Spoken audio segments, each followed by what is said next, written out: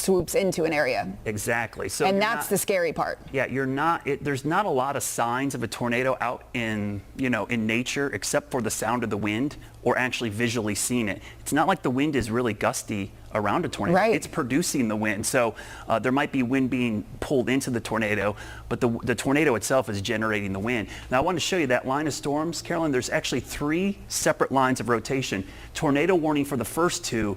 I'm waiting to see if there's going to be another tornado. And it's in like a straight line, it looks like. And what's interesting is they're moving north. They're not moving, so folks in Charlotte right away are going to say, uh-oh, is that heading our way? They're kind of moving more in the northeasterly. I'll loop this a couple. So they're heading towards Shelby, towards western Lincoln County, and then Hickory would be the area that I would be concerned about. So in the Hickory, Newton, Conover area, the Unifor region, where those 4 counties unify or come together, that's the Unifor region. That's where those storms that's going. in a direct line. Yeah, so this is why I'll give you a heads up. So in the Hickory area, you're not in the warning. Your phone hasn't gone off yet. This is a pre-warning. This is like between the watch and the warning. We want you to be ready because these storms are heading your direction. And if you need time, some folks need more time to go to shelter. It might be a little bit slower process for you depending on where you are and what you're doing.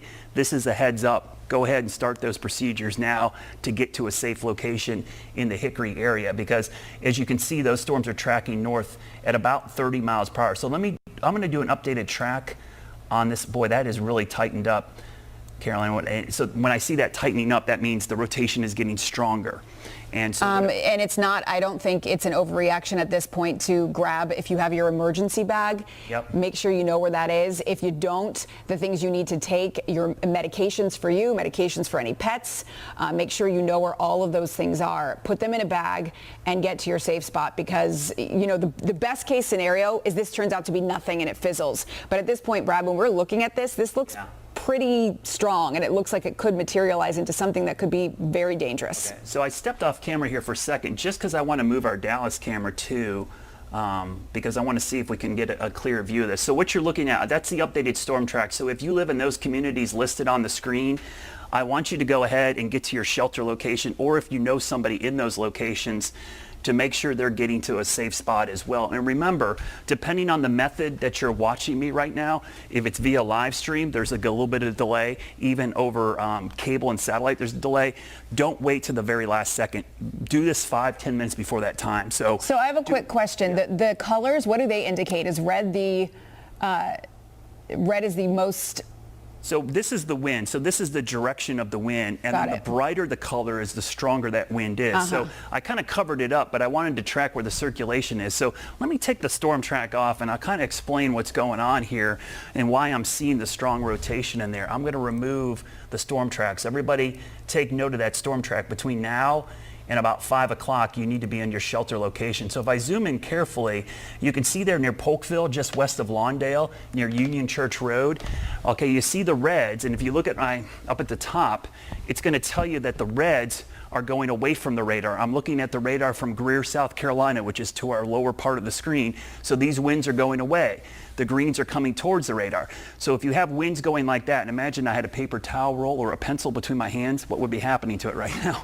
It would be rotating like this. So that's where the rotation is occurring in there. That's the beauty of Doppler radar. It lets us know the direction the winds are going, not just where there is rainfall. So this is likely rainfall or debris rotating there. And again, the radar beam here is about 2,000 feet off the ground, maybe 1,500 feet.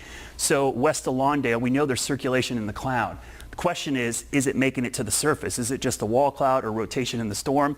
Folks in you don't want to wait and find out. So when you see every volume scan, we call it, was when the radar sweeps every minute now, about every minute to 30 seconds. Right there, we're getting some rotation. That's moving to the north pretty quickly. I'm going to glance at the Dallas camera real quickly. So the 2 of these that are close together, and then the third that could materialize, is there a risk of them kind of combining? They actually would collide. They would cancel each other out a little bit, which would be good. Thing. Yeah. Supercell thunderstorms like this tend to like to be away from each other because they disrupt each other's inflow and ingredients. The fact that they're slightly separated is keeping them intense. If they collide, then you're looking at a weaker system. So let's look at this through. So this warning, though, lasts until 5 o'clock. So we've got another half hour of this at least. So I'm looking at the rotation just there near Lawndale. That's Highway 182.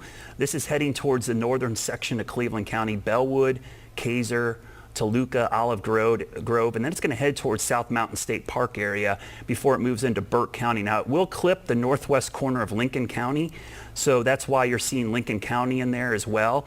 And the second storm, and this is probably really confusing on your phone because in Cleveland County, you got 2 alerts, but they're for 2 separate storms. It's not for the same storm. So when the first one passes, don't let your guard down. You need to stay in your shelter location because storm number 2 is coming up slightly east of the first track, but very close to the earlier one. So in Shelby, Earl, even areas in Cherville, you're probably getting alerts right now as well.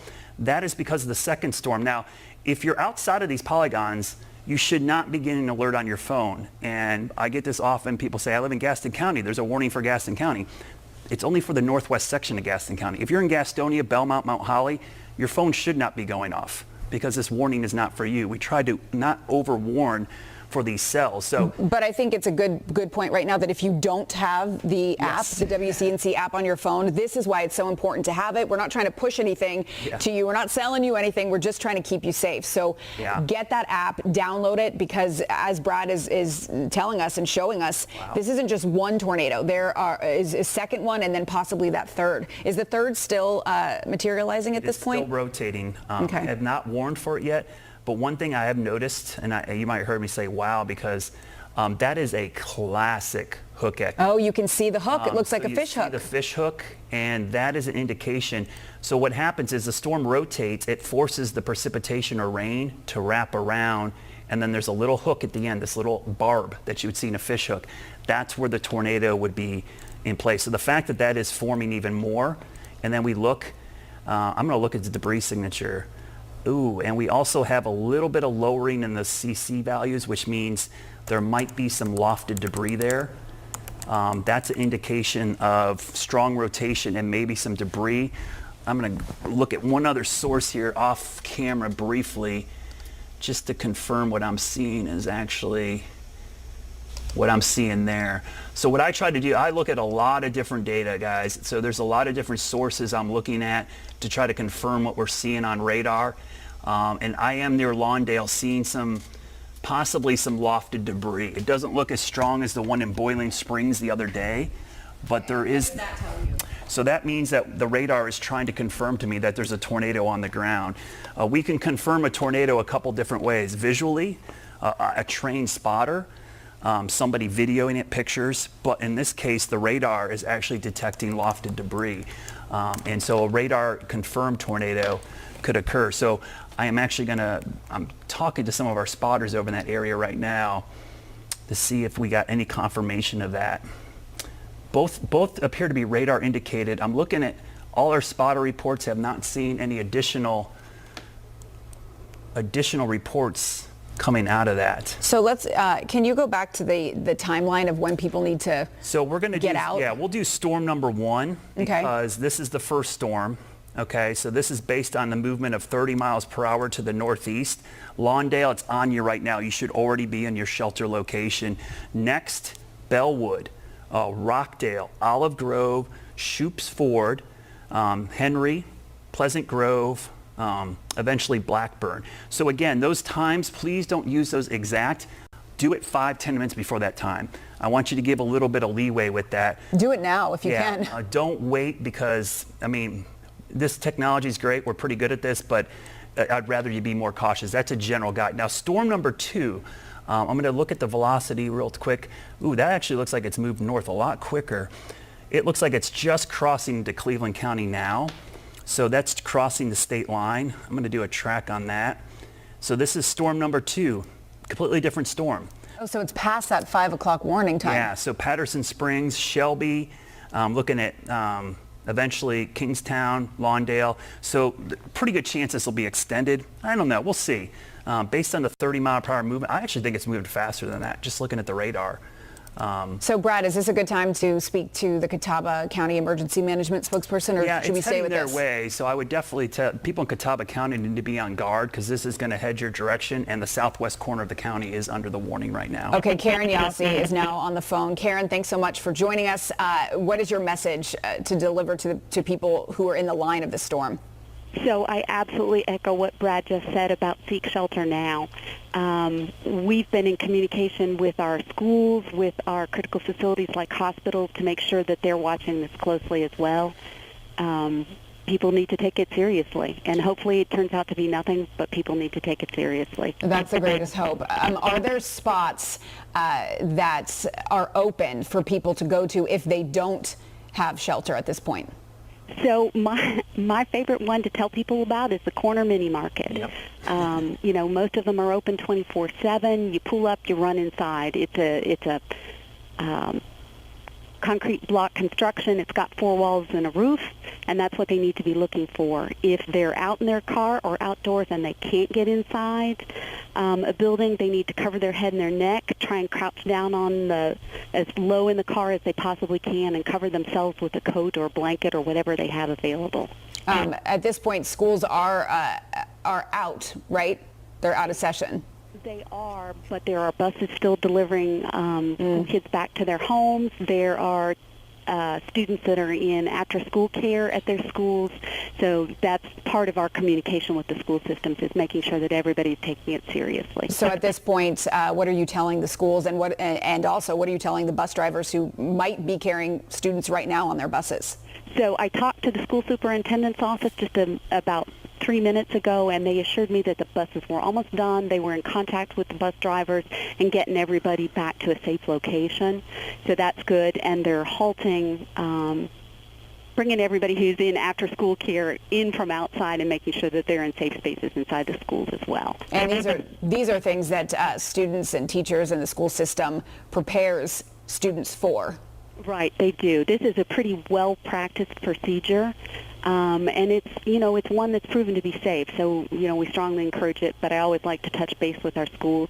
Same thing with our hospitals and medical facilities, doctors' offices, places like that, where the public is in an unsure place, is making sure that everybody has a way to get to a safe spot within the building.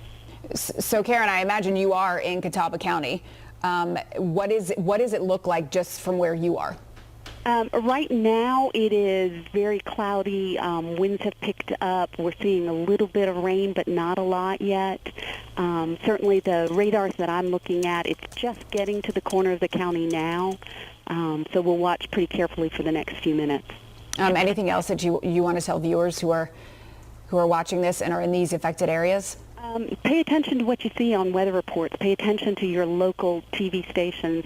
Sign up for your local community emergency notification system as well, because those are great ways to get official information. And please take this seriously.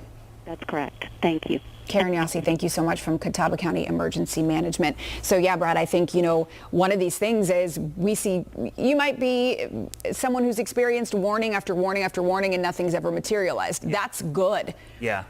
We just always want to make sure that you are being safe. And if it doesn't materialize, great, let's celebrate.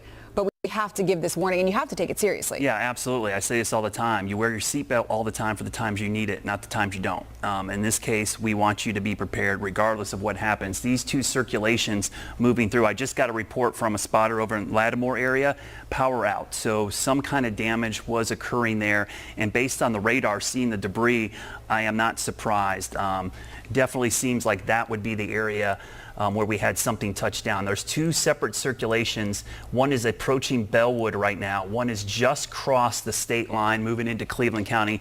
Both of these are wholly into Cleveland County. I've gotten several questions about Lincoln County. Yes, this circulation is going to clip the northwest corner, but if you're near Lincolnton and East, this is not heading your direction right now. So 321 is okay in Gaston and Lincoln County. It's the northwest corners of the counties. Let me show you the polygons. If you're in those purple polygons, that's the area. And those are the shapes, right? Yeah, so that's those shapes. So you see the picture, looks like a lowering. I can't really tell if that's a tornado per se. It's hard to tell with still pictures sometimes because low-hanging clouds look ominous. When they're moving is when you really know.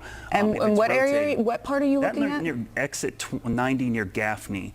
So that might just be a lowering. It's just looking at it. The thing you're looking for, if you are a spotter and you can safely do so, I'm not looking for up and down movement or even horizontal movement slowly. I'm looking for tightly rotating very close together. And the more rounded or smooth it is, that means it's rotating more quickly. So that's what we're looking for. Up and down movement happens in every single thunderstorm.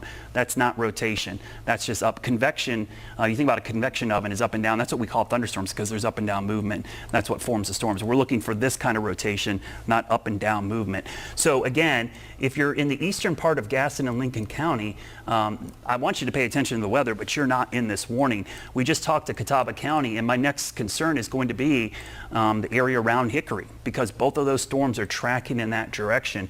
I'll go back to the velocity data, and there's a really strong signature near Bellwood, near Kaiser-Lawndale Road. This is heading towards Toluca. So the folks in Lincoln County that should be concerned are going to be the areas that are near Dora and Henry and Flay.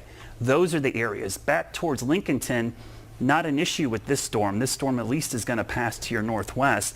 Looking at the debris signature here, I'm going to bounce back and forth between a couple products here. There is a flash flood warning as well, but this is in Anderson County. Yeah, for down in the upstate, they've had some very heavy rain down in that area. And again, there's another rotation coming up through Gaffney, but the two areas of concern right now are in northern Cleveland County and southern Cleveland County. And again, it can be really confusing because there's two warnings. It's not one storm, it's two storms. So there's two separate storms producing these warnings. So if you're in those areas, we want you to stay in that safe spot until we give you the all clear. The all clear is going to come when this first batch moves through. And when I give you the all clear, it's just from this storm. We're not done with the severe weather this evening. So let's do an updated storm track on the second storm because this is heading towards Shelby. And I'm a little concerned about that storm heading towards the Shelby area, which should be there at around 5. I think it's going to be quicker than that. You know what? I'm going to look at the speed of this thing again because I do not believe that's moving that slow. So let's recalculate this. So what I'm going to do is recalculate the wind speed here, and we're going to put it at a little bit faster wind speed. So I'm going to put it at 35. So that's going to give you a better estimate there. So Shelby, that makes more sense. 456 for Shelby. So this is heading right towards. So this is like in 15 minutes from now. Yeah. So and again, don't wait to that time. I loved what we got from emergency management there in Catawba County. If you're in a mobile home, manufactured home, or in your car and you don't know what to do, go to that mini mart. Because mobile homes will be destroyed. Absolutely. Mobile homes, if you can move them, Mother Nature can move them. So make sure you get to a safer location. And that's why I give you a heads up as early as possible, because if you're in a mobile home, you have to do more. You have to get in a car and drive somewhere. But don't hesitate. At this point, if you are in a mobile home, get to that local mini mart. Yep. There's no shame in that. Just go inside. They'll welcome you. It's a free spot to go to. Yeah, I mean, the local Walmart, if you have a QT, Shell gas station, BP, any of those that have cinder blocks and a sturdy structure, get in there. You won't have to be there long. I mean, these are going to expire between 5 and 5:15. But again, it's better to be safe than sorry. And up here towards Hickory, again, this is where it's heading, folks. These are all moving northeast at around 30 miles per hour. And we have additional storms developing to the south. So both of those are ones I'm going to watch very carefully. And I'll re-up the storm tracks here because I think it's important. I'm going to track this all the way up to the northern part of the county. So we're going to do that track right there. So Shelby, again, the updated timeline is within the next 10 minutes. That means, basically right now. Patterson Springs, pretty much now. Lawndale 506, Cherville around 511. Again, Cherville, that northwest corner of Gaston County near the Lincoln-Cleveland County line. That's the area. Kaiser around 517, and then up there towards Reepsville around 529. And again, if I go out a little bit farther, we'll actually give you a little better track here, kind of showing you the track all the way up to the Hickory area. We're hearing a phone. That's my phone. Oh, okay. Yeah. So up towards areas around Hickory, if it makes it all the way to the Hickory area, I'll be closer to like 530 to 549. So just that's an early heads up if the storms maintain themselves and keep moving in that general direction. Let me do a quick little update. So the Bellwood circulation has broadened out a little bit.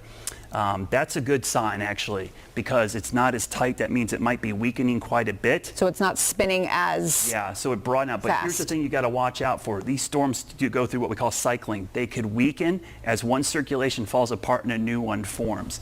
And this will happen quite a bit sometimes in these storms as they move. The circulation will weaken and a new circulation will form as it rotates in on the backside. So between Kaiser and Bellwood, heading towards the northwest corner there of Gaston County, so Cherville, right in here. So if you're in Cherville, you need to be in your safe spot right now. And again, if you're not familiar with your safe spot, this is a great review. I'm going to show you real quickly the interior part of your home.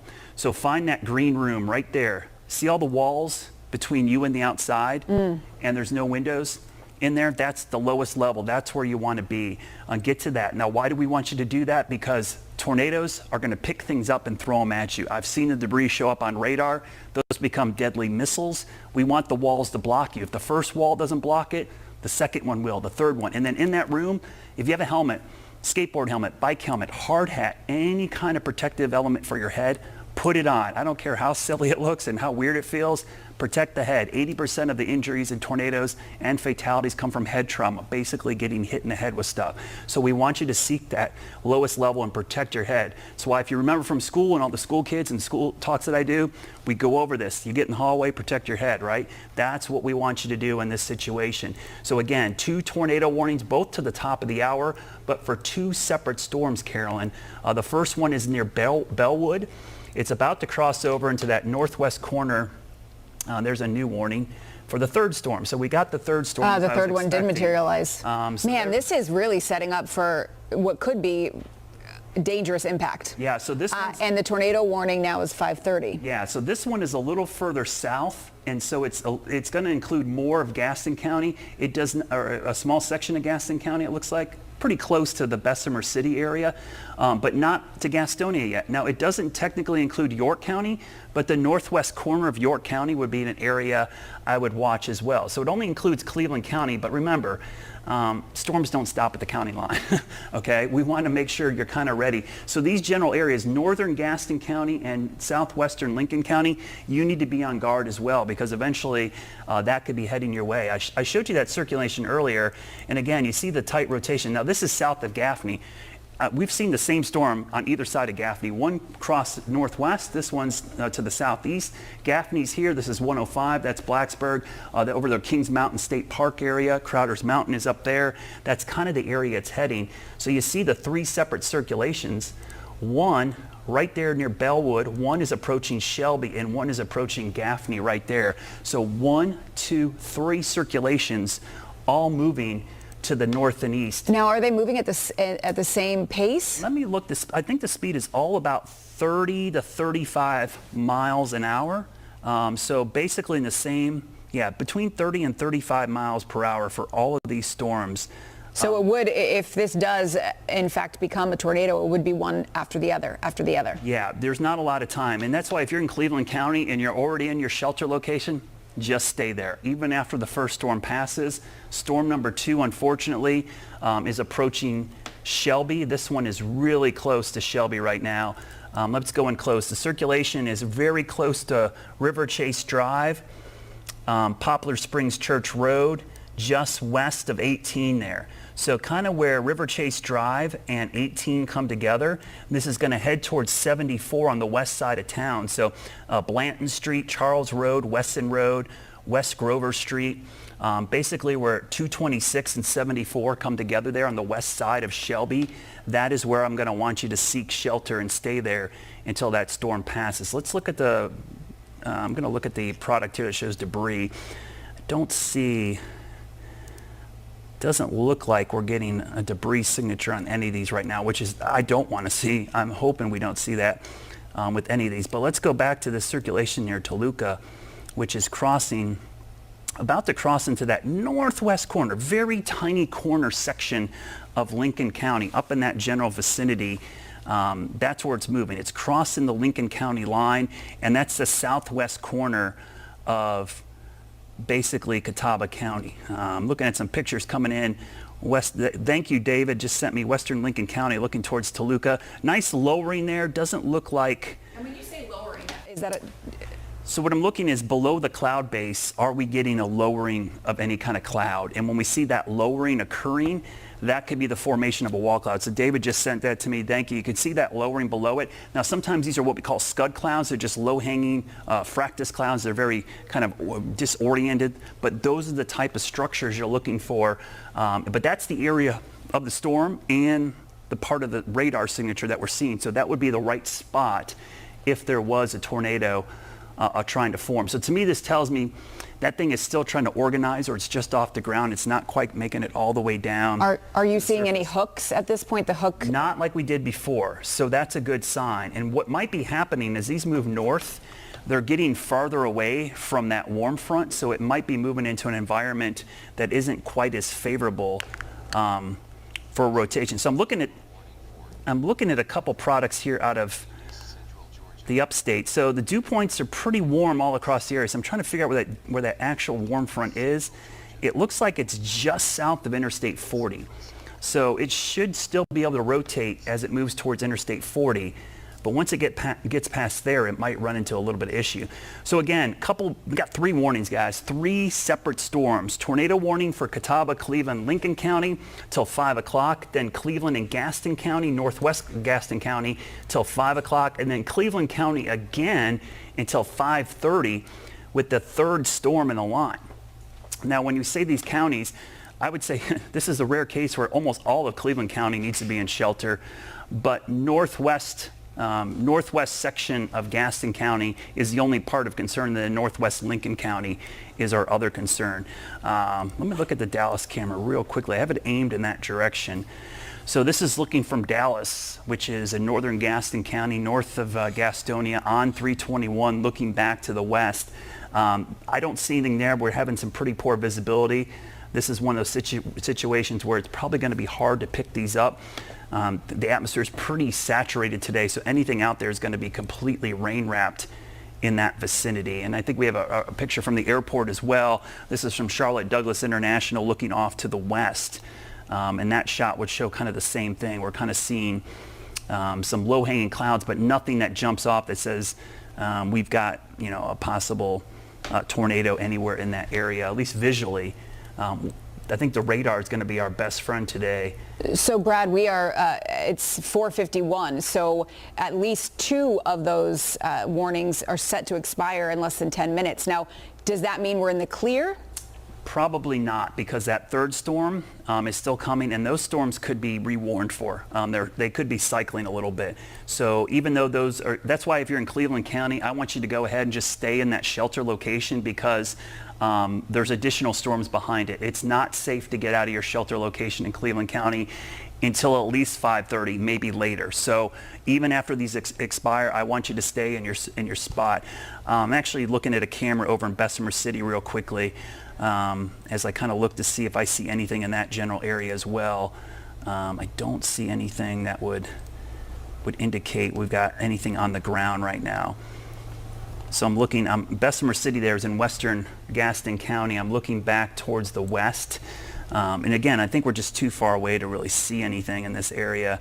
I don't see anything that would remotely make me think that we've got something on the ground right now. So that's the good news. The radar's not indicating something on the ground.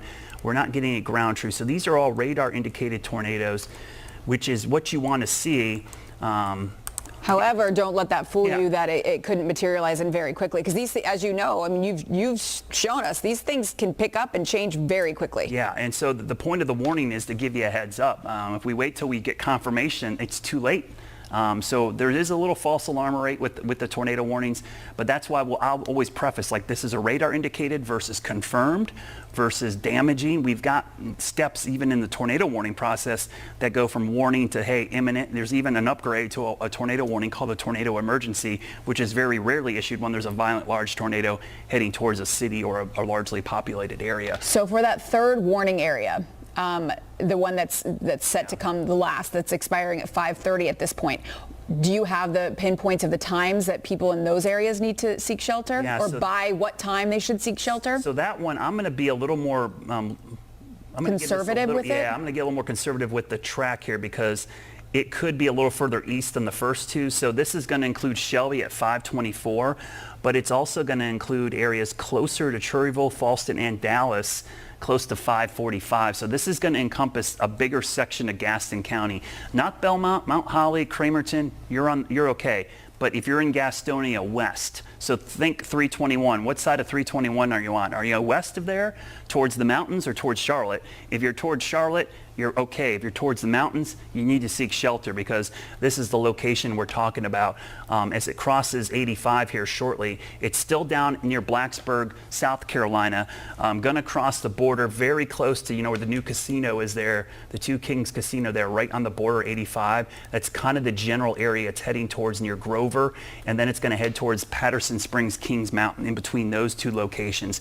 And then towards Cherryville, which is right there in the northwest section of Gaston County, High Shoals, and maybe Lincolnton. So I know we have a lot of folks in Lincolnton asking me about these storms. The first two were well west of you. They weren't really a threat. The third one, though, could be as it moves north and east. And again, I'm not seeing any signs of these getting stronger. So that's some good news right now. Just getting a picture from another spotter of mine, Drew. He's over in the Mooresboro area. He actually got pictures. This looks back towards Cleveland County, and I'm just going to glance at this as I'm talking. Definitely more interested. Oh, there, that was a tornado. Spin on that. That was a tornado. So, guys, if you could pull that one, I just retweeted that. That was actually a tornado briefly, it looks like. So a tornado touching ground. Yeah, so if you look at this video again, if you guys play it, you see the little swirl there in the middle. It actually briefly touched down. It wasn't very strong looking, but yeah, that was a brief tornado touchdown. So right in the middle of your screen. Throw that up on the key wall, guys, if you can. I'm going to step in front of that and show you what I'm talking about. So this is looking in Cleveland County. So right in here, I want you to watch right here. You'll see it briefly as it replays. You'll see a little bit of swirl right. Look at this.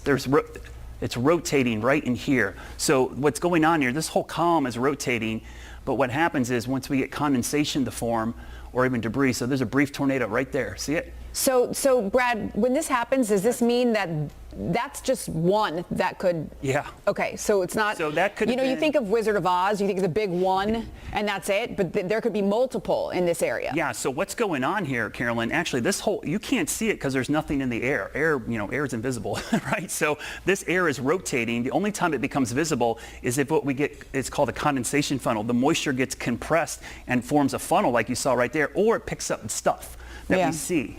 But what happens is these little swirls, we call these mesovortices or suction vortices, they will actually rotate around the parent tornado. And these are the ones that cause intense damage. And this is why you often see one house hit and the one next door is okay.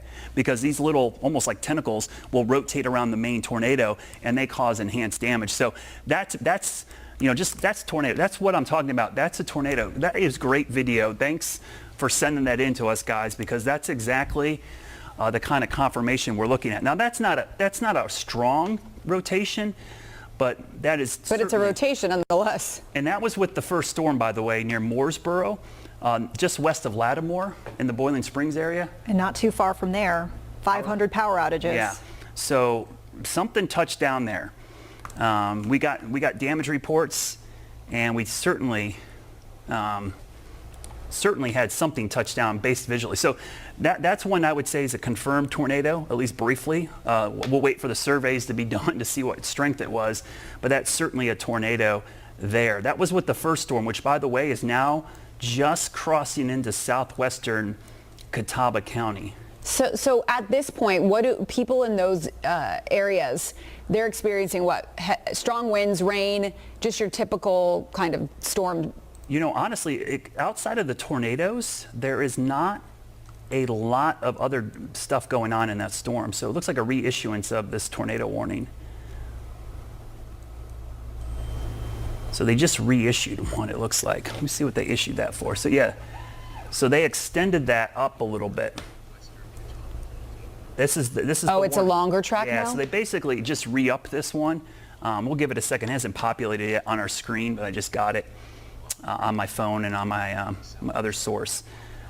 So I did have that confirmation, guys, of a funnel cloud, possible tornado that I think the Weather Service just saw a retweet of that because they just put an LSR in, which is called a local storm report for that tornado. So we did, and I'll pop that up just to show you where that report came in from. Right there, I just put it on the screen. So this was what the first one near Polkville and Lawndale. That was the first storm. So I do not know why this is not populating quickly enough. And when you say populating, you mean updated information? Yeah. So I think what's going to happen is I'm going to do the track anyways. Let's not wait for this. This is a new tornado warning. I'm tracking the tornado warning now. So this is a new warning. It's going to go into parts of Catawba County. It's going to go into parts of Alexander County and parts of Lincoln and Caldwell County. So this is our fourth warning? Yeah, this is our fourth warning. So this is going to be up until 5:45. And this warning is for that storm that is coming out of South Mountain State Park area, moving off to the north and east. So yeah, to recap, guys, this is our fifth there. It's just populated. I don't know why it took so long, but there it is. You can see that's the new warning. It actually goes all the way up to Taylorsville, just to give you kind of perspective. Alexander, Burke, Caldwell, Catawba County, that's till 5:45. But it's for the first storm that we tracked early on. So it's just progressing up to the north and east pretty quickly. So yeah, we've got at least confirmation of one tornado touchdown in Cleveland County. Likely could see additional tornadoes touch down with these additional cells. Let me look at the reflective or the velocity data here. So the first circulation, just to give you a perspective where it is, it's kind of in the middle of your screen there. I'm going to put the icon on. That's the rotation right there. I'm going to remove it so you can see the street names, and we'll go in close. So this is Gold Eagle Drive, heading towards areas towards, what is that, Wilkes Grove Church Road, and this is heading towards basically the Burke Catawba County line. That's the area this is tracking. So that's storm number one. Let's recap here real quickly. I'm going to widen this out. We're down to the two warnings, one for Cleveland County till 5:30, and the new one for Alexander, Burke, Caldwell, and Catawba County till 5:45, guys. All right. Thanks so much, Brad. Here we are at the top of the hour. Vanessa Rufus here alongside Carolyn Bruck. We want to kind of recap where we've been, where we are going now with these new warnings, Carolyn. We're going to stay on the air with you as these multiple tornado warnings. We've got 3 areas. One of these areas now extended until at least 5:45. Brad has been tracking all of this. And here's the thing. The good news is nothing dangerous or damaging at this point has materialized, but things can change very, very quickly. So Brad is tracking as far as when you need to seek shelter, and the thing is, you got to take it seriously. The best news would be that this is nothing and we go on with our lives, but these tornadoes and these strong winds, they could be very, very damaging and dangerous. Indeed. Something that really struck me that Brad said in the last hour when you both were on the air with these first warnings, when you wear your seatbelt, you're wearing it for all of the emergency times that you don't think you're going to need it, not for the times where you don't need the seatbelt and you have a safe ride. So take everything seriously here. Very true. And listen, I love when Brad says this, but he says amplify the message. That just means pass it along. So treat this as if it's some juicy gossip that you have to tell everybody. Tell anyone you know who's in the line of these storms about this, because they might not have alerts on their phone. They might not know that this is going on. So we all have to band together and let people know to spread the word. That's for sure. And this is the perfect time to get the app. Certainly so. We get those alerts, you get the radar, you get the hour by hour. I mean, whether we're in an emergency situation or not, it's going to be very handy. And we're not selling you anything. Don't worry. We just want you to get the WCNC app because you can select your neighborhood, so you will get alerts and warnings about the weather that actually impacts your specific neighborhood. So it's such a good safety tool to have. It's free to download. You might as well do it. Yeah, probably a good time to remind folks what they should be doing, getting to the very lowest level of their home if you're going to be in one of these tornado warned zones, away from windows, the innermost basically portion of your house. And if you happen to be in a mobile home, Brad said it best, anything that can be picked up or moved can be moved by these winds. So if you happen to be in a mobile home, get to any place that's concrete walls, the local mini marts, a Walmart, somewhere like that. There's no shame in it. You want to be safe. Go there and seek shelter. We want to get over to Brad right now just to kind of catch us up to speed on the 2 warnings you're seeing now, right? Yeah, so things have been consolidated now. We've got 2 separate storms we're watching. The first storm is the one that actually was the first warning of the day and actually did produce a tornado just on the west side of Shelby. It looks like it was close to the Lattimore area based on the radar signature and the video we got. So I'm going to go into storm number 1 because it's moving towards Hickory. And if you've been watching us, I'm glad that we've been promoting our app, but one of the main reasons our app is such a great tool, not for the warnings, but you can also watch our stream. So take the phone with you into your safe spot and watch our coverage. We can then give you the all clear, but we were giving you a heads up in Hickory way before this warning was issued for this very reason, because there was a very high likelihood that this circulation was going to continue moving towards Hickory. So I'm going to do an updated storm track on the circulation. And again, when you see these times, I want you to go ahead and seek shelter about 5 to 10 minutes before, if not right now. So there's the time of arrival. It should be in Hickory at around 5:15. So right now is the time to get to shelter. Gather the kids up, the dog, grab a flashlight, get your shoes, grab the phone, get to that interior room with the closet, maybe a hallway, a bathroom.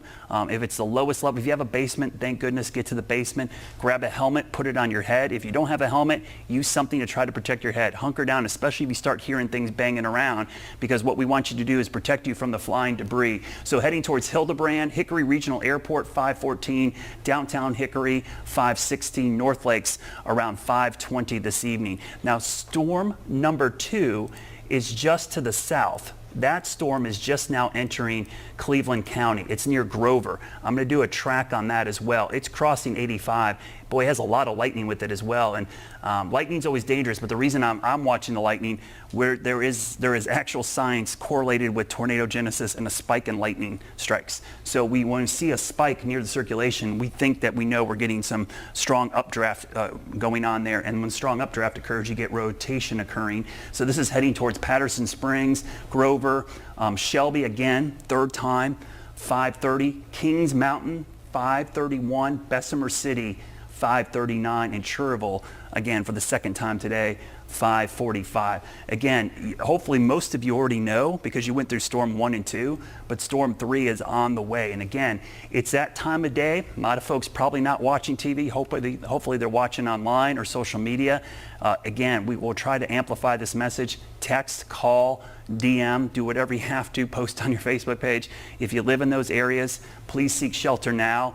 These are serious storms. We've had at least 1 confirmed touchdown of these tornadoes, and the fact that we're getting a lot of power outages in this area is because something is damaging the power lines. So that tells me there's been a tornado touchdown in this areas. I don't know if we've heard any more damage reports from you guys. So I have a quick question. Yep. The times that you have on there, those are based on how quickly and how fast this is moving. Yep. Okay, so is it still around 30, 35 miles per hour? 35 miles per hour, Okay. yeah. And the circulation near Hickory is actually tightening up just a hair. I want to go into that real quickly. Whoa, right there, that's actually gotten really strong. So let's look at the rotation here. So what I'm looking at, the Doppler winds are showing me not only the strength of the wind, but the direction. And so right there, we've got 59 miles an hour away from the radar site. And then on the west side, we've got this green, which is -3. And why is there a negative number? Well, when the wind's blowing towards the radar, it reads negative. So the negative plus signs tell me whether it's going away or towards the radar. That's why there's a sign in front of it. And if you combine those two, that's well over 60 miles an hour of what we call gate-to-gate shear.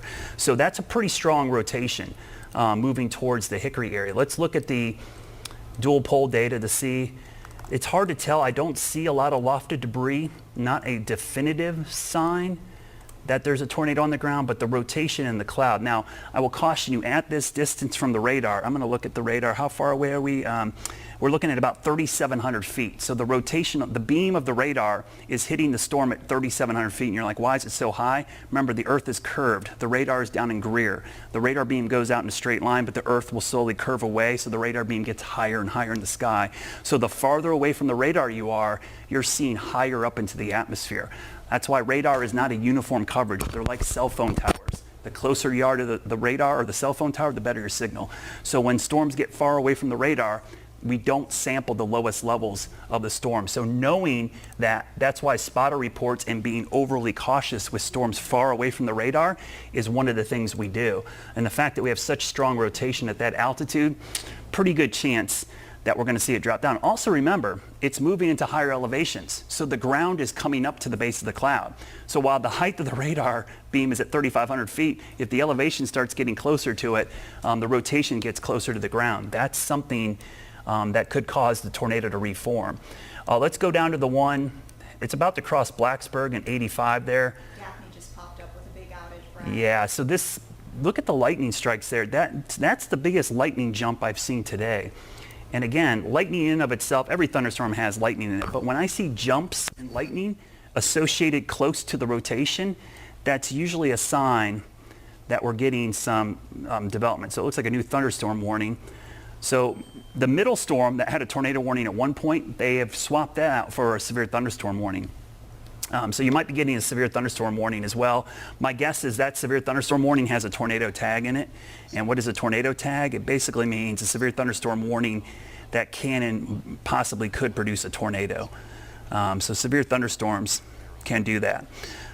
Looking at an amateur spotter report, east of Kaiser towards Bellwood, Sheriff Department there, the Cleveland County Sheriff's Department reported a rotating wall cloud.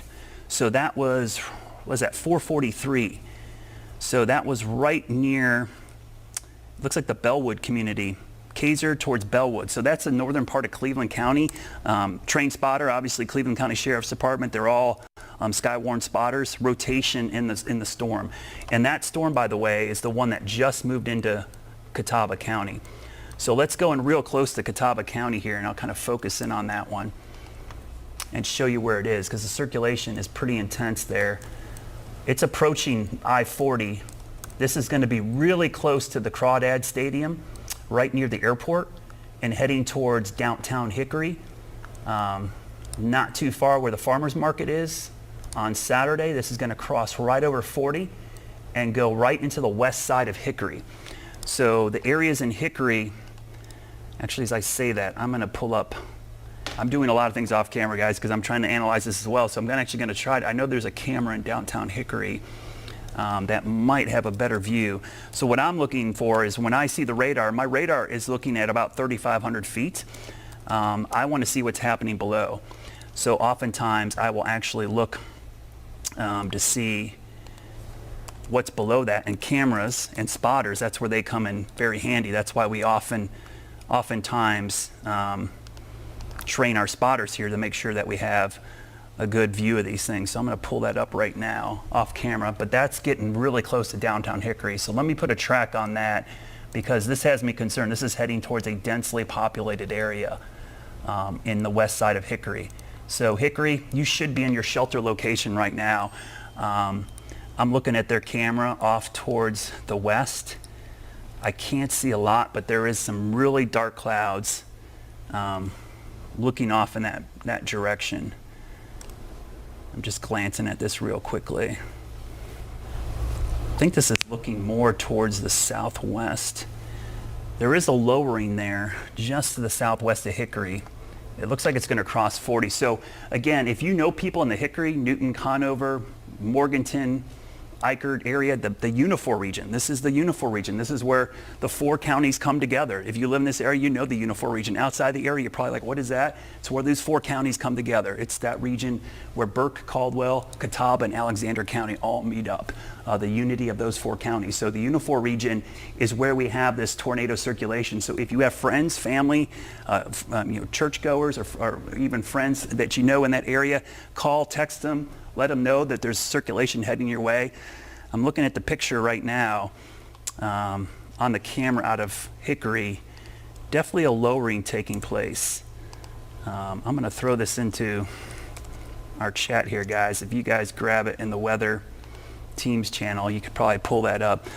So there's a look at the circulation in Hickory. The other circulation, ooh, that's good news here. This looks much weaker towards Blacksburg. But you know what? The storm that had the severe thunderstorm warning actually showing some signs of rotation again just west of Cherryville and south of Falston. you've been watching, you also notice something else I'm seeing there, another lightning jump in that same area. East of 18, southwest of 274. We're getting a big spike in lightning in that area. So if people are at home and they're in this area and they start to see the lightning pick up, that's an indication that things could get really bad. Yeah, and it just tells you you're getting close to the storm as well. It's a good audible and visual cue that you're getting close to the storm. Remember, thunder and lightning, I mean, it's the same thing. Lightning's just the visual part. Thunder's the sound that lightning makes. So it's basically one and the same, but they travel at different speeds, so you don't see and hear them at the same time. But if you hear thunder, you're close enough to get hit, but you're also getting close to that storm. You remember as a kid, you probably count down the number of seconds until you saw the flash, and as it got shorter, you know the storm was getting close to you. That works really well, I tell you. It tells you you're getting close to you. So make sure you get into shelter. Now, Lincolnton, you're on the edge of this. If I'm in Lincolnton, again, 321 right here. If I'm west of 321, I'm probably seeking shelter right now just to be on the safe side. Let's go back to our Dallas camera because it should start to pick up some of these clouds. It looks pretty ominous off in that direction. I'm pretty much facing due west here. And so I don't see any lowering. And what I'm looking at, you can see a distinct line where the bottom of the clouds meet up there. But what I'm looking for is there any kind of lowering below that line that's different than the rest of the cloud? And that's the kind of thing we would look for, you know, if we were going to see a developing wall cloud or even a funnel cloud or sometimes even a tornado form. And right now I'm not seeing that on the radar. So let's go back to the radar real quickly. And there's our two warnings plus a severe thunderstorm warning thrown in there for good nature, it looks like. So these two, the two warnings in the two areas, is there some overlap? It looks like could be a little overlap. Yeah, and this is, from a communication standpoint, this is really hard because your phone just went off 3 times for tornado warning, severe thunderstorm warning. And you're probably wondering, what am I under? Well, you're actually under all 3. And they're all valid. And it's not one storm. I know it seems repetitive. We don't like to have these cross over, but unfortunately in a day like today, they are. These are 3 separate storms, one near Hickory, one near Bellwood, and one approaching Grover there in Cleveland County. So definitely 3 separate storms. I'm just glancing at the Hickory camera, and it definitely looks like a lowering there near Hickory as this gets closer to town. And I'm looking off in that direction, so I was distracted there. Sorry about that. I'm keeping an eye. You got a lot going on. Let's go back to that storm because this is the storm I'm watching. So I'm actually looking at a camera from Hickory, looking back towards this direction. And what I'm seeing south of 40 here, down here at the bottom of your screen, is I'm seeing a lowering in the cloud. So there's some rotation occurring right in there. And it doesn't look like anything's connecting with the ground, but there is a lowering just south of 40. This is about to cross Interstate 40 and it's heading towards the Burke-Catawba County line. So that's really close to the airport and Crawdad Stadium there, which are on basically the same property. So the airport is actually, believe it or not, the Hickory Airport is actually technically over in Burke County, I believe. It's in Hildebrand. It's not too far from there. So it's right in that area. And you can see they won't see anything because it's basically encased in rain. This is rain wrapped. But it's moving towards, look at these roads, Moss Farm Road, Old Shelby Road, Cedar Springs Road, Interstate 40, and then Business 70. And you're seeing all those lightning strikes on that map too. Business 70 and 321 going into Hickory. So this is kind of on the west side of Hickory in that general direction. I'm looking at this lowering. Is this Did you get this video from Hildebrand, Brad? It just came in. Braden? They just sent that in. Oh yeah, I see that. That's the direction I'm looking. So thanks, Braden, for sending it in. That's the exact cloud I'm seeing on the Hickory tower cam. There's definitely a lowering there. Yeah, it looks like a wall cloud, guys. That's just looking at the camera. This wall cloud looks like it's approaching the west side of Hickory. And it's going to be between Hildebrand and Brookford. And let's go in closer. There's 40. So there's Penelope right there. And a wall cloud is always a precursor. Yeah, it's the next step. So we've got rotation in the storm, the wall cloud forms, and then the tornado forms. So it's kind of the last step before the tornado or a wall or a funnel cloud would form. Has this gotten the winds gotten quicker? Are they faster? It's about the same speed right now. I have not seen it pick up. Okay, so the same times apply. Yeah, Get to your safe spot. We're getting to the same spot. So there's a look. Thanks for sending that in, Braden. Braden White sent that in from Hildebrand. That's a wall cloud, and he knows what he's doing because he knows exactly where he's putting the camera. Thanks for that video, because that is clearly a wall cloud. I can't tell if it's rotating though from the video. I'm going to glance at it real quickly. It's hard to tell. That building's in the way, but that's a wall cloud, and I'm seeing that from multiple other vantage points, which tells me that's a legit wall cloud heading towards Hickory. So let me retract this, because this is going to cross. This is moving quicker. Glad you mentioned that, Carolyn, because the speed I'm getting from the radar is a little bit slower looking than what the warnings are putting out. I'm going to go closer to 40 based on... So it has picked up. Yeah, it looks closer to 40 miles an hour in my opinion. So I'm going to up the track to 40 miles per hour. And one way the one way you can track the speed, you can have it calculate automatically, but basically you take the radar loop, go back 1 hour and see the distance it traveled, and you get the miles per hour. So that's the easy, quick way to do it. So Rotus 518, North Hickory 524, Dudley Shoals 529, and then Ellendale, which is actually in the western part of Alexander County. I don't know if you guys have that Hickory cam by any chance. Now with these tornado warnings, are we expecting hail? Probably not much hail. Okay. I don't see a lot of hail coming out of these. The updrafts aren't very tall, so we're not seeing it get in there. I mean, you could see some small hail, but you're not going to see anything very large, at least right now, based on these. So there definitely is a wall cloud moving over Hickory. Let's hope nothing comes out of that. Then let's go down to Cleveland County again, because we don't get tunnel vision on one storm. The one near Grover is weaker. So Kings Mountain, Grover area, Patterson Springs, that storm is weakened a little bit. There's a storm in between with the severe thunderstorm warning, some broad rotation, but really now this is basically right over 9th Avenue Drive Northwest, west side of Hickory. So that severe thunderstorm warning, which includes Hickory and Newton and Conover? That's the second storm in between the two. So that's been extended, right, till 6 o'clock? Yeah. So that's a whole separate warning for the storm that's actually in between. And I'll kind of widen out. So you can see we've got 3 separate storms. Storm number 1 is the tornado warning up here. We've got a severe thunderstorm warning until 6:30, and then severe thunderstorm or tornado warning until 5:30.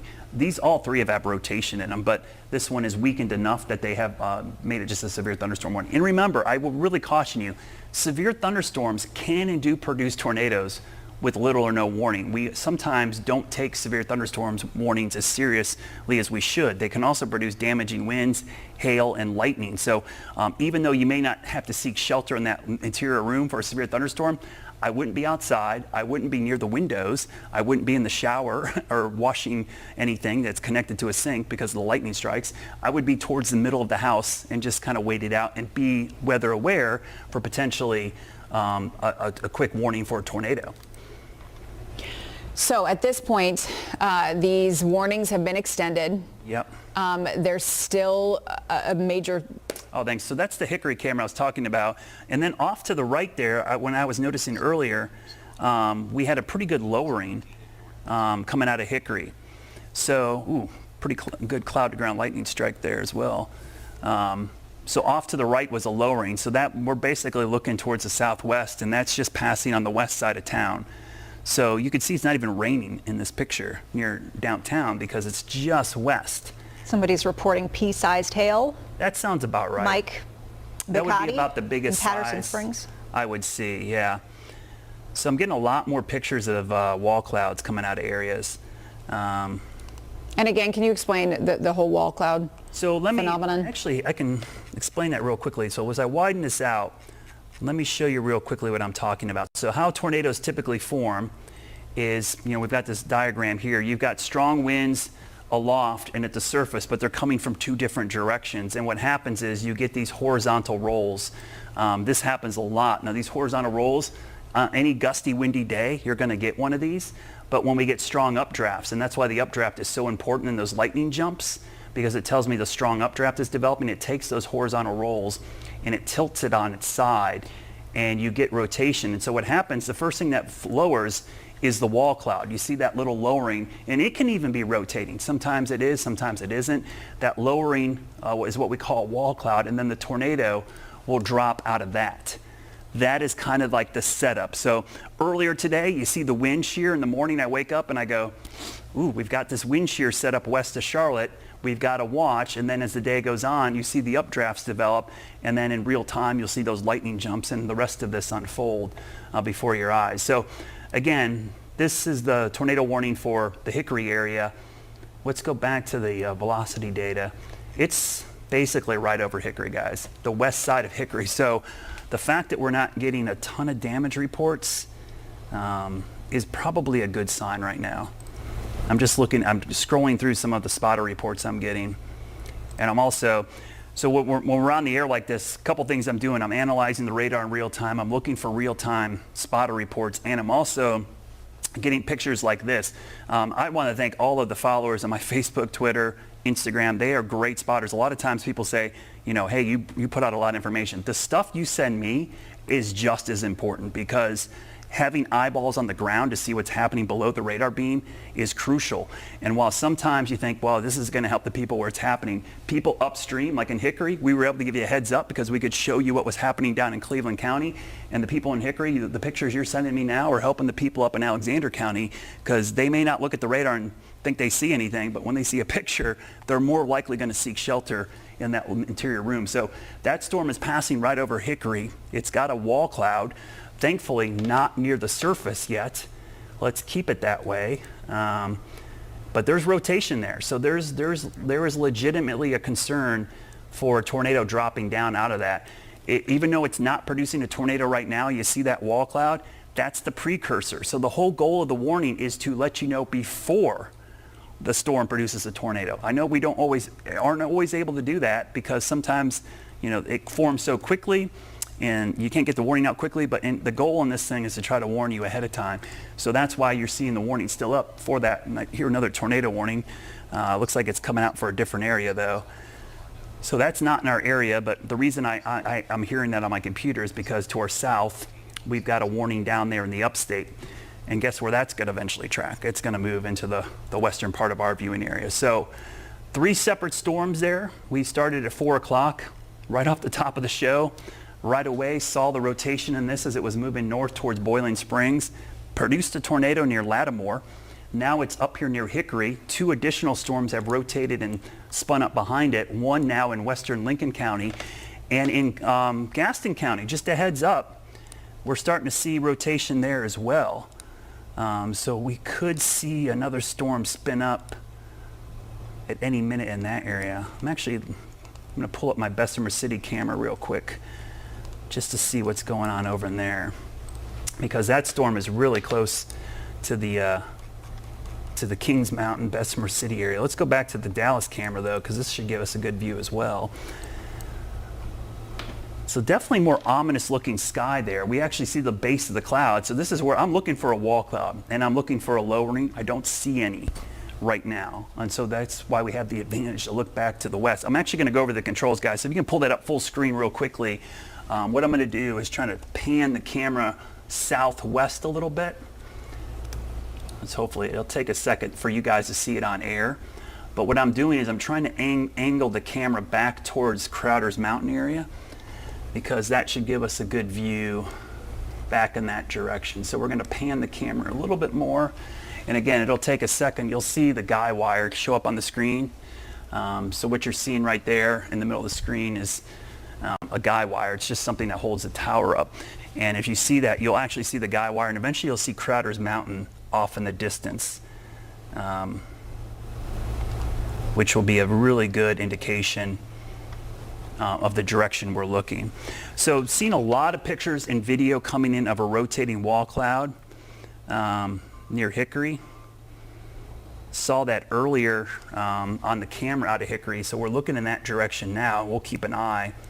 You said rotating wall cloud? Yeah, so the wall cloud was lowering, but it was also rotating. So that was a sign that we had a pretty strong rotation in that storm, though it wasn't all the way down to the surface. And at this point, are these are moving just as fast? Yeah, moving northeast I'm going 40 miles per hour. That's kind of what I'm going with. Just got another good picture of this same wall cloud It's going to be very well documented because this is going over a very populated area. A lot of people witnessing this, passing over the Hickory area, about to cross into southwest corner of Alexander County. So Little River, 127 goes up, crosses the river there in the Lake Rodas area, and then goes into areas of southwestern Alexander County towards Ellendale, southwest side. Great spotters up at the Ellendale Fire Department. I'm sure they're going to let us know if they see something pretty quickly. We've got some good spotters up there in the western section of Alexander County. So again, recap real quickly, guys. 2 tornado warnings remain in effect. One is about to expire for southern Cleveland County at 5:30, but still have one for Catawba, parts of Burke, Caldwell, and Alexander County until 5:45.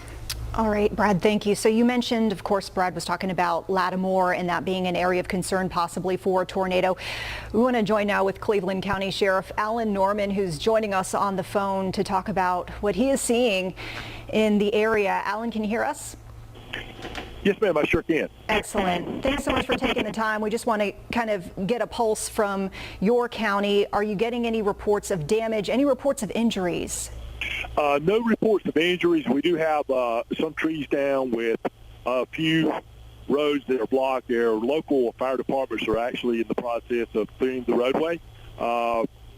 We did have a confirmation by 3 sheriff's cars in 3 different zones that did spot a tornado. Fortunately, it did not touch down in Cleveland County as far as we know at this moment, but we did experience a lot of heavy rain, high winds. Right now in the north end of the county, it's where I'm currently at, very, very light rain. But on the south end of the county, which would be probably 20-plus miles south of me, near the South Carolina line, the 2 zone cars there are experiencing heavy rain and wind at this time. Sheriff, to the people who are watching this at home who are in your county, what is your message to them? If you don't have to go out, please stay home and seek shelter. If at all possible, if you do have shelter, if not, move to the center of the home, away from windows. If you're out in the motoring public, the advice for you is if you do see something, do not go toward it, or do not try and run away from it, because they're so unpredictable. It's just I watched one earlier, the one that crossed over the north end. It looked there for just a moment that it began to zigzag a little bit, and then you're just consumed by it. It's one of those things that you can't outrun if you're right up on it, and you definitely don't want to go toward it. If at all possible, try and stay home this afternoon and evening, and that would be my A good reminder there. I did want to ask, because I am seeing a pretty hefty power outage between the Lattimore and Kingstown area. I know you'd mentioned some downed trees. Do we know, is that what's causing the power outage? Are you aware of that? I'm seeing about 500 customers or so, according to Duke Energy. Yes, I'm not exactly sure if it's due to the wind or if it's due to trees. And really, at this point, there could be more. They just haven't been reported just yet. Possibly, yes. What should people be doing as far as, deciding whether to call 911 for a situation, or is there a non-emergency outlet if people are seeing downed trees or any sort of damage that they want to report in their area? What is your recommendation for people who want to report something to you? If it's emergency, by all means, 911 or 911. If it's non-emergency, if you want to report a tree down, if you want to call us or the communication center with information that you may have concerning a storm or anything, the non-emergency line is 704-482-4422. Do you have any shelters open that you're aware of for people who perhaps are in mobile homes and need to get out of those mobile homes? If you want to seek shelter outside a mobile home, the best advice I can give to you right now would be go to your local fire department, which currently are manned throughout the county. And they're accepting people to just come on in and seek shelter? I'm sure they would be. Absolutely. That would be what I would suggest would be for those individuals that need to go somewhere to go by their local fire department until actually the storm has actually passed. I think right now, correct me if I'm wrong, I think Cleveland is almost out of harm's way for at least we got a breather coming on right now, but I think there's more to come later on. Cleveland County Sheriff Alan Norman, thanks so much for calling in. We appreciate that. So we actually have a picture from Cleveland County that we want to pull up here. So Brad, is this what you're talking about when you say wall cloud? Yeah, it looks like a wall cloud for sure, and it's in the same location. Now, still pictures don't always do justice to these. You don't always know if it's rotating or if it's just a scud cloud, but I can tell you just because we've seen so many angles from it and the radar, and I've seen moving video and pictures, I know it's a wall cloud because it's the same wall cloud. I've gotten probably 30 pictures of this wall cloud crossing over the Hickory area. We're getting a lot of reports of it as well coming in through our spotters, and the Weather Service actually had several reports of a funnel cloud right around the Longview area in Catawba County, so probably just around where that wall cloud was. Sometimes wall clouds and funnel clouds, people confuse the two, and a funnel cloud can be confused with scud, but it certainly was a wall cloud that we saw moving through that area. Just got a report from my good buddy Chris White up there in Burke County, some trees and power lines near Rodas and Fox Ridge Road in Burke County. So that's kind of on the eastern side of the county, just to let you know. That's where that circulation came through. And the fact that we're getting a lot of trees coming down and power outages down, those aren't coming from straight line winds. I haven't seen any straight line winds in these storms. So unless lightning is hitting these trees and breaking them, which would be a lot of lightning strikes, I think we had a tornado touch down a couple times in Cleveland County, just looking at the radar and the reports we're getting. That picture you're seeing on the screen right now, that's definitively a wall cloud. That's exactly the kind of thing we're looking for. Again, you don't know if it's a tornado unless you can see all the way to the ground. When there's a tree line, I know it looks like a tornado, but a tornado by definition is a rotating column of air in contact with the ground. So sometimes you hear people say tornado on the ground. That's redundant. Tornado is implied that it's on the ground. Funnel cloud would be something that is off the ground. So if you can't see the ground, it's hard to tell, but that is a wall cloud for sure. And sometimes movement helps. Video is always a little bit better indication. So I want to recap where we are because we still have one tornado warning left for about another 10 minutes. And this is the tornado warning that just passed over Hickory. As a wall cloud, it's moving into the western part of Alexander County, and so we are seeing that tornado warning for primarily Alexander County until 5:45, but we've got 2 severe thunderstorm warnings for the other cells. And these aren't your ordinary run-of-the-mill severe thunderstorm warnings. These are what we call severe thunderstorm warnings with tornado tags. What does that mean? Well, that's just the acronym we use, or the kind of verbiage we use for a thunderstorm warning that has the potential to have a tornado in it. That means there's not one showing up definitively enough on radar for a tornado warning, but enough so that we're going to issue a severe thunderstorm warning and say, hey, this could produce a tornado. And both of these have that look to them. And in fact, this storm, actually, it probably should be a tornado warning right now for this one in Cleveland County. The interesting thing, too, is it seems like we went from these tornado warnings and these severe thunderstorm warnings are popping up, which means people are getting these alerts back to back. Yeah, which isn't a bad thing because I'm hoping a lot of people are now paying attention. The first one probably people ignored, hopefully the second and third one. But these are separate storms, folks. I know you've been getting multiple warnings in Cleveland County.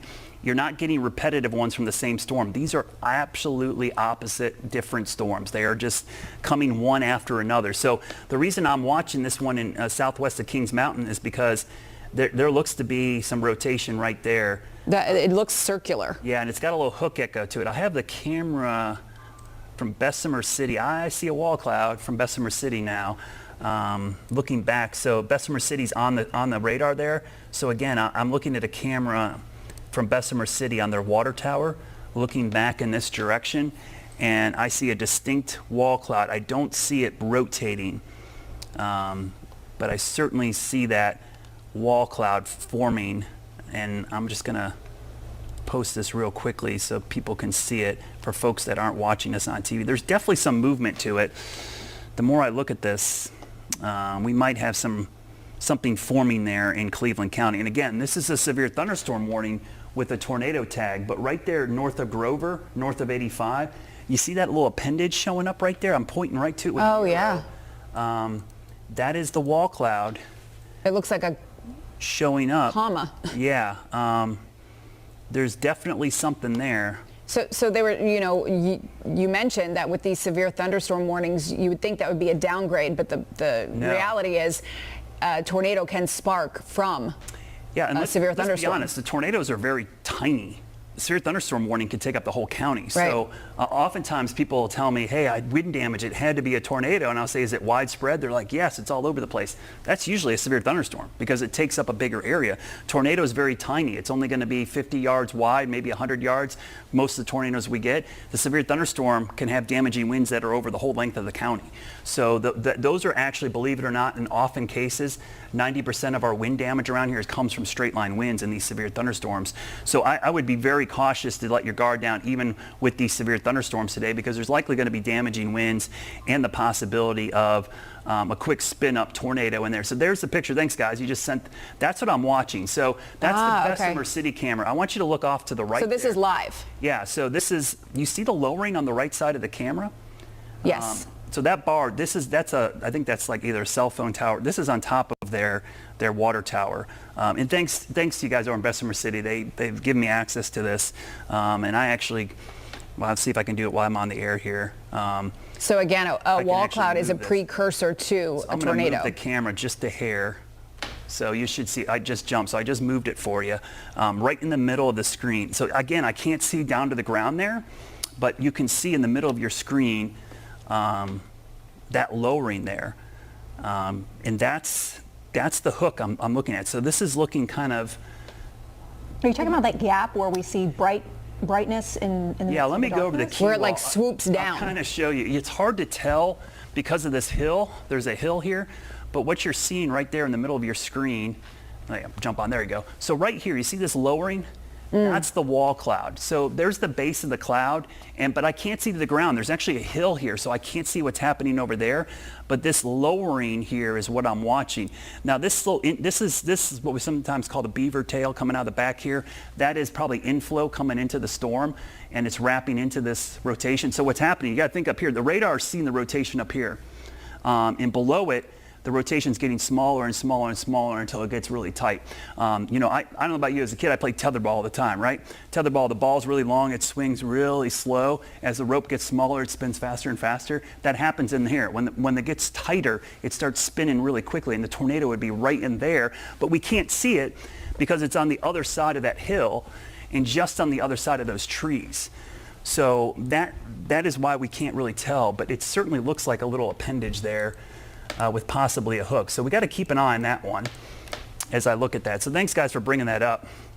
It's a really good view of it. So that tornado warning that's for Alexander, Burke, Caldwell, Catawba is set to expire in 5 minutes. Yeah, I do not think they're going to extend it, but I'm going to look at here real quick. Chatting with the Weather Service. Multitasking for sure. I mean, this is... So we're on these closed chats, actually. I'll peel the curtain back to what we do. We actually have a closed chat with the Weather Service, emergency managers, most of the sheriffs and emergency managers, other meteorologists. We have chats where we share information, and it's a good way to pass it along quickly in these situations. So I'm always checking there to see any ground truth. I'm also checking with our other spotters, which we have about 1,000 with our WCNC weather spotters, starting to give us information as well. So that's why I said the radar is great. And if you have radar on your phone, some of us over-rely on it. I'm telling you, there's limitations to the radar you may not be aware of. The radar beam only sees certain parts of the storm. I need to see what's happening underneath it. And we just got that extension of the tornado warning, guys. So they did extend it into parts of Alexander County, which I kind of expected just because it still looks like it's producing some rotation. Oh, for sure. It actually got stronger there. So let's go in. So see that rotation? That is really strong rotation in the mid-levels of that storm, mid to low levels. So you can see we've got some pretty strong gate-to-gate shear right there. So the radar is telling me we've got rotation and it's getting smaller. It's probably right in that area. So that's a pretty definitive. And it's more than 60 miles per hour. And that's a pretty strong rotation. So it actually looks like it might be getting a little bit stronger. I'm going to look at the dual pole. It doesn't tell me a lot. Dual pole data isn't helping me there. But again, that's a new warning byway for Alexander County. It does include a small section of Caldwell County and Catawba County till 6:30. But it's really kind of just, honestly, it's out of Caldwell and Catawba County. And again, remember, the warnings are not issued for the whole county. It's only for that polygon. And this is why it's really important to have our app. Our app, if you put your location or GPS location, if your phone is in that purple box, you will get the warning. If you are not in that purple box, you should not get that warning. That's the way it should work, even if you're in the same county. One of the reasons I do not like the storm sirens, what happens is if this storm is in one part of the county, they set the sirens off for the whole county, not for where the storm is. And so earlier I got reports out of York County, even though it was the northwest corner, probably an hour's drive from Lake Wylie, sirens are going off in Lake Wylie. Right. For no reason. Do we have the timeline, Brad, of when people need to seek shelter? So this one is pushing off to the northwest at about 40 miles an hour. Again, a little bit faster. Taylorsville, going to be close. 556, really close. So if you're in Taylorsville, again, downtown Taylorsville, I want you to seek shelter right now. Don't take a chance with this thing. Let's go ahead and just seek shelter to be on the safe side, because this potentially could drop a tornado. We're also getting into higher elevation here. And why is that important? Most folks think the mountains protect you. They don't in this case. When a rotating storm moves into higher elevations, the ground gets closer to the cloud base. I mean, if you think about it, it's like going up a ramp. The cloud isn't going to move, but the ground is coming up to the base of the cloud. And when that happens, we tend to see rotation form quicker near the surface. When the distance between the cloud and the ground gets shorter, tornado genesis can occur much quicker. Just getting some reports. Of rotation in Hickory. Yeah, a lot of reports of rotation. Just got a drone shot sent to me on my phone from there. Looking at, definitely looked like a wall cloud, possibly a funnel cloud. I can see why we're getting some of the reports, and that was from Conover that I'm getting that reports from. So thanks for sending those in. The reports coming in fast and furious. A lot of wall clouds and funnel cloud reports. So many so that I'm glad we're not seeing touchdowns of these right now. That video from Casey? Yes. From Hickory, you can actually see, if we can pull that up, if it's possible. It's on Brad's Twitter. You can see the rotation. Yeah, there's definitely rotation in that cloud. So that's the rotating wall cloud. That's exactly what the rotating wall cloud would look like. So Casey, thanks for sending it in. Casey's been a long time spotter and follower of ours.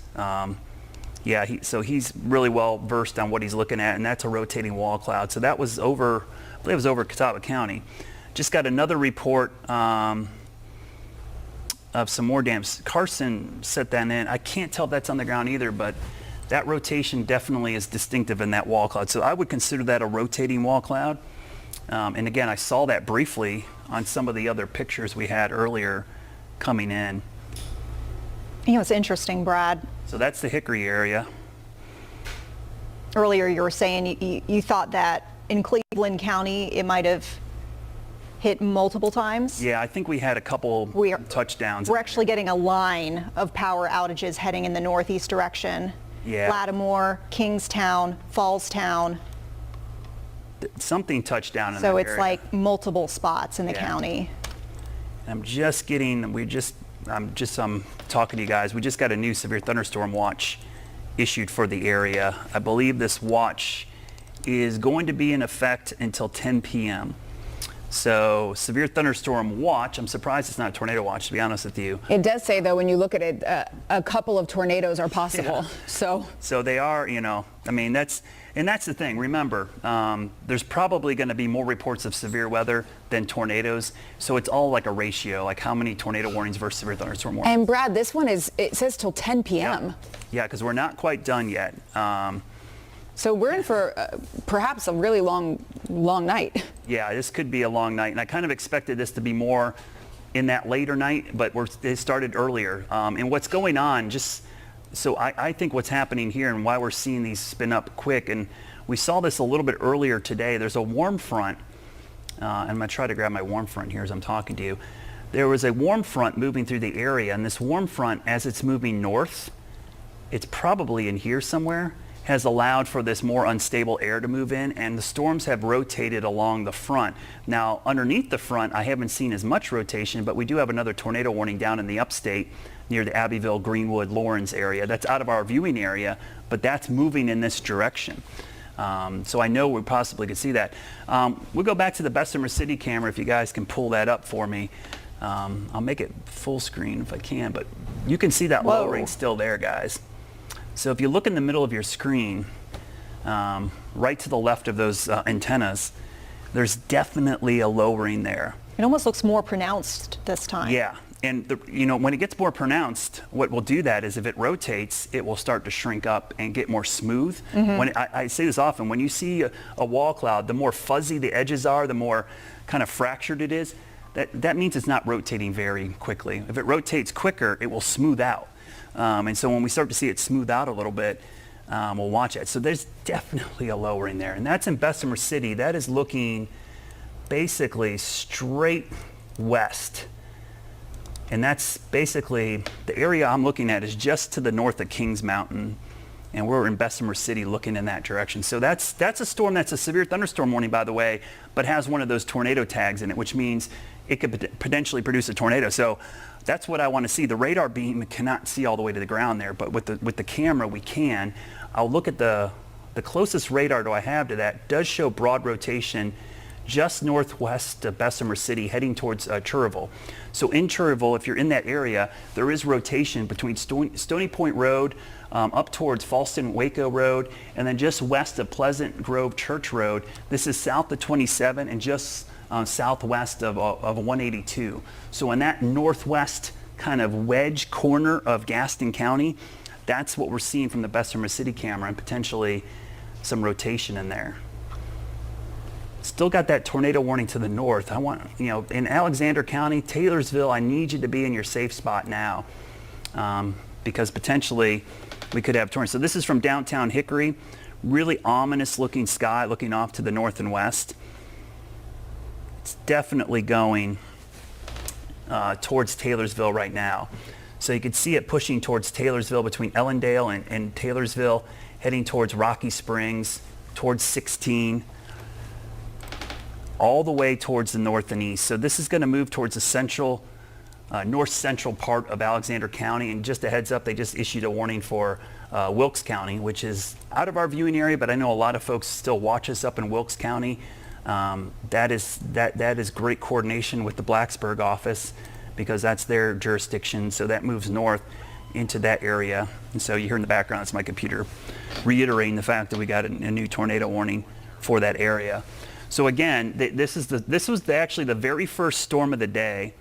And it's still going along, and it's still producing a tornado. So now what are we, like in almost 2 hours? So is this the one where we saw that little funnel cloud? That's the same storm. So we got, the interesting thing about that, the radar signature had the distinct hook with the barb, we had rotation, and then we got pictures and video of an actual brief touchdown. We heard from the Cleveland County Sheriff Department, actually had three cars that actually saw it.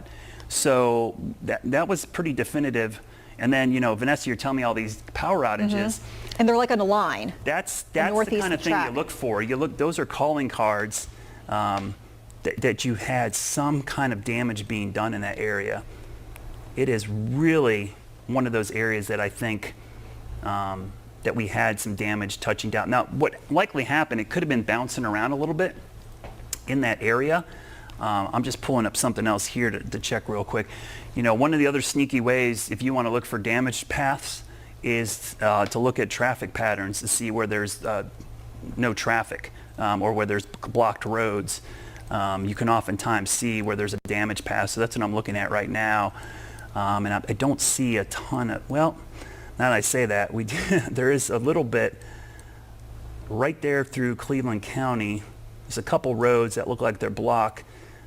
And I'm trying to line it up with where the radar data and the power outages are. So when you start overlaying multiple pieces of data, yeah, I think west of Shelby towards Lawndale, Polkville, Lattimore. Boy, there's something went through that area just looking at all of the reports coming in.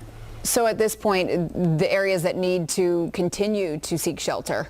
Yeah, the areas that need to seek shelter, I would still, even though you're not under a tornado warning, I kind of want you to treat all the severe thunderstorm warnings as tornado warnings. Not that I want you to get in the exact shelter location you normally would, but get to the interior of your house. Maybe not put the helmet up, but get away from the windows. So for this storm, which is near Kings Mountain, heading towards Cherville, Lincolnton, Maiden area, we want this area. You got to seek shelter. In Charlotte, everyone in Charlotte's going, whew, these heading our way. Not right now, actually. So in the Charlotte area, we're kind of getting lucky here. I'm going to loop this a couple of times. You can see the movement is this way, not this way, back towards Charlotte. So we're getting what's called training. And you've probably heard me or Chris or Larry or KJ or Brittany say that a bazillion times. What does training mean? Well, if you think about train tracks, the individual storms are like cars. They go over the same spot again and again. And so what happens is when the train tracks don't move, you tend to see just storm after storm after storm move over the same spot on the train tracks again and again. And that's what's happening. Also, when that happens, we really worry about flash flooding because you're getting multiple storms moving through the same spot. And the flash flood risk is going to go up this evening as well. Let's go back to Alexander County. Taylorsville, this is west side of town, Three Forks Church Road, right in those areas. Golf Course Lane, basically heading towards Bumgardner Lane, Presnell Lane, Terrence Lawn Court. Those areas, that's where the rotation is right now, passing right overhead, moving towards the northern part of the county. So this is going to be traveling north, heading up 16. So Old Wilkesboro Road, Glass Road, Quail Hollow Lane, heading towards Jolly Cemetery Road. That general area, that's the part of the county that this is heading. So, and are these still the 60-mile-per-hour winds? Yeah, this is still producing some 60-mile-an-hour winds. I'm going to do an updated storm track on that just to put Taylorsville in there pretty much right now. And then heading up towards Vashati, I think, is right there near the Wilkes County line. So heading to the north at 6:09. So that would mean crossing the Wilkes County line close to about 6:10 or so. And again, I know Wilkes County, we're not technically in our viewing area. Folks pick us up over the air. You're watching us online. Go ahead. You're going to get in your shelter location now. If you have friends up there, tell them to stay in their shelter location because that storm, that's the one that we know produced a tornado at some point. We go to the south, you see the two other severe thunderstorm warnings. I'm going to glance at the velocity data. Still some strong signatures showing up on the radar there, but overall, not as strong as earlier. So that's a good sign that we're not seeing the rotation pick back up. And now I did have a question about the training that you were talking about earlier. We know that we have this overall severe weather watch that we're going to be on until about 10 o'clock. I mean, are we expecting the lines to just kind of continue like in the same areas as we go on throughout the rest of the night? It should slowly drift east. So over time, I would expect this line, even though it's not moving east quickly, it might drift. And there are some isolated showers trying to develop ahead of it, which you never know. One of these rogue storms could go crazy and spin up pretty quickly. Back to the Hickory camera, we can show you the rotation going on there. And the rain now moving in there. They really have been clobbered today with some heavy, heavy rain and a couple different wall clouds. I mean, it doesn't look like we had anything touched down in Hickory. I can't say for sure, but just looking the fact that we didn't get a ton of damage reports makes me feel a little bit better that we didn't have something all the way to the ground. But the number of pictures of this wall cloud, I mean, Brianna just sent me a picture on Facebook. It looks like the same wall cloud. I can't tell you how many different pictures of this wall cloud I have. It's going to be one of the most well-documented wall clouds I've ever seen. And everybody was looking at the right spot. So oftentimes I get a lot of pictures of scud clouds and low clouds that aren't something really to be worried about. This was something to be worried about today because of that wall cloud and the rotation on radar. Real quickly, I know it's out of our area, but it's going to eventually be an issue for us, is this storm coming out of the upstate down there towards Lawrence, South Carolina, because that's a tornado warning down there that could, like we talked about the training, that eventually could be up in our area later this evening. So again, the tornado warning for the Taylorsville area, basically north of 64, that is up until 6:30, but the storm's going to be out of Alexander County long before we get to 6:30 this evening. Looking at some pictures, a lot of wall clouds. So when a wall cloud touches down and it hits the like the ground, is that Not then when it technically. becomes... So I have seen some wall clouds, some of the larger, out in the plains this has happened, where the whole rotation gets to the ground. Right, because I'm seeing some pictures being sent to you that look like that. In that case, it's probably not a tornado. It's just so low, it looks like it's touching the ground. Again, these pictures, we're seeing a lot of lowering. Some of these are just shelf clouds or low clouds. Other times, they're actually the wall cloud. The thing that separates a wall cloud, it's its own little entity separate from the rest of the cloud base. If the whole cloud base looks like it's lowering, that's usually a shelf cloud or something not as serious, but those wall clouds are definitely the real deal. So Taylorsville, still in your safe spot right now. This is beginning to move north up there towards the Wilkes County line. Let me do another track on it, because I'm going to track. Now it's raining in a lot of these locations, but A lot of you can see the lightning there too. yeah, so, Moravian Falls is going to be there around 6:12. That's where it's moving. So let me look at the velocity data real quickly here. We're right in the data void of the radar, of course. Pretty far from the radar, but there is some broad circulation still going on in that general area. So I think we have a picture from Hickory.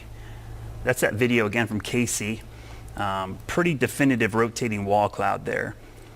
So really, really interesting to see how many of these actually touch the ground, because the only way you really know is doing some kind of survey or aerial survey to see how many of these actually produced a tornado. The terrain is not great there. Having chased out in the plains, you get spoiled with the unlimited visibility almost, because there's no trees or hills, and it's not as humid as it is here in the Carolinas, so the visibility is amazing. The tornadoes we get here are usually rain wrapped. They just look like a big dark wall of rain, and you don't know there's a tornado in there unless you have the ideal lighting and setup. So we don't know which one of these actually produced a tornado until after the fact. But again, these storms all push into the northeast pretty quickly. So Brad, what are the colors? Because this is obviously not the same kind of radar map that we see when there's a lot of rain. Yeah, so the radar does a lot more than just show us rain. It shows us all kinds of different properties. The radar beam goes out in what we call dual polarity. It sends out a horizontal beam and a vertical beam. Those horizontal and vertical beams go out. They can give us a 3D cross-section of whatever's in the sky. So whether it's a raindrop, a snowflake, could it be a piece of wood, a shingle, a bird, a bat, we actually could detect that with the radar. And so the different products have different colors to show you what that is. The main product, the Doppler radar that you see here, the Doppler winds, we call that velocity data because it shows us the directions the winds are going. So that line right there, that's a definitive like gray line? So believe it or not, I believe that's a communication tower. That's blocking it. Blocks that blocks the it, radar okay. beam. And I can go on a rant about the radar here, but that's one of the problems with the radar here. Other parts of the country, trees, water towers, block the radar beam. So the reason you see that big pie piece moving, there's a communication tower there that blocks the radar beam. And as you can see, when the radar beam gets farther away from the radar, the beam gets wider and it gets higher up in the sky. So the resolution of the radar is less the farther away it goes. Since everybody has radar on their phones nowadays, people just assume that it's uniform coverage. It is not. It's very deceiving. The radar has huge gaps in data and information that do get painted in on your app, but it doesn't mean that data is legit or very good. So just like cell phone towers, the closer you are to them, the better the signal. Radar is the same way. When you get really far from the radar, the data is real sketchy. Even though it shows you something, doesn't mean it's really reliable. The resolution and the height of the radar beam is really suspect there. And that's where spotters, people like you at home with the WCNC News app, use that Near Me feature. If you can safely go out there and take a picture and video and send it to me, that helps me so much. I cannot tell you how much the eyes on the ground help, because it helps us see what the radar cannot. The best weather instrument we still have in this day and age is a set of human eyes seeing these things close up. So if you can get out there and see it, safely. I don't ever want you to do anything dangerously. But if you're behind the storm, it's past you, and you've got a good vantage point, please send us an image and video. It may not help you. It could help somebody downstream take this warning more seriously. Right. So again, still tornado warning for parts of Caldwell and Catawba and Alexander County till 6:30, but the storm is going to be moving out of there shortly, guys. Yeah, I was going to say, we're here at the top of the hour. We might have some new folks who'd be tuning in for the 6 o'clock news. Could you just kind of catch us up to speed on what we're watching right now? So we had several storms produce tornado warnings and possible touchdowns. I'm going to throw up real quickly the storm reports, and what I'm going to do, I'm going to try to make it more visible for you guys to see at home. I'm going to turn off everything but the tornado reports, just so it's easier to see. Let me turn off the hail reports. So I'm going to go in close. We'll turn off the lightning real quickly. So you can see 2 tornado reports. One, it's kind of hard to see. Let me make it bigger for you. Make it nice and big. So we had 2 funnel cloud / tornado reports. One came in from Cleveland County and one over Hickory, and that was with the storm, which is now near Taylorsville. If I draw a line from down here, you can see that storm is tracked all the way like that. And as Vanessa has told me, in that same line, we have seen power outages. Mm-hmm. So, and they're getting bigger. Yeah. So we've seen power outages all along that line. We've seen funnel cloud, wall cloud reports, 1 tornado report from 3 Cleveland County Sheriff's deputies. So we know we got some legit reports, and something went through there. But the problem is we had 2 other storms that ended up producing tornado warnings, very similar type of storms, but they not definitively produced tornadoes like that first one. So that's kind of where we are now. We got 1 little severe thunderstorm warning left for the northwest section of Gaston County into Lincoln County. Some rotation there, but the best rotation on worst, I guess I'm saying best from a radar standpoint, but worst for people, is up here in northern Alexander County. Very broad, but still pretty strong rotation right there. This is it's basically over Highway 16 in the northern sections of Alexander County. It's crossing Mount Olive Church Road. It's going to cross over the Wilkes County line. So this is Wilkes County up here.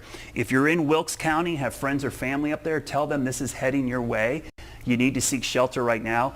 Our viewing area ends there, but it's not like the signal stops there. People can watch us online up here. There's still danger up in this area. So if you're in that area, please seek shelter right now in Wilkes County. You probably have your alerts going off on your phone right now, because that warning there is until 6:30 as well, and it's going to be out of Alexander County shortly. So you see the little severe thunderstorm warning there. That's all that's left near Turville. That was extended till 6:15. Little section there. So I'm waiting to see if they're going to extend that. One thing I'm noticing, looking at what we call the meso-analysis across the area, we've got a lot of ingredients still in the area for possible tornadic storms. So I would expect we're going to see some additional warnings. Now, the Chevy Storm Tracker is out heading in that direction, obviously fighting the evening commute going west on 85, because as you go into Gaston County, that is always backed up going that direction. But you can see the clouds as they're traveling west towards Gaston County, Cleveland County area on 85. The temperature here in Charlotte is 81. And so the reason that's important is the warm front has made it through here, because the dew point is almost 70. It's super muggy out. So when I was talking about the mesoanalysis, the atmosphere over us is ripe for more of these storms to begin to rotate. So I wouldn't be surprised if we see additional warnings this evening. It may not happen in the next 30, 40 minutes or so, but additional storms are developing to our south with warnings, one near Lawrence and a couple more almost in the exact same spot. As I look at the velocity data, there's broad rotation around Gaffney again. Gaffney has been absolutely surrounded by these today, and they're moving back into Cleveland County. So Cleveland County, this might not be the last warning of the day for you.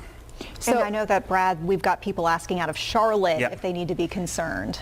In Charlotte, I think we're going to be okay for a while, because this line is not moving east. It's staying to our west. Now, could it move east later tonight? Yes, but by then we should be losing the heating of the day, and things should calm down. Where in Charlotte we need to worry about is tomorrow morning. Once the sun comes up, The bigger system, which is still to the west, could do this same kind of line over Charlotte east tomorrow.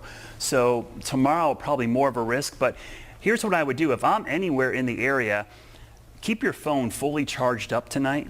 Keep the volume on.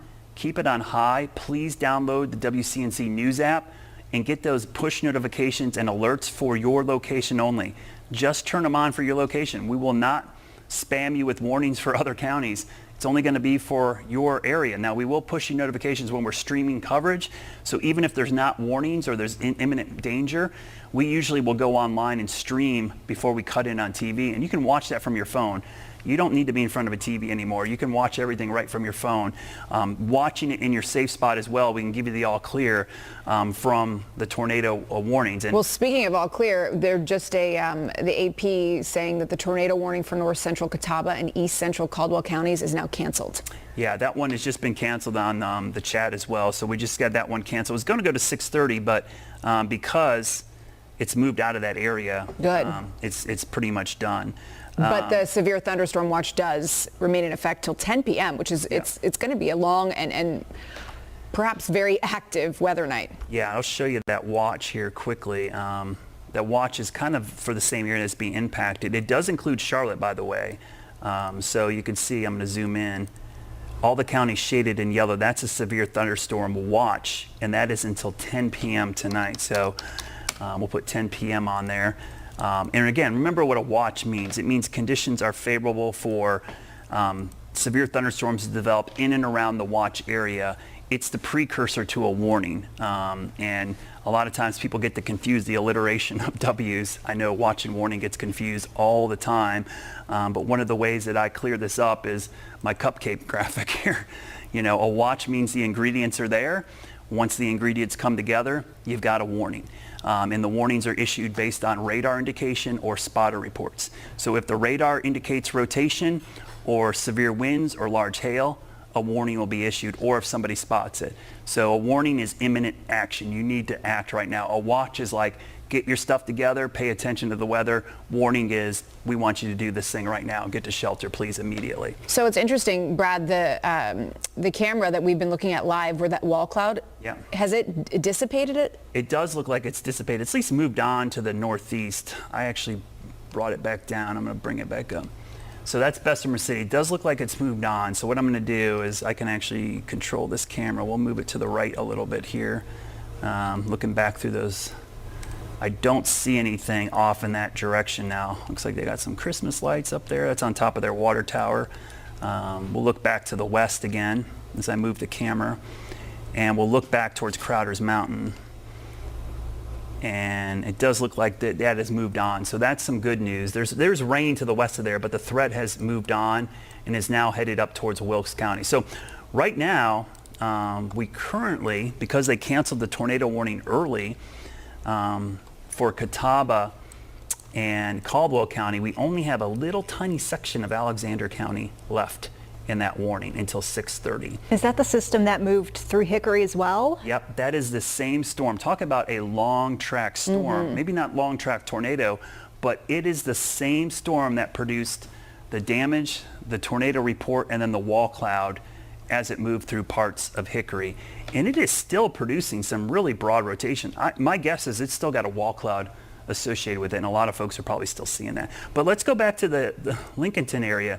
Broad rotation there, right here. It's not strong, but there's broad rotation right there. And then let's go up into to areas just to the north of Newton, near Claremont. There's some rotation right there. Did you see Keenan's video from Lincolnton? He's got Keenan Chronister. Got some rotation in there as well. Yeah, there's so many. That's in that same area. So looking at that, that is definitely, that's right in that area where I'm seeing that rotation too. So I'm curious if something else isn't, because here's Conover on the map. I'm looking at the video there. So that video you just saw, this from the Conover area. You see there just on the bottom of the map. So that's from here looking off in this direction. There's broad rotation right there. Again, there's no warning currently with that, but definitely have some rotation going on right there. And we did get a fresh batch of power outages to the west of Hickory. Those are new. Icard Hildebrand area, Yep. which I remember you got quite a few pictures from. Wow, that's right where the wall cloud passed over. So now again, this is rough terrain up there as far as trees and hills. You know, what's on the other side of that hill, other side of the trees, we don't know if something was below it. So a lot of the pictures we're getting, we can't see to the ground. A lot of the pictures sent to me via Twitter, WX Brad, by the way. I know a lot of folks like Facebook, Instagram. Twitter is so quick for weather information. Even if you just want to follow my page, it's a great place to look. But you see that looks like some kind of low rain, maybe a wall cloud, but maybe more so a funnel cloud trying to form right there. So really interesting to see that show up right in that area. Most of the areas that I've been seeing have been wall clouds or funnel clouds. The only video that definitively tells me we had something touch down was the tornado video that came out of the Lattimore area. And I could see a funnel, actually a tornado touching the ground there. So that was the definitive one. I have not seen anything close to that since. So at this point, it appears that we're out of the woods when it comes to tornadoes. For now, I would say for now, and the reason I say for now is back towards the southwest, we've got the potential for some more storms to form and head our way. Because look to our southwest, just real quickly. This is in Lawrence County, South Carolina. Tornado warning till 6:15, but that whole batch of storms down there is moving north. And what's interesting around Charlotte, we've had these little rogue cells. They're all east of us. This is what will catch you off guard. These things could spin up quick and produce a tornado, but so far they haven't shown signs of that. The atmosphere over us is now, what basically has happened is the warm front is way up here now. We are fully, this whole area here is now all into the warm sector, which is really warm, humid air. Even though the sun may not be out, this is a different atmosphere than what you woke up to this morning. It went from being on the north side of that warm front to the south side. That warm, humid air is the fuel for storms. Sometimes the sun doesn't have to be out. If the warm front moves through and it vects or transports the hot, humid air in, it can serve as fuel for these storms as well. And that's kind of what we're seeing right now. So the humidity has gone up dramatically. The dew point is like 70 degrees. I can feel it. So that is some really sticky air. And the temperature right now is? It's 81. But okay, so the closer the dew point gets to the temperature, the more saturated the air is. So okay. when they're equal, that's 100% humidity.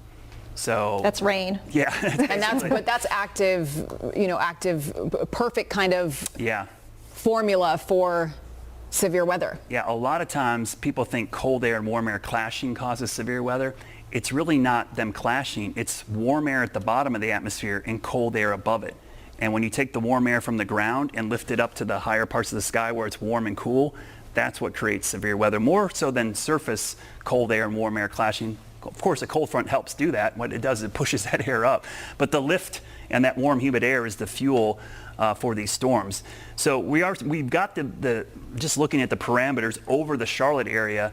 Yeah, interesting little curly Q there. But again, see, that's not as scary to me as some of the other stuff. You know why? Because that's up and down movement. That's a horizontal vortice, not a vertical one. So the horizontal spins, if they get tilted on their end, you get a little worried. But when they're like that, that's actually more up and down movement, more conducive of what are, basically what would be called convection is what we call thunderstorms.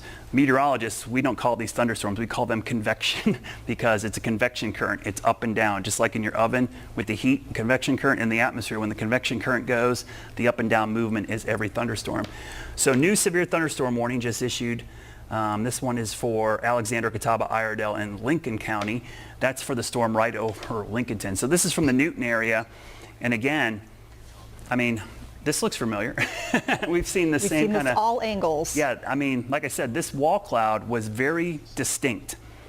Everybody who's taken pictures, and the reason I'm so clear on what it is because I've gotten a picture from all angles, and so we can see it in perspective. If you just get one picture, you're like, I don't know what's going on the other side, but clearly we had this wall cloud move through, and the number of reports are pretty extensive.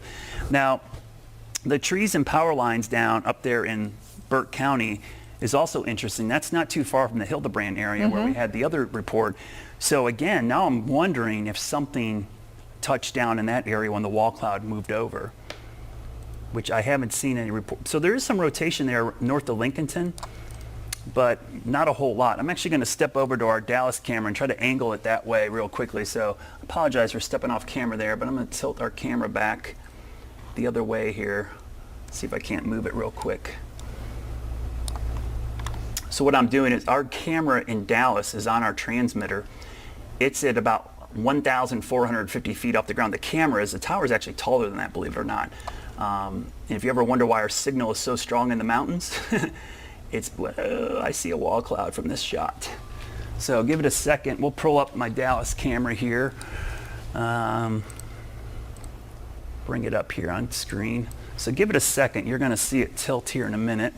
I tilted it too far, so I'm going to go back the other way, but you'll see it on camera here momentarily. So watch the camera move, and you'll see the lowering there off to the right.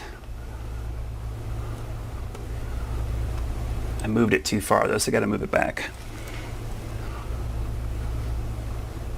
Come on, camera, respond. There's a little delay, so we have to send a signal to the camera over the internet and tell it to move. So there's a little delay, so I apologize for the jerkiness of the... These power outages, Duke Energy power outages, are jumping. I mean, they just added another 1,000. Where is it mostly coming from? It's in that same line. Really? So the more the more these delayed reports come in, which you kind of expect the time of day and where it is, we could have lost communication over there, and it could be why we're getting delay in some of the reports. So let's see if I can go back to the west a little bit more. I'm going to pan over because there is a lowering right here that we can see. Wait to see if the camera moves here. Brad, while you're doing that, could I ask you a question? Sure, absolutely. Okay. You talked about the training before, and I know we were previously up focused in the Taylorsville area. It made me think of Hidden Night and just unfortunately the tragic flooding incident that we had there. I mean, do people need to be worried about flooding in some of these? Overnight for sure in the mountains and foothills, because we're going to see more storms. And you make a very good point. As we get into tonight, that terrain is going to have a lot of runoff. There's going to be a lot of flash flooding. So you guys are seeing this camera shot coming up here in a second. Hopefully I can zoom in a little bit on it. I know there's a little bit of delay, but as I pull this up, there's clearly a lowering here. This is the storm that is up towards Lincolnton. I'm going to widen it out just a hair, but I'm keeping an eye on that right now. Can we bring that camera back up, guys? There you go. So you see right in the middle of your screen, let me grab my cursor here. There's a lowering right there. So what I'm looking almost, ooh, there's a good lightning strike as I'm watching that. So right here, you see right there, that looks to me a wall cloud. So I can actually see the structure of the storm. This is the rotating updraft. We sometimes refer to this as the mesocyclone, which runs there, and then the wall cloud is right there at the bottom. So that is clearly a little lowering, and that's the storm that actually currently has a severe thunderstorm warning with it, but it has one of those what we call tornado tags on it, meaning there could be a tornado in there. So I'm going to keep an eye on that camera real carefully, and I'm going to bring up where this storm is. So this is looking due north from Dallas, from the Mr. Sparky Carolina Camera Network. As we look north, let me bring up the radar. And so the storm I'm looking at is right here. So see Dallas at the bottom of the screen? I don't know if did I get it off camera? I'm going to bring it up just above our super here. So there's Dallas. And so the angle that you were just looking at was looking off in this direction. So we're seeing that bright red. And so what I'm looking at is I'm seeing that lowering. I'm looking in that direction of that Lincolnton storm, and then look at the rotation in the storm. So this storm is rotating. I could actually visually see the structure of that storm. So is that round area? So this is what we're looking at. That whole area right there, that's what we're seeing. And that's called the mesocyclone. That's a rotating updraft. It's not a tornado. but that storm is rotating. Both visually, if I was storm chasing, I would stay on this storm because it's got great structure to it, and the visibility was pretty good. So typically when you've shown us these today, they've had the red or the orange around and then green in the middle. Yep, and so you see what this looks like visually on screen. You see that lowering. And I know it doesn't look to anybody who doesn't look at these all the time.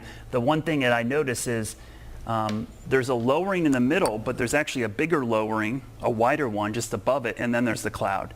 So there's almost like a tiered effect, like an inverted pyramid, where the cloud is getting. So that's the structure of the updraft. The updraft is the mesocyclone, and that lowering is where we watch for tornado development. In fact, I'm going to tilt the camera down just a hair so we can see it better on camera. So at this point, Brad, is this a dangerous situation for people? This is a storm, like I said earlier with the severe thunderstorm warnings today. You kind of want to treat these a little bit different. These aren't just regular severe thunderstorm warnings. I would not be near the windows or outside as this storm moves through because it potentially could produce a tornado with little or no warning. I've got to widen. It's getting blurry. The autofocus isn't great here. So, and if you look carefully, I'm going to step in front of the key wall as this is moving. It takes just a little delay for it to show up on camera. So what I'm talking about here is you see the edge of here and the edge of here. This whole thing is rotating. But what I'm watching is this base right in here. At times it looks like a funnel is trying to drop out of this cell right here. And when you say funnel, is that another word for tornado? Just a shape that looks, yeah. A funnel cloud is not technically a tornado. It's basically a rotating column of air that's not in contact with the ground yet. Once it reaches the ground, that would be considered a tornado. But you see the little appendage there? That's exactly what I'm watching. So this, I can tell just looking at the structure of this, the kind of tiers of it, this whole storm is rotating like counterclockwise.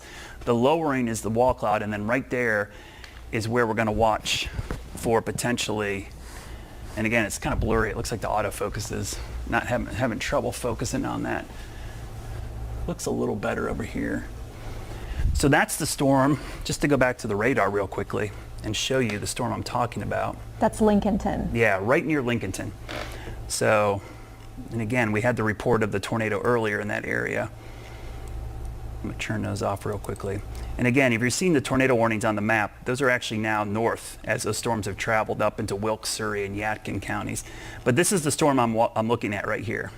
In which direction is that headed? That is heading due north towards Maiden, Newton, Claremont area, kind of where the Rock Barn.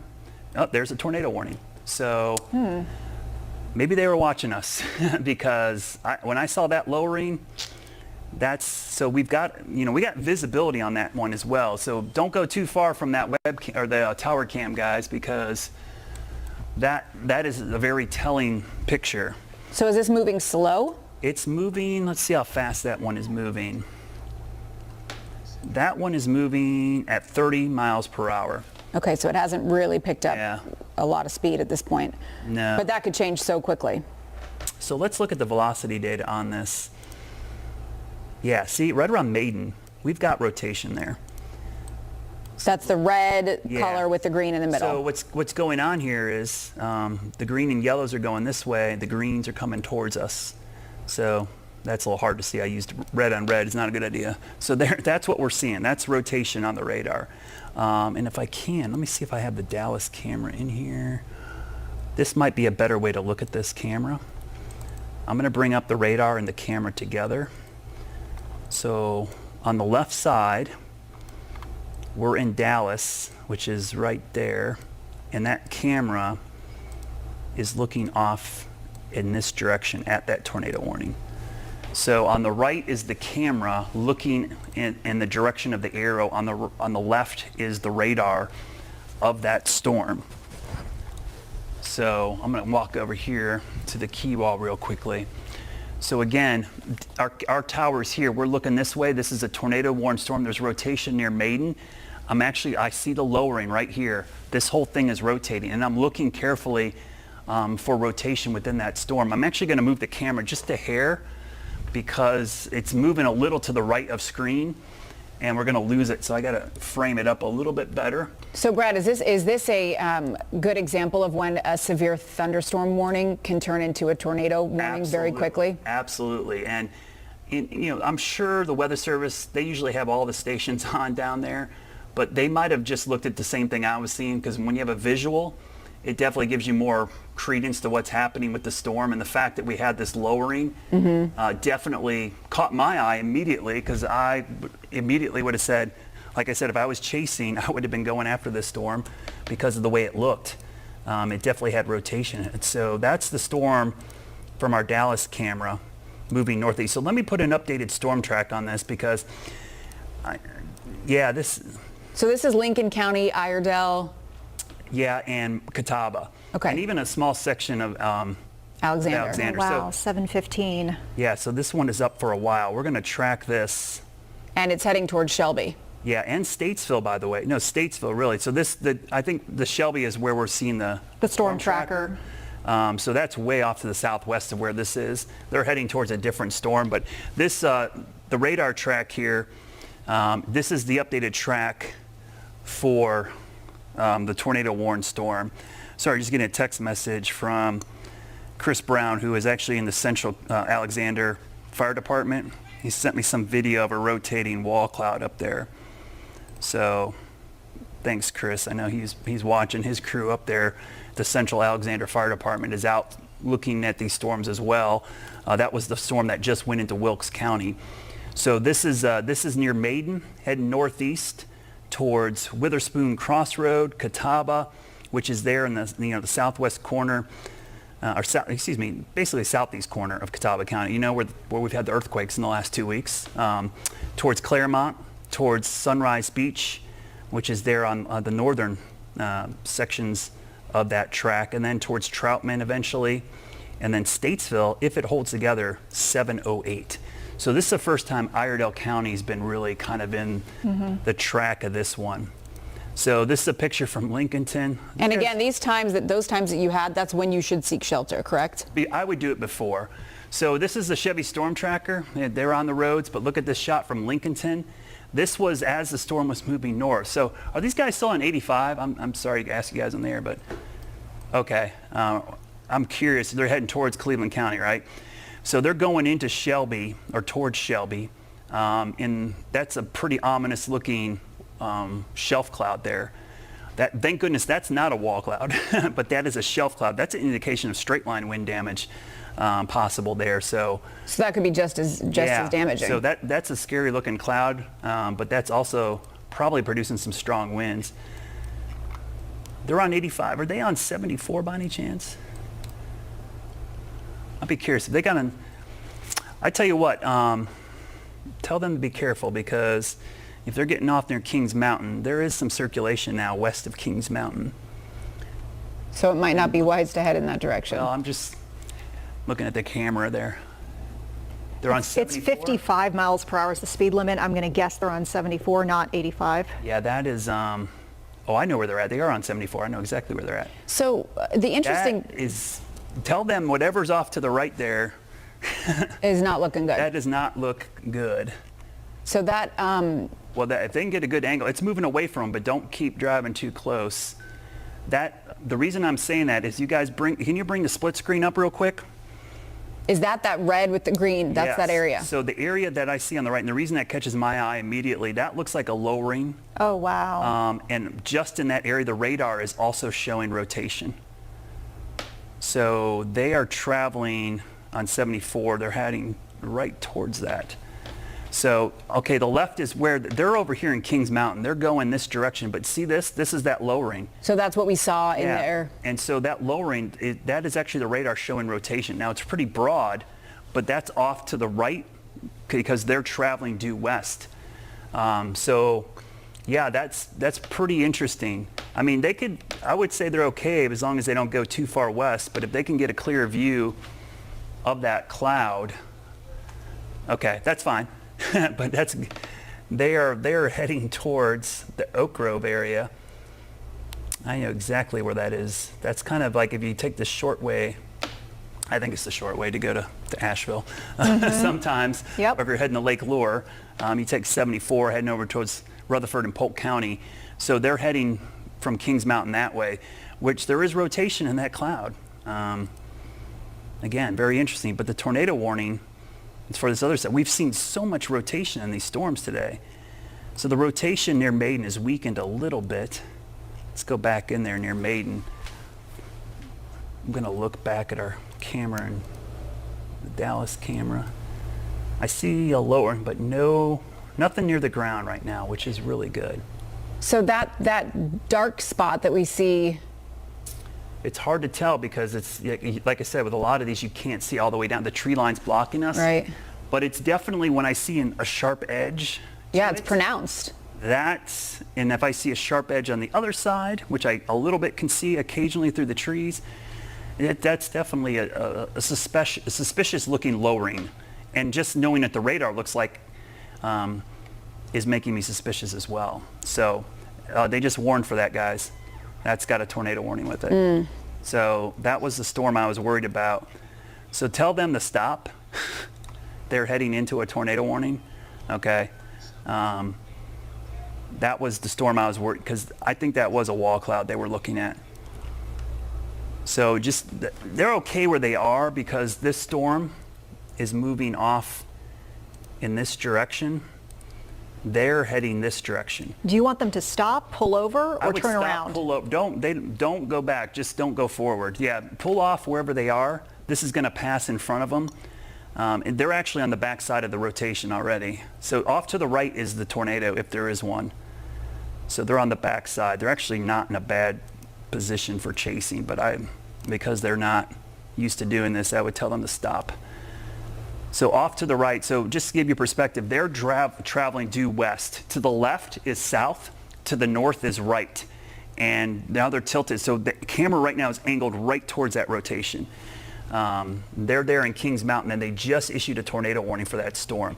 So this is a new tornado warning, which includes Cleveland, Gaston, and Lincoln County till 7:15. All right, they've pulled over. Yeah, I really appreciate them doing that because that's how important real pictures are, because I saw more from that picture than I did on the radar initially, that there was a possible tornado developing, and then the radar kind of caught up to it. But that's the storm track for the storm you just saw from the Chevy Storm Tracker. So it looks like Cherville's been in these multiple times is in the path of this. This one is going to be close to them, but I think it's just east. So the updated track, let me put the new track on this one. I don't like that track. That looks a little too long. Again, remember these times. When we do these times on these storm tracks, I don't want you to wait. They're not exact. Yeah, and do not wait to the last minute. When you see these, this is basically it's too late time, more so than the time to take shelter. You need to be in shelter already. So Stubbs, Waco, Cherville, Krause, Lincolnton, Maiden, those areas all between now and about 7 o'clock. So I'm looking at my watch. I have 6:35 on the nose. I need you to seek shelter immediately in these areas. Is that a hook that we're seeing right there? A big one? Nah, to the south, not much of one. Okay. It doesn't look like, it's not as pronounced. This is a different kind of looking storm. When I look at this storm, I see it more flat on that side. Now, if it starts bulging out, we're going to have a concern. So that rotation is near Stony Point, which is not the same Stony Point that's up in Alexander County and Iredell County line. This is actually one that's more on the Cleveland-Gaston County line. Oak Grove. So Shelby's to the west. They're in Kings Mountain to the right. You know what we should pull back up is that Bessemer City camera and see what it sees, because they're going to have a pretty clear view of this. I'm going to move it just a second to see if I see anything. Hard to tell. It looks kind of dark in that area. But again, this is heading towards Cherville, as we said, and I think you're right, Carolyn. I think this is like the third or fourth time. Yeah. And talk about, this is really confusing to a lot of folks. Your phone goes off and you think, well, is it broken? Am I getting the same warning? Is there a no, these are all separate storms. This is moving towards Cherville and Lincolnton. Power outages, Cherville. Yeah. It's heading right towards them. So if you're in Cherville, I need you to seek shelter on the lowest level of your home in those interior room. Now, a bathroom's great. If you have a closet, even better. Basement, even better. If you don't, do that best you can. Get to the middle of the home, away from the outside wall, and just do the best you can by staying in that safe spot until that storm passes. And unfortunately, we're seeing more of this. That's from Grover, same area that we've seen numerous, rotation and wall clouds. The more I look at this cell near Kings Mountain, it doesn't seem to be spinning up as tightly, but it's still got some pretty good rotation. Definitely a wall cloud in there. And I tell you what, both of these storms, the signatures today have been pretty pronounced on the rotation. And what I'm talking about, there's rotation there in Catawba County and now Cleveland County. So everybody in those two counties, including Western Gaston and Lincoln County, everything in the purple needs to be in their shelter location right now. So we continue to see that movement to the northeast at about 35 miles an hour. Again, we're getting later in the evening here at 6:30. Folks are eating dinner. Hopefully they'll be getting the alerts. Again, I'll stress this again. If you know people in this area that maybe are just now catching on to all the tornado warnings, please tell them, text them, tweet them, call them, do whatever you can. Let them know that we've got tornado warnings moving into northwestern Gaston County, now central Lincoln County, and the southeastern part of Catawba County, eventually into Iredell County. Charlotte, by the way, you're still well to the east of all this. So we're in the clear. Yeah, so this is Shelby that our picture is from, right? So we are basically, that's the Chevy Storm Tracker looking towards Shelby. They're in Kings Mountain, I believe, very close to Kings Mountain, looking off towards that circulation. So it's past to their north. If they go on 74, they should be okay. Keep an eye looking off to the right is where we're going to be seeing if there's going to be rotation in that storm. Checking a couple other things with the spotters here. I have not seen, the only other report I got was just now coming in from Grover, rotating wall cloud. This was at 6:32, 2 miles northeast of Patterson Springs. So that's right there, right where we're looking. So that was the wall cloud we saw from the Chevy Storm Tracker. Thankfully, they didn't keep driving because they were going slow. I think they would have been okay because the storm was moving fast enough. But as soon as they got into 74, it caught my eye immediately that what they were seeing. And again, that rotation is right there, south of Cherville. So it looks like another one could be forming near Patterson Springs. Is that right? It looks a little more chaotic back there. I think we're okay back there. I don't see, that looks pretty broad and weak. Okay, good. It's not as tight, but it is an area we'll watch. It's really this area that is right on Stony Point Road, basically Mary's Grove Church Road, southeast of 150, east of Stubbs. That is the area. And again, Cherville, you're right in the path. Krause, Johnstown, Daniels, west side of Lincolnton, that's the area we're looking at. I'm going to look at our Dallas camera. So with Stony Point, it's saying that there's a severe thunderstorm warning. So it's both. That could be. Now, there's two Stony Points. So okay. You might be looking at the Stony Point that's to the north, which would be the one up here. Like Taylorsville? Yep. Okay. So that would be the one up here in that. So that's why I said there's actually, we have several of these in our viewing area. We've got a lot. Like the other day we had Boiling Springs, South Carolina, North Carolina. They're very close together and they were both in the path of the tornado. So we have two Stony Points, one down here in Cleveland, Gaston County line and one up in Alexander County. But this one is basically near Cherryville. If I look at this, it's crossing over the county line shortly. And again, remember, the radar is almost real time, 1 minute sweep, okay? So the image you're looking at right now has already happened. It takes another minute for the next sweep to come around. So that's another reason why the delay in data, we don't want you to wait until the very last minute. Look into parts of Catawba County. This is east of Newton, south of Witherspoon Crossroad. This is a really strong rotation, which is right there south of Claremont, heading towards Highway 70, Old Catawba Road, southwest side of Catawba. That is strong rotation on the radar. indicated right there. Dual pole data shows some lowering there, possibly some lofted debris. I wouldn't be surprised. Let me do a track on that because that definitely has my attention. Is this still heading due north? North-northeast at about 35 miles an hour. So Catfish, Oxford Park, Sunrise Beach, Sharon, Bradford Crossroads, those are the areas in the path of that storm. And again, that's pretty, from the velocity data isn't as strong. It's much more elevated. So this is much more in the mid-levels than the low levels. And the reason I say that, this radar, I'm looking at a radar from Greer, that looks pretty strong rotation, but I will emphasize that rotation on the radar, I'm just glancing at it, is at 4,838 feet. But from the terminal Doppler radar, it's only at about 1,000 feet. There's not as much rotation, so it's not lowering itself all the way to the ground. It's definitely higher up. So the Chevy Storm Tracker is there outside of Kings Mountain. They're into the rain now. The tornado warning is in effect for the area, but the tornado circulation is passed to their north, thank goodness. They're in the clear now from the tornadic storm as it's kind of moved in from the south.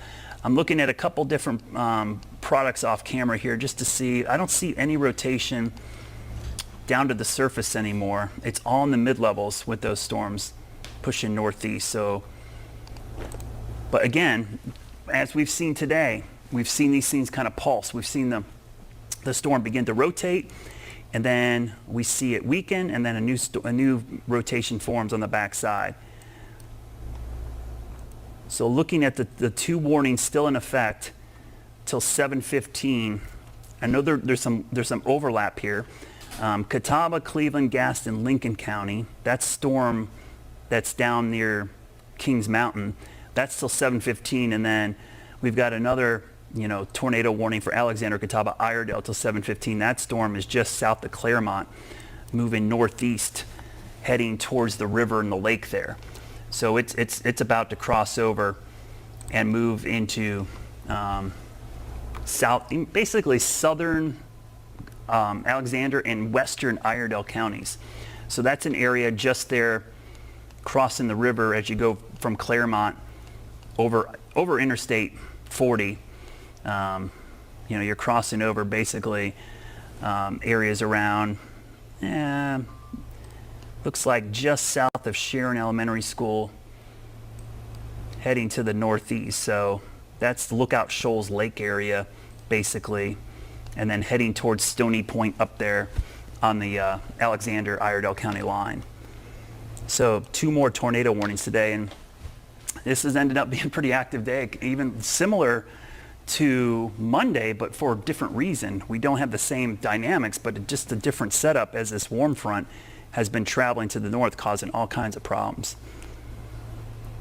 Looking at the camera out of Dallas one more time here, since we have it's pretty far away from the radar now, or from the camera, so we can't really see much.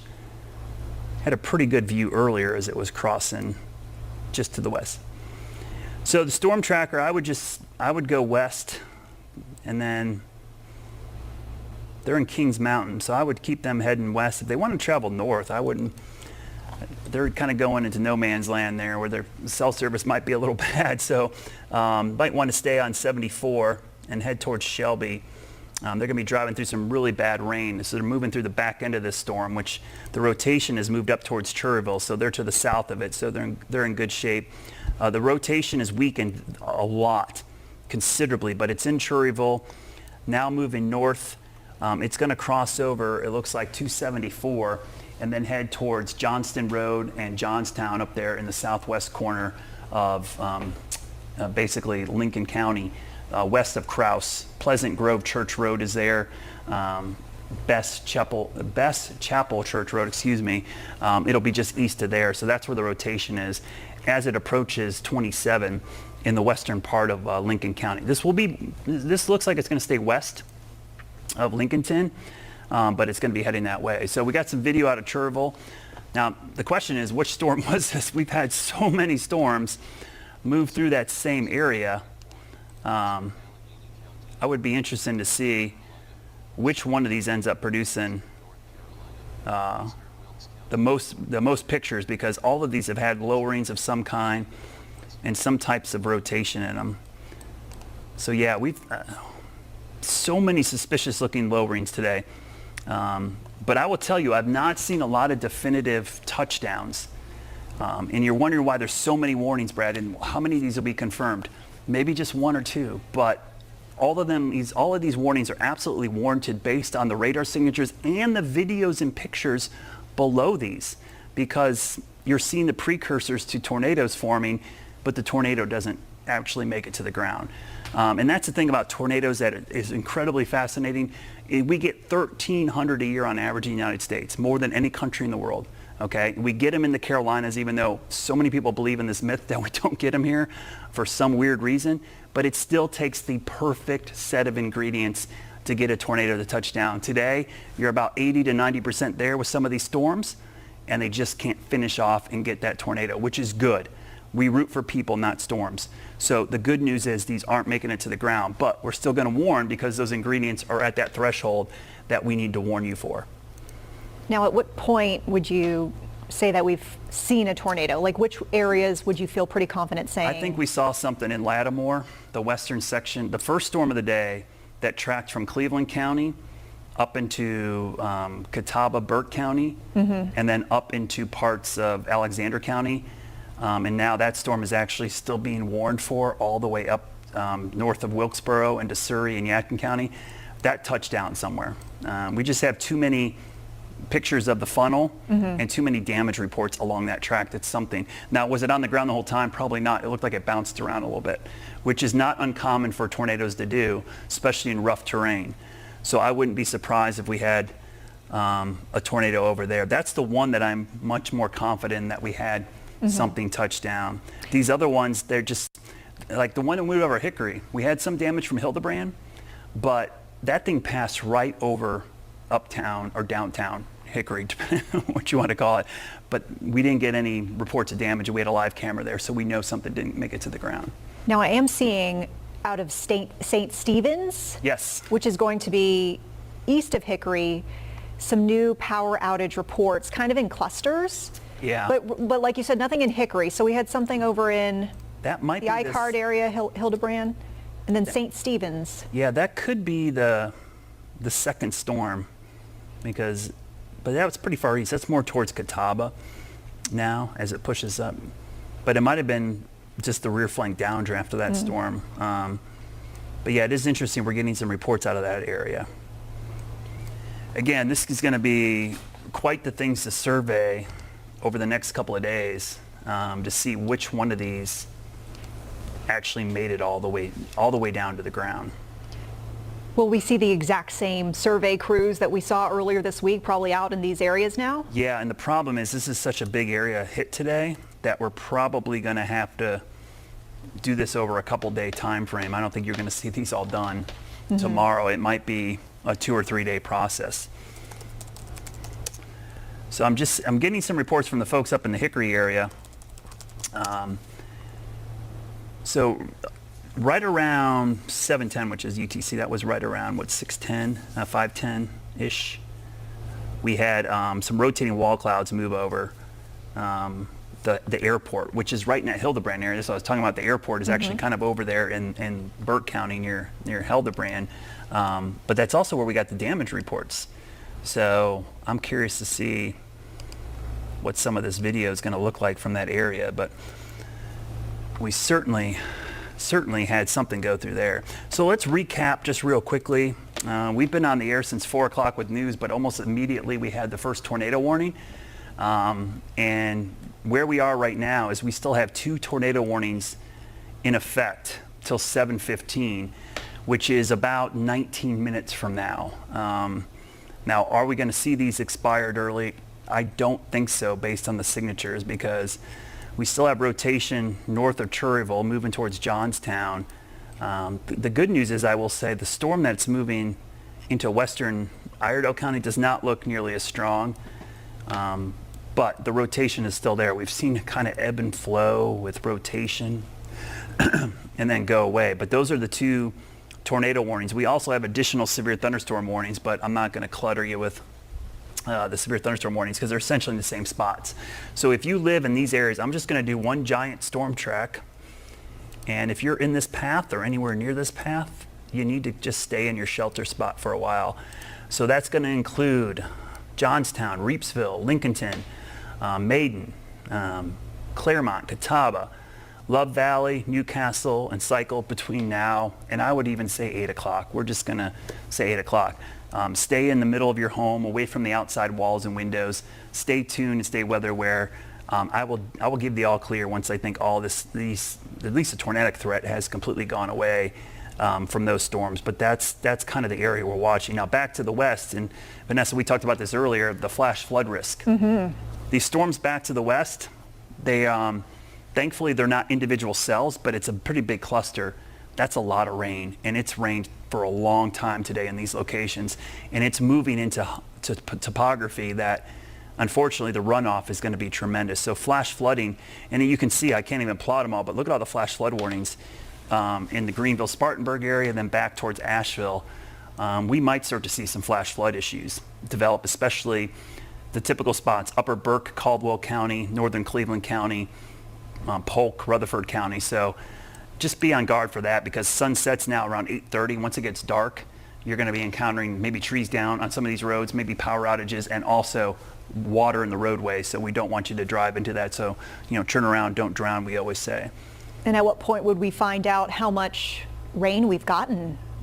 That's a good question. I'm going to look at the rainfall rates, because this is going to tell us a lot about what's happening. Wow, the rainfall rates are pretty ridiculous right now. And why do I say that? Some of these rates in here,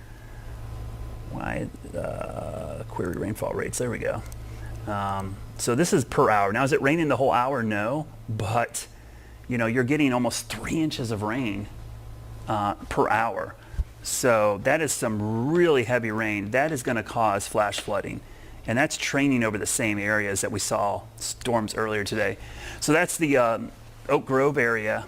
I mean, the water just can't even get in the gutters, just flowing over, just going nuts there. So just crazy to see the amount of rainfall in these areas. So the threats will, the severe threats may diminish as far as wind and tornado threats once we get to sunset, which tonight I believe is right at 8:28 is sunset tonight. So after 8:30, 9 o'clock, we lose some of the heating of the day. I hope that we'll see the severe risk go down, but the flash flooding will not. The flash flooding will be with us all night. And then tomorrow morning, in Charlotte, it's been relatively quiet. Tomorrow morning into the afternoon, we're going to have to deal with another round in our area. So we might be doing this all over again for areas from Charlotte east. Today, it's been really the foothills, the northwest Piedmont, the upstate. Tomorrow, it could be the Piedmont and the Sandhills east that we deal with the severe weather risk. And so you were saying for those viewers who maybe made it through today without getting any of this, get your phone charged up as you're preparing for bed, you have your volume up, just kind of make sure that you are able to get and hear any sort of warnings that might come as we get into the morning. One of the things, a lot of us mute our phone or do not disturb. This is a night you don't want to do that. And if you can, plug it in and keep it fully charged for that alert. And, here's the thing. We don't want to wake you up for no reason, but we will only send you alerts for your location. If you set them up within our app, you can actually have it go off for your specific GPS location. And why is that important?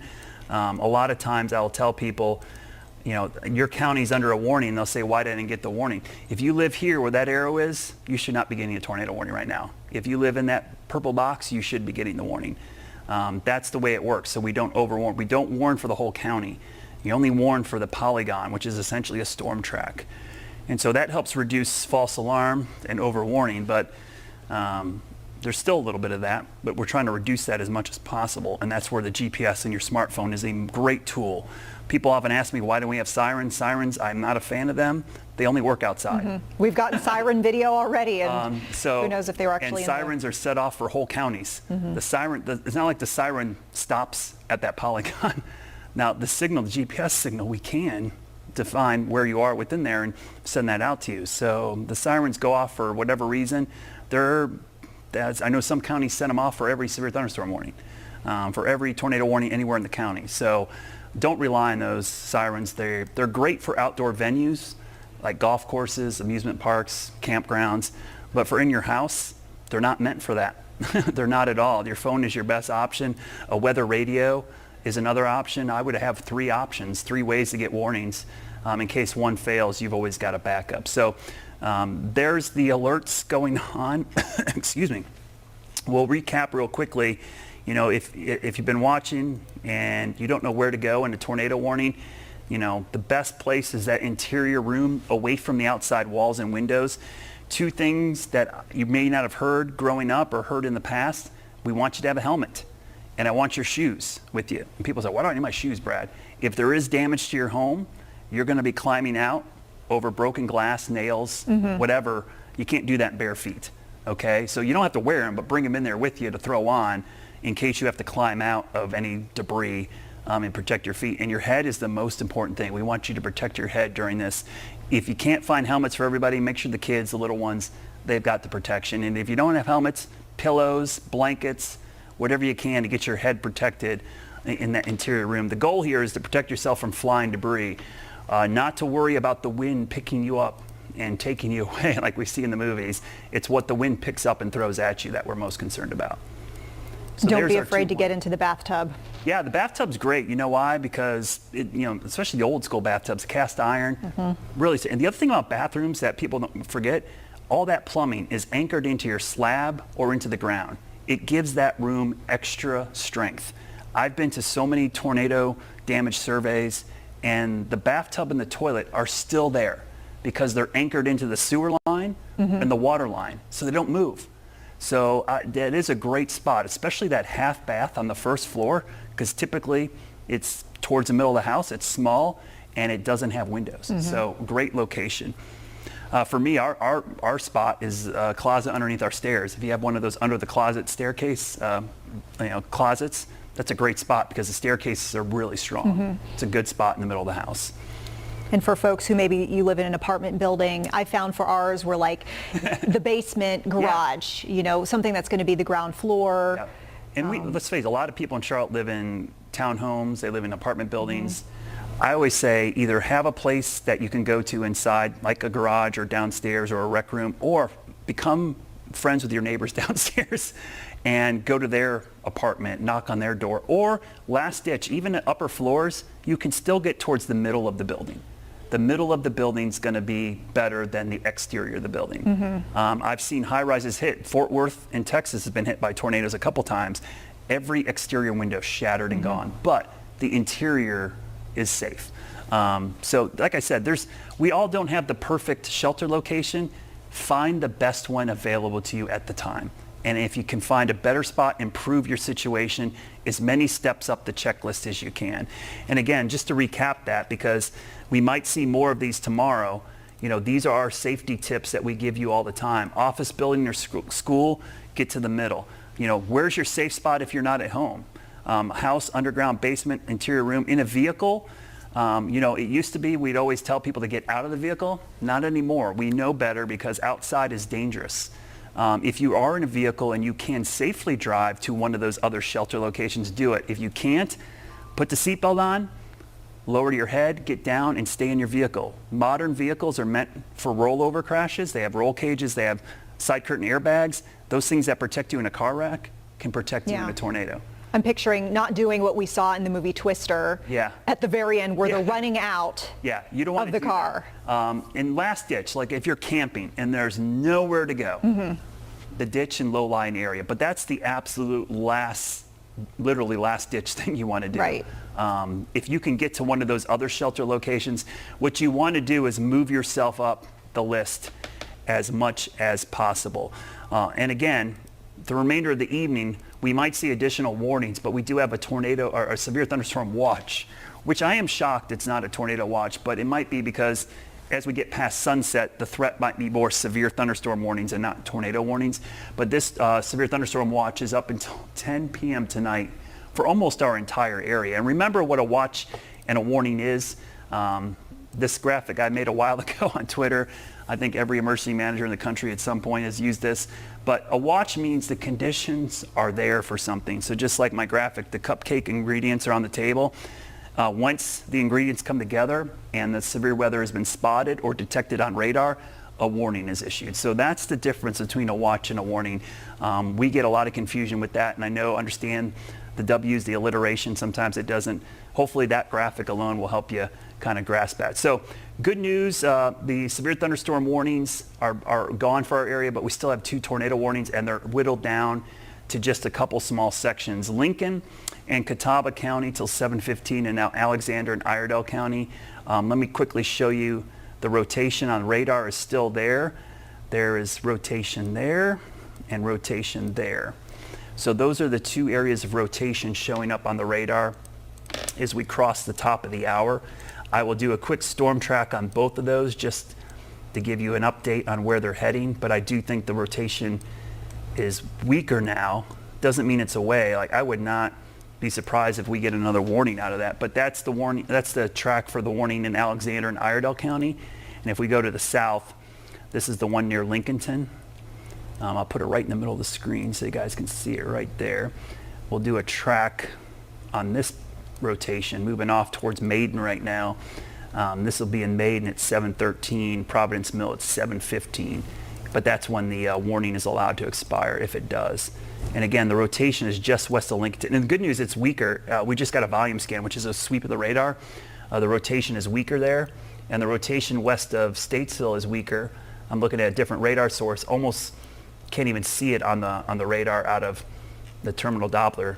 A little bit of wind though south of Cherryville. That is not rotation, but looks like some gusty winds, straight line winds near Lewis Farm Road, heading towards Eaker Road, and then up towards, it looks like Long Shoals Road, and then I think that's 279. Yeah, 279 runs right there.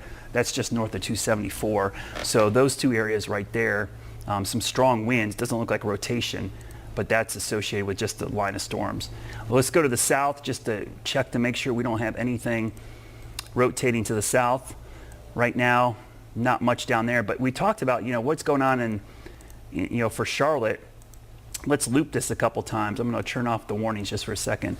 This whole line is drifting east slowly. So I think by 9 o'clock, we might see at least rain in the Charlotte area. Hopefully no tornado warnings, but maybe severe thunderstorm warnings, because still a lot of cloud to ground lightning here. And look at all the flash flood warnings back to the west. We've got numerous flash flood warnings in effect back here. And in the mountains and foothills, overnight tonight, I think flash flooding is going to be a big issue. We have a flash flood watch for those counties, just to show you.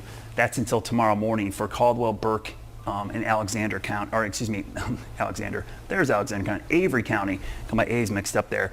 And again, I do think that could be an issue tonight, where we could see numerous flash flood warnings issued at some point for the overnight hours. So we're not quite out of the woods yet for the heavy rain and storms. And if you're in the Charlotte area and you're wondering, wow, there's a lot going on, but nothing has happened here.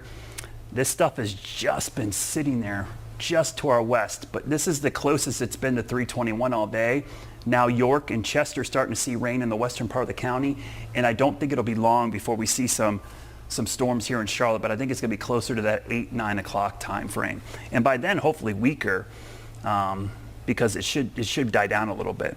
Now, I guess my question is, now that you've kind of given a general expectation of what we might get the rest of the evening, should our storm tracker team continue to head out towards, I know they were kind of around that Shelby area, but should they be going somewhere else so we can show folks the best views? I think I would be heading out there just because there was damage probably in the Lattimore area, but I'm just getting some reports just in from Iredell County. Iredell County Sheriff's Office reported a tornado on the ground, and I believe that is near the Love Valley area.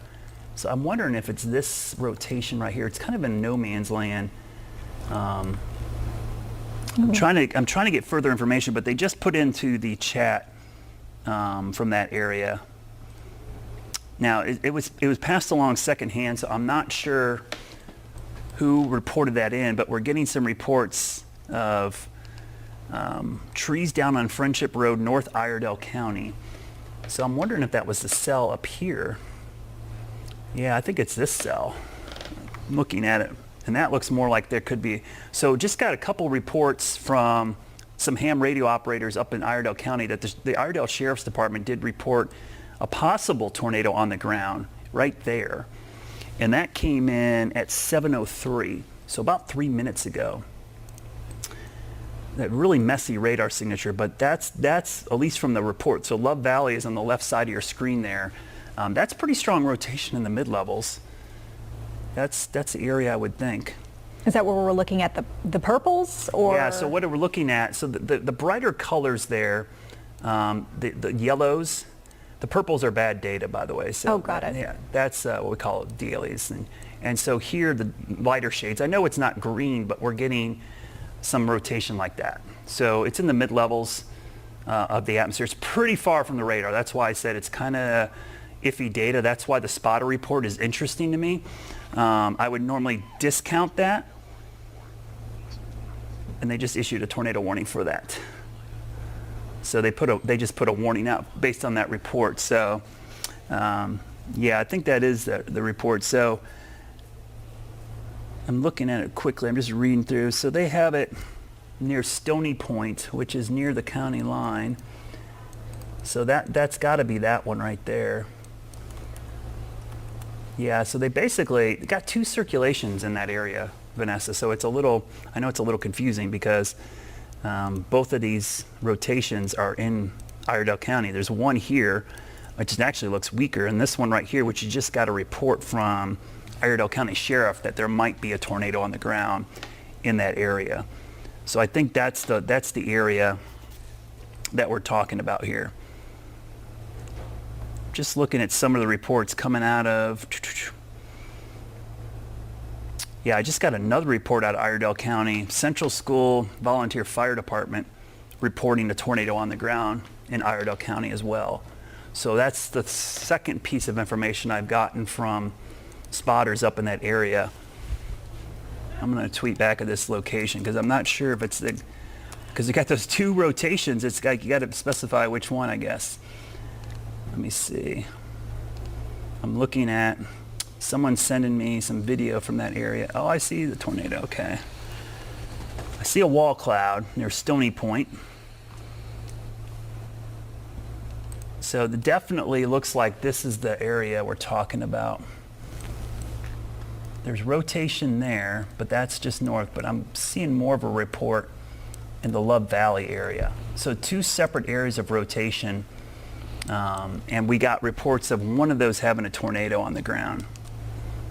And does the radar corroborate that? Yeah, that's the only reason I'm somewhat, normally you get a report like that, like, I don't believe, there might not be something there, but the radar is showing rotation in that area. So it matches up with what the radar is indicating.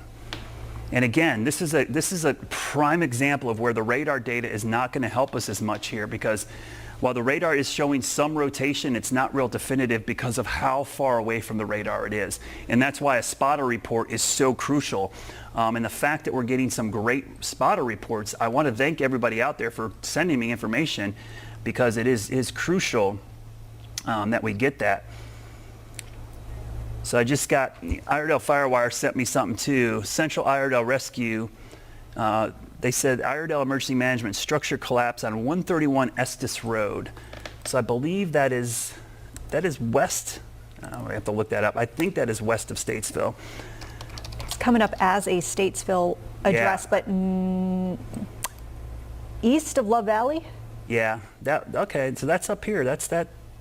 So that's where? That's where that rotation was. That's where the two reports I got from a spotter and from. It's right near Friendship Road. Yeah. So we named that on the air. Yes, you did. So that was actually the area we were looking. So now that starts, all these pieces of information come together and you kind of know that's continuing to be, where the area is. So that's east of, right there. Friendship Road is right there. So let me see if there's actually a spotter report. So Friendship Road, by the way, there's 115. Friendship Road is right there. I'm going to zoom in and see if I can actually see Estes Road. It's the Estes Road area. So it's right in this general area. So you got Myers Mill Road, Friendship Road, Cadigan Ranch Road, Bruce Farm Road, Sprinkler Road up there. So it's in this general area where we had the possible tornado. Now that storm has actually moved off to the northeast fairly quickly and is now exiting Iredell County. So it's moving up into Yadkin County on 77 towards Elkin. But there's another rotation down here west of Statesville, which doesn't look as strong. But yeah, that's the second time we've seen a spotter report come in that same area. I'm just glancing at some other data coming in here. So that storm is actually just west of Eagles Mills, north of Jennings. It's north of 901. It's heading into Yadkin County. So let me do a quick track on that because it is going to cross 77. So it's heading towards the north. It could be near Elkin around 7:33 this evening. So again, that was a tornado warning for northern Iredell County. They just put another warning out for Surrey, Wilkes, and Yadkin County. So they're going to warn for that cell all the way to the north. I doubt they'll keep that warning up till 7:45. I mean, it's already out the county. See what they do with this other warning down here. So looking at this, the warning in Lincolnton, I think is going to be allowed to expire. So we got some video coming in from Alexander County. Yeah, this was just sent to me on Twitter. Looks like a rain shaft, but could be a wall cloud off to the right there, pushing off to the north. That's probably, it's hard to tell from that video, but that's pretty impressive video right there.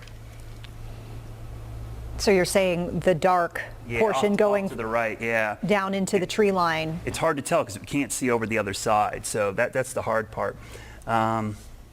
Just got a chaser up in the Iredell County area.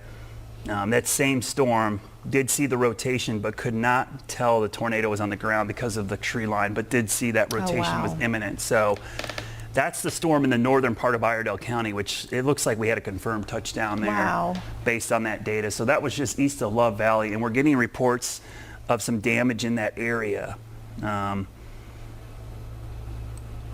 so where did this system originate? Because we've been dealing with this was the second. Just a boatload of this was warnings. this was the storm that actually was the second storm in the line. Yeah. So they've been kind of lined up. We've had 3 separate, or now 4 storms. The first one of the day started down here. That's gone. Second one is here. The third one is here. The fourth one is here. So this was the second in that line, and it has been drifting to the east fairly quickly. You see the movement now, the whole line. We're still getting some rotation near Maiden. That's a little broader. We're still getting rotation west of Statesville, but the storm that possibly had a tornado on the ground, this is where the Iredell Sheriff's Department and EMS down here near Friendship Road did report a structure with some damage and a tornado on the ground. That tornado is now heading towards I-77 just south of 421 near Windsor's Crossroad, Osborneville, Newcastle area. So right in there is where the circulation is. It's moving north. Now you see how pixelated it is. That's how far from the radar it is. That's why the spotter reports were really crucial moving off to the northeast. And the spotter reports really helped us confirm and actually did trigger the tornado warning because I was in chat with the Weather Service when that first one came in. So we got a new tornado warning coming out here.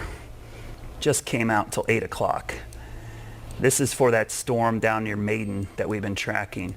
And again, that rotation is right around the Maiden area. That's moving towards Newton, Conover, the Rock Barn area.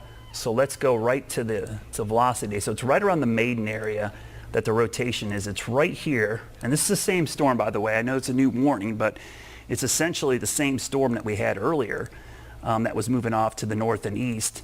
And I'll do a quick storm track on that because that is the storm that has got the new warning. That's up till 8 o'clock. So let me track this off to the northeast. So there is the track. Newton, Conover, between 718, 722, Hickory 724, Claremont 727, all the way down maybe up to Rocky Springs and then Central around 8 o'clock. So that's moving basically through this central eastern part of Catawba County. It's going to move north into eastern Alexander County and western Iredell County. It looks like a new severe thunderstorm warning for that other cell to the south. So just on top of that, we've got the severe thunderstorm warning as well. So again, this is a new tornado warning for Maiden area that's pushing off to the northeast. So yeah, the area where the damage occurred in Iredell County, that is on 131 Estes Road, North Iredell, trees on the roof. Sounds like people were trapped, but the residents were able to get out. So that was the structure damage we had from the tornado touching down way up here in northern Iredell County. The next cell right here, this is the one that's most concerning to us in Catawba County. So south of Newton, that's the area we're talking about near Newton, just south of Conover area. So if we go into that area, the area I'm talking about, Southside Park, just to the west or east there of 16. It's really close to 16. It looks like it's going to move either just west of 16 or right between 321 and 16 there. So basically 16 goes straight up into 40 there. 321 is just to the west. So Southside Park is just south of Newton there, and then basically heading towards Conover City Park area. That's kind of the area where the rotation is. Let's look at the rotation. Yeah, right there. Yeah. So you see there, West Maiden Road. There's 10 near Startown. There's Newton, and there's Conover. So heading right towards the Newton area is where that rotation is. I'm gonna look for debris. I don't see debris. There's a little bit of debris showing up. That's interesting. It's far from the radar, so it's not definitive, but this lowering that you see southwest of Newton might be some lofted debris, because that's right where the circulation is. So I can co-locate that. One of the things I would do is turn on. So we're going to draw a little line. So there's rotation right here. We're going to turn on this, and it's in the exact same area. Wow. So the fact that we see this lowering here of CC values, it's not all maroon. If you look at the top, that's indication that we might have some debris showing up. Now, you've said before, I remember this could be other things too, so it's possible that it's other things. It doesn't necessarily mean damage. If it's especially a weak signature like that, it could be leaves or other debris getting lofted as it pushes off to the northeast at around 35, 40 miles an hour. So it's pretty far from the radar. That's pretty high up into the atmosphere where that rotation is, but it's heading in almost the exact same track as the previous two storms. I'm not seeing any reports of as many power outages there yet, but yeah, I keep looking. But there, it's basically hovering on 321 south of Newton right now. So if I'm looking at 321 just south of Newton, again, this is right around Southside Park heading north. Newton right there, just southwest side of town there. That's right around the Newton Performance Arts Center. Right there south of West D Street. It's basically going to pass just on the west side of Newton. So right near Newton Conover High School, this is heading right in that direction. So there's Newton Conover, there's Claremont, and then Brookfield. So this is just the southeast side of Hickory, where that rotation is prominent on the radar. Right there. Did you see this other report, Brad, from Friendship Road? Yeah. Yeah, so we're getting a lot of damage reports from that area, from up in northern Iredell. So we got some pictures and video coming out from this area right around, I believe this is from Hickory, if I wasn't mistaken. Bessemer City? Okay, so Bessemer City, so that was a look at some of the storms as they moved through there. I'm going to pull up the damage reports here. So we're getting a lot of reports coming in from this second line of storms. Yeah, so there's something touched down in northern Iredell, just looking at the reports coming out of there. So again, this is getting closer to I-77. So the whole line is slowly beginning to shift off to the east. And I think with time, we're probably going to see this end up shifting right into the I-77 corridor before too long. And so even though storms look like they should be weakening just a hair, in in the Piedmont, the Charlotte area, I-77 corridor. Eventually, I think we're going to have to see this. These storms move in probably closer to 8 o'clock, if not 9 o'clock tonight. Now, I'm hoping that we'll lose the heating of the day. We'll start to see some of this dissipate, but the flooding issue is going to be a problem as we go into the evening as well. So just to recap, the 2 tornado warnings still in effect. Northern Iredell County till 7:45. And the second one is a little more concerning because it's got a little stronger signature, is the Catawba Alexander Iredell one. That's till 8 o'clock tonight, pushing off to the north and east. And again, that signature is right there. I mean, all of these have had strong signatures, but it does look like it's weakening. Let me go back a couple frames here. So the reports of damage we got were right here, right about this time. That is south of Jennings, Love Valley. Got a report of a tornado on the ground. Now we've got rotation between Newton and Conover, moving towards Claremont. The good news is it doesn't look nearly as strong as earlier. Would you peg that on the losing of the heat of the day? We're getting to that point where we're starting to lose. It's also the orientation. That storm is actually moving back to the west a little bit. So it's getting into, the other storms are interfering with its inflow. If you look carefully, I'm going to walk over to the wall, guys, and you'll see that this is becoming more of a line, which is actually not a bad thing because the individual cells are the ones you worry about more than anything. So the fact that we're getting a line starting to form here, more so than individual cells. So this cell was rotating, but now it's getting up into here. These storms are going to block its inflow. It's going to get absorbed into some of these other storms and showers back here, which should dissipate it from rotating more. The ones that stay out ahead, and also things to watch, are the cells that are developing out here, even east of Charlotte. These could rotate now between now and sunset, which is coming up at about 8:28. So just looking at my watch, Jonathan got a funnel cloud report from Bruce Farm Road on Highway 115 in northern Iredell County. So, Vanessa, we're getting so many reports of something touching down. So that's another report from 115 up in Iredell County in that same area. But you see the line now extending back to the south.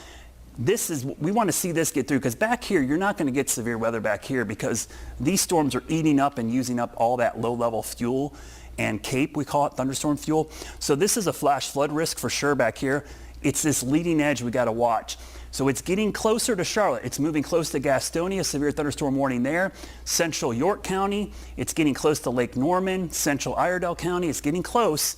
The leading edge until sunset is going to be a problem because there's still enough heat and humidity here. But once we get past sunset, I do expect things will calm down.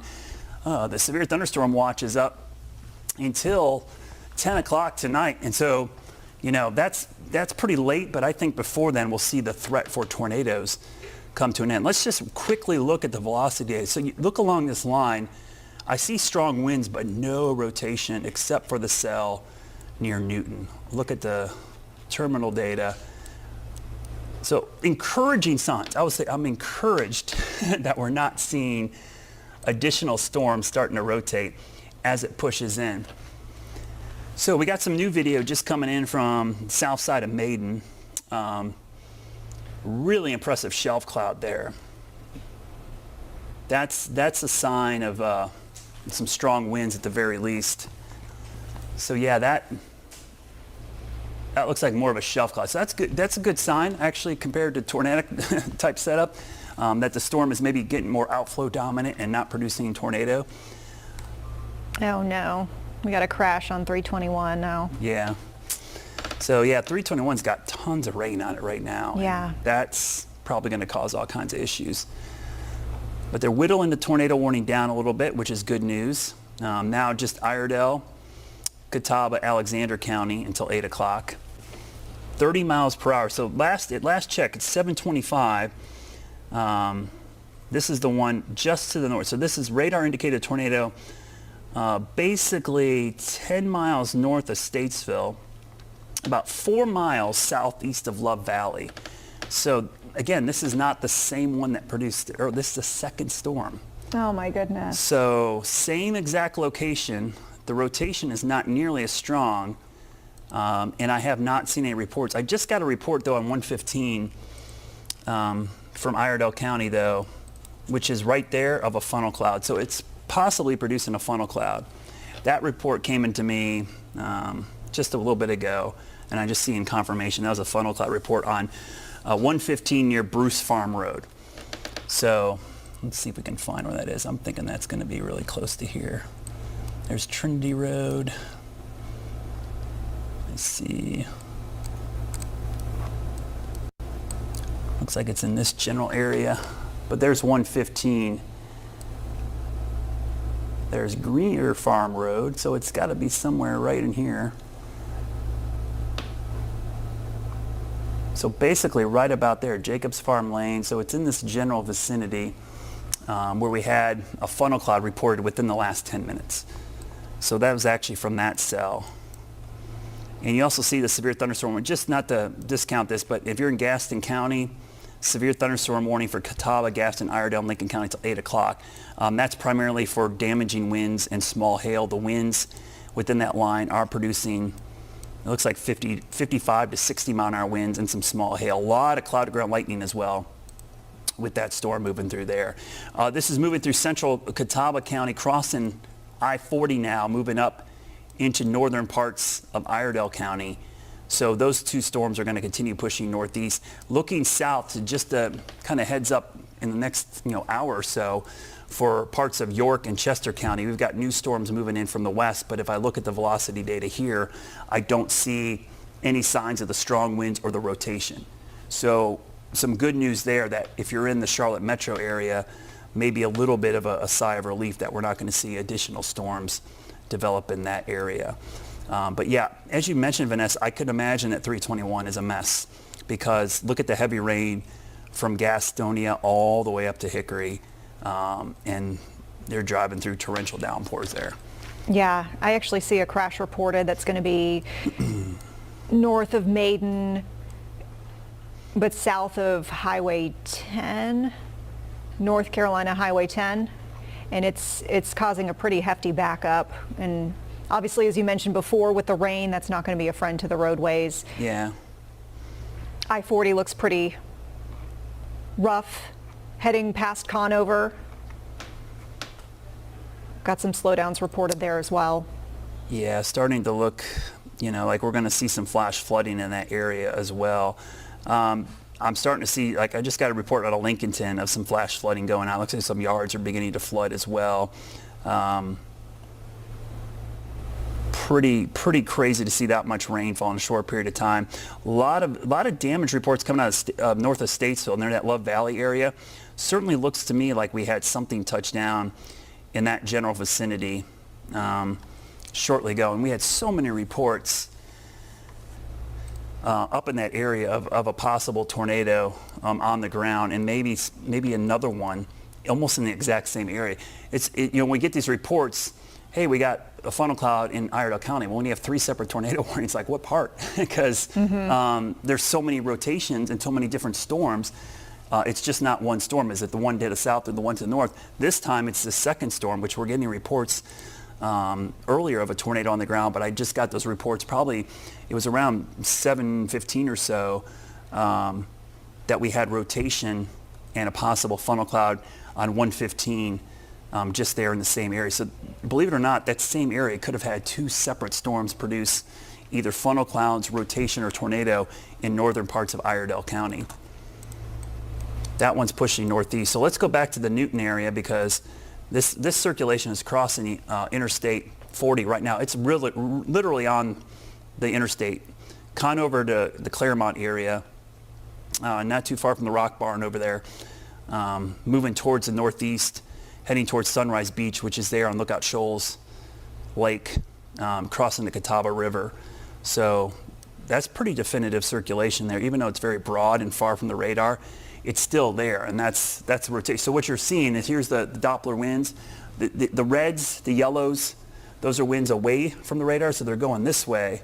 The radar's down in Greer, South Carolina, by the way. The greens are towards the radar, which is down there, going that way. So there's rotation there. If you think, if I have my water bottle here, which I drink out, if I have my water bottle here and I do this with the winds, you're going to get rotation. So we're getting that happening right now between Conover and Newton. that's the area where the rotation is, and that's where we had the report of a wall cloud earlier as well. And I'm getting some great videos and pictures out of that area.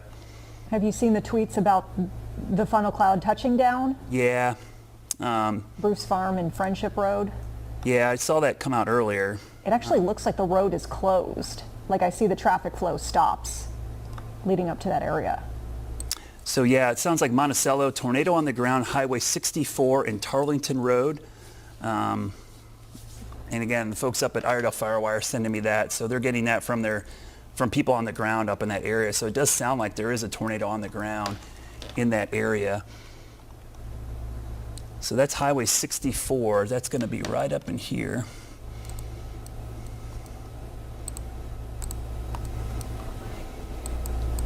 That's way up here. There's French. It's almost the exact same area as before, so I'm curious. And I'm getting some video now from Highway 70 near Conover and Claremont from that other circulation. It does look like pretty good lowering in that area. A lot of wall clouds, and the wall clouds today have been pretty prolific. And definitely, I've seen so many pictures and videos of that. So that's an area that we're watching. Cheryl's Ford area, some heavy rain coming in there as well. Just thank you guys for the reports. So we've got, looks like a wall cloud around Claremont, Conover area. I just saw a video pop up on my Twitter feed from there. But what I'm more concerned about is I'm getting reports from fire departments and EMS up in the northern part of Iredell, maybe a second tornado on the ground up in that area. So that's amazing, because that was within about 15 or 20 minutes of the first tornado in the exact same area. So I'm trying to figure out exactly where that place is, because I'm pretty familiar with that area. But so it's kind of between Hidden Heights, Stony Point, and the Love Valley area, if I'm not mistaken. The Bruce Farm area? Yeah. Bruce Farm and Friendship? So yeah. We've got some new video coming in via Twitter. And again, I think that's the Claremont area. That area in particular, it's hard to tell. You know, the trees block everything, right? It's hard to tell. But what you're showing me here is great resource, guys. Thanks for tweeting those at me, because that is an area, you know, where we would be looking for that rotation in the storm. So you're looking in the right spot. The fact you can't see the ground is okay. You know, that's par for the course sometimes when you see you know, tornadoes around in this area. So Tarleton Road is, I'm looking at that real quick. That looks to be very close to where we saw that previous report. That's just southeast of Stony Point, so that's got to be, it was with this storm earlier as it was moving right there. Just right there we saw that rotation. Yeah, I mean, I could see something touching down right there. That looked to be about 7:15, so definitely some damage being reported. The video you just saw was from the Conover area. If we look at that rotation, it's not as broad as it was earlier, but there is some really strong winds moving through areas east of 321 in parts of Catawba County and Lincoln County. This is all pushing east fairly quickly as well. So I'm going to widen out, kind of recap what's happening here. We still have a warning to the top of the hour, 8 o'clock, for parts of Catawba, Alexander, and Iredell County. 10 more minutes for the Iredell County one. They're not going to let that, they're not going to cancel that, because we're getting too many reports of a tornado being on the ground at some point as this cell was passing near Stony Point heading towards Love Valley. And by the way, this isn't the same reports of tornadoes we had about 20, 30 minutes ago. That storm was actually north of there. That storm has actually produced tornado warnings to the north. So this was the tornado warning earlier that possibly put down a tornado in Iredell County. And then we had the second report coming in with this cell right here, pushing through northern Iredell County. Same area, Love Valley, Stony Point area, just there in the northwest section of Iredell County. Then I don't know how many storms we're into this now, but this last storm, or the last warning here till 8 o'clock, is this cell right here near Newton and Conover.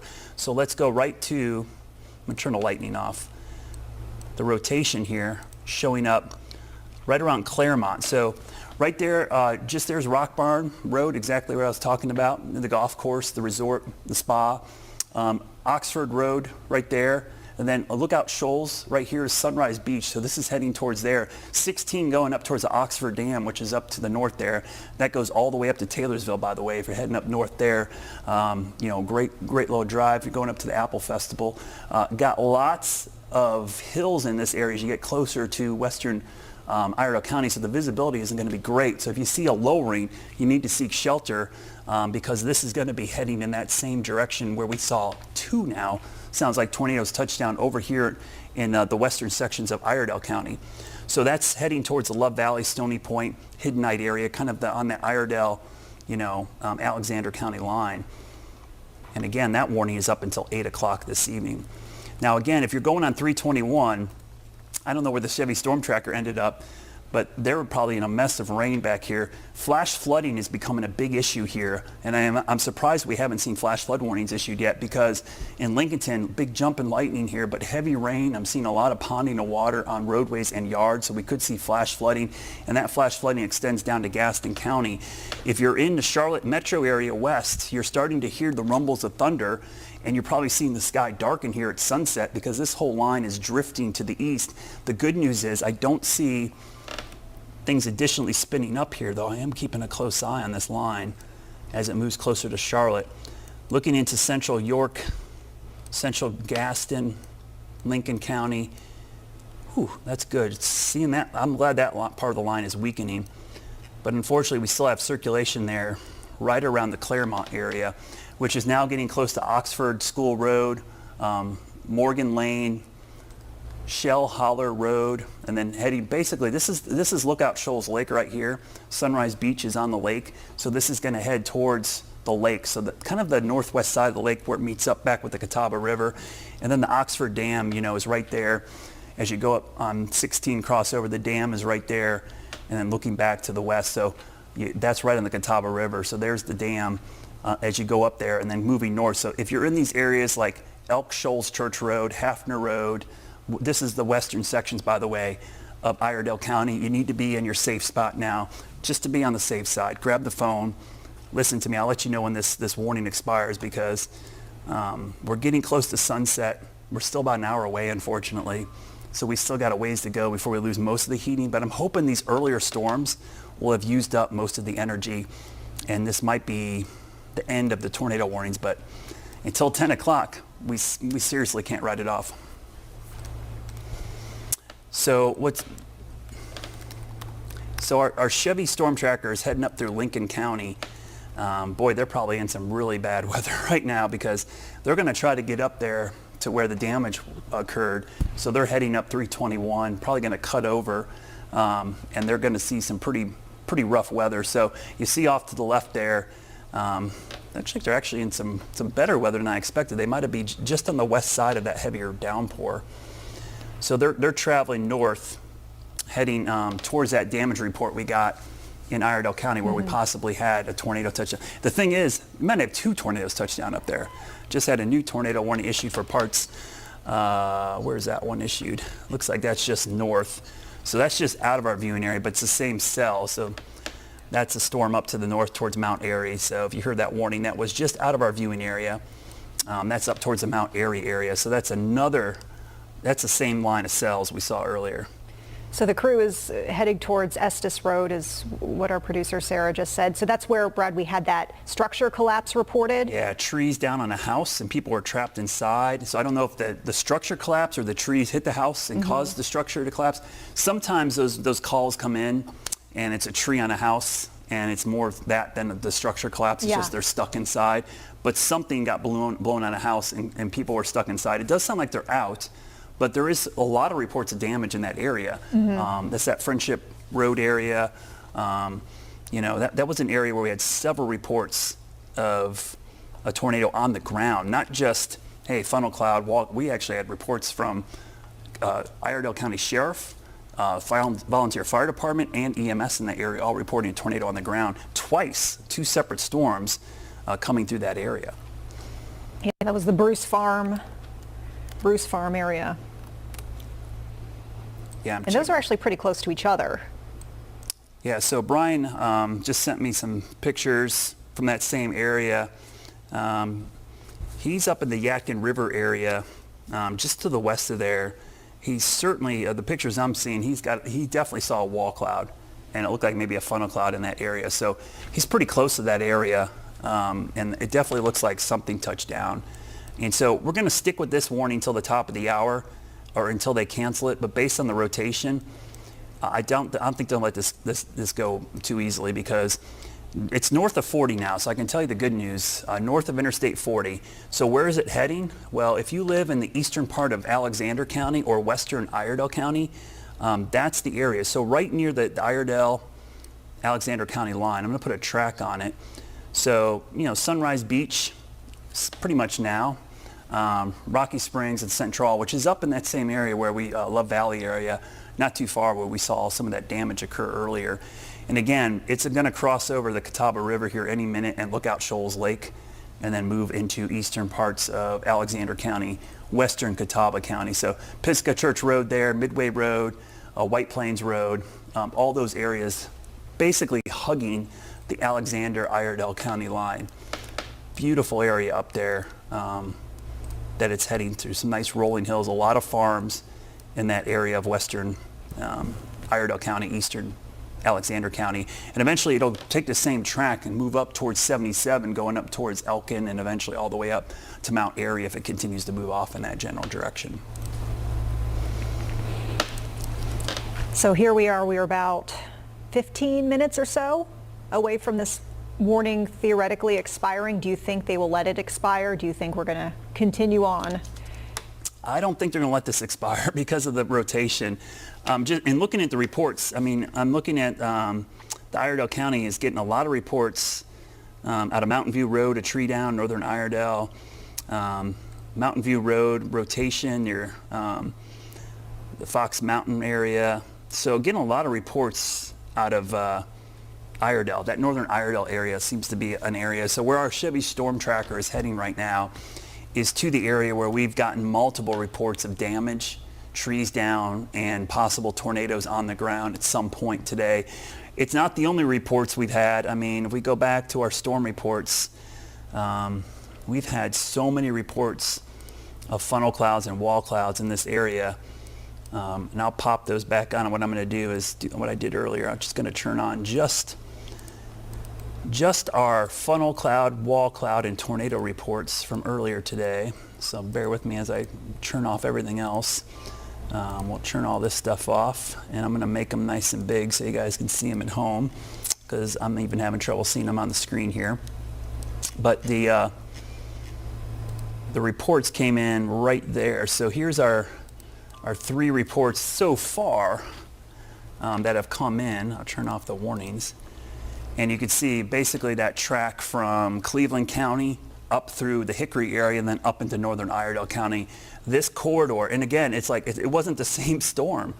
This corridor right here, we've seen multiple storms do this all day long, just track off in this direction, and now we have these storms. So there's been crisscrossing of storm track after storm track, producing tornado warnings and severe weather all across that area. So I'm not surprised that we've seen these reports, but I will be interested to see how you discern, and this is always after the fact, how do you discern what damage was caused by what storm?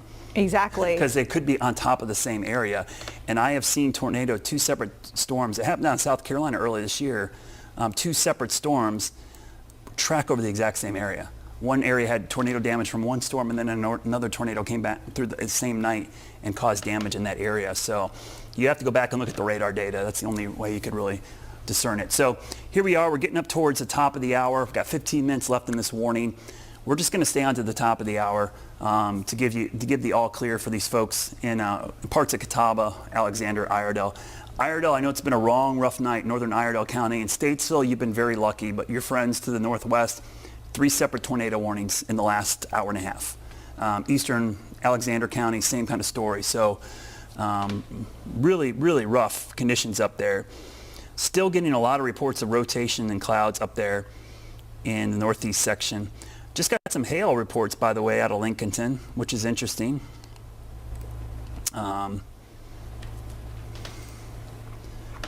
We got a picture. Yeah. So we just got some video and some pictures from this area. Definitely a lot of these low-hanging clouds. Yeah, it's been a long afternoon going through this area, but now we're getting some hail reports. And just let me show you where the hail came in. That came in from Lincolnton right there. And what's interesting is if you look at the report, I think it just came in from the Lincolnton area. It looks to be this little area just between Pumpkin Center and Bossier City, and that area. There's a little hail core there. Now, it's not huge hail, not damaging hail. It looks like it's just below criteria I would call damaging, but it was kind of interesting little hail piece that moved through there. Also getting reports of more trees and power lines down on the Alexander-Iredell County line. So that's where our Chevy Storm Tracker is going. I hope they get up there at a decent time, but that would be an area where I think we're going to have some damage reports coming in. So top of the hour, 8 o'clock, tornado warning set to expire. We'll see if it goes in that direction, but I have a feeling we'll let it stay up there because there's still rotation there. It's not as strong. The rotation is right there where the three counties come together. So this is Alexander County, this is Iredell County, northeastern Catawba County, Lookout Shoals Lake right there. Broad rotation is not nearly as strong, but remember, it's getting farther away from the radar. When the radar beam goes out, it gets wider and wider and wider. So the resolution gets really poor in here. So what looks like, really tight rotation, you're only sampling very small sections. It's like going from 1080p, 4K down to like old school 480, TV coverage. The resolution isn't as great. So you switch to some different radar, but there's our old-fashioned blockage from the terminal Doppler radar, which why it's not a great replacement for a real radar in the Charlotte area. But you could see that there is still some broad rotation in there heading to the north. The purple, by the way, is just interference. That's not actually. And right there on 16, north of Newton on your map right there where you've got that pocket of green. Yeah. Right around that area, we just got a brand new power outage report. Yeah, and that's kind of where that circulation is. So, and it's still there. I mean, it's pretty broad. So. That's moving to the north. And by the way, that storm that moved through Lincolnton just produced some small hail. There's a picture of it sent in from our viewers. Thank you so much for doing that. Just got another picture of the hail in that area. The hail size looks like it's getting a little bigger, actually. So that's why the severe thunderstorm warning is out to the south. That severe thunderstorm warning, by the way, is up until 8 o'clock. So just like the tornado warning, that one will probably be extended, to be honest with you. That's going to push to the east. So two separate warnings. And by the way, the severe thunderstorm warning has a tornado tag in it. That means the potential for a tornado to form with little or no warning in that area. So don't be surprised if you see a tornado warning pop out of that briefly. I'm just looking at the parameters here. The good news is that I can tell you, just looking at the map here, I'm going to widen out just a second. And guys, I'm going to be back over the key wall here real quick. One thing I'm noticing, which is a good sign, the parameters ahead of this line, which is I look for wind shear, uplift, all the STP, significant tornado parameter, is decreasing with time. So that means we're getting closer to the top of the hour, 8 o'clock, 7:49. Sunset comes up at 8:28 tonight. So when the sun goes down, we get close to sunset, we're going to lose the heating of the day, the lift. We're not going to be able to tap into some of that wind shear loft. So I do expect that these storms will weaken. They won't weaken completely. Here's the thing.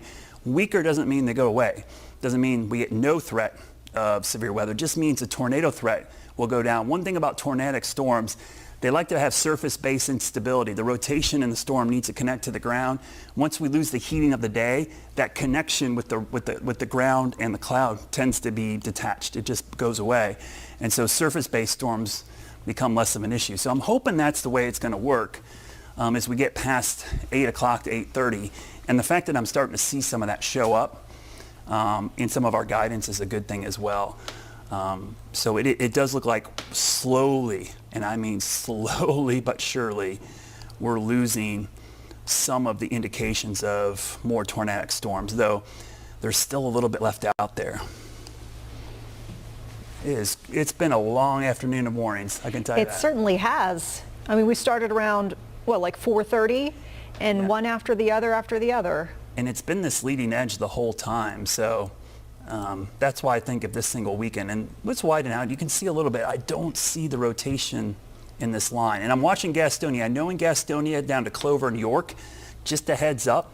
I mean, that's a nasty thunderstorm coming through there. It's not tornadic right now, and I don't expect it to be, but it's still a severe storm. So if the kids are outside, or if you have practice, or you're going for a walk, head indoors before this gets here, because in Mount Holly, Belmont, down to Daniel Stowe Botanical Gardens, Lake Wiley, up to Lowesville, Denver, Westport, those areas, in the next hour, you're going to see this storm, and then eventually Charlotte, probably closer to 9:30ish or so, as it drifts off to the east. But again, we're going to stay on for another 9 minutes or so. We'll head back to your programming as soon as this is over, but it will be probably winding down here slowly but surely. And then we have to turn our attention to the flash flood risk, because one of the things that's been going on this whole time is look at some of these rainfall rates and rainfall amounts. Some parts of Cleveland County are now over 3.5, 4 inches of rain. This is a 24-hour rainfall estimate, by the way. Some areas of the upstate are 5, 6 inches of rain. So again, flash flooding is going to be an issue even after the tornado risk goes away over the next 30 minutes or so.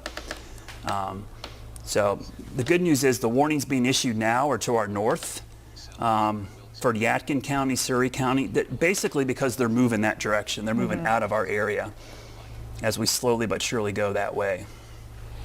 And as we look ahead here, I mean, you were talking about the flash flood warning as we head into the later parts of the evening. Yeah. And then Charlotte, you're saying, needs to be ready for something in the morning too. Yeah, so tomorrow, and everyone in Charlotte's like, Brad, why are you on my TV right now? You've been on for like 5 hours or whatever.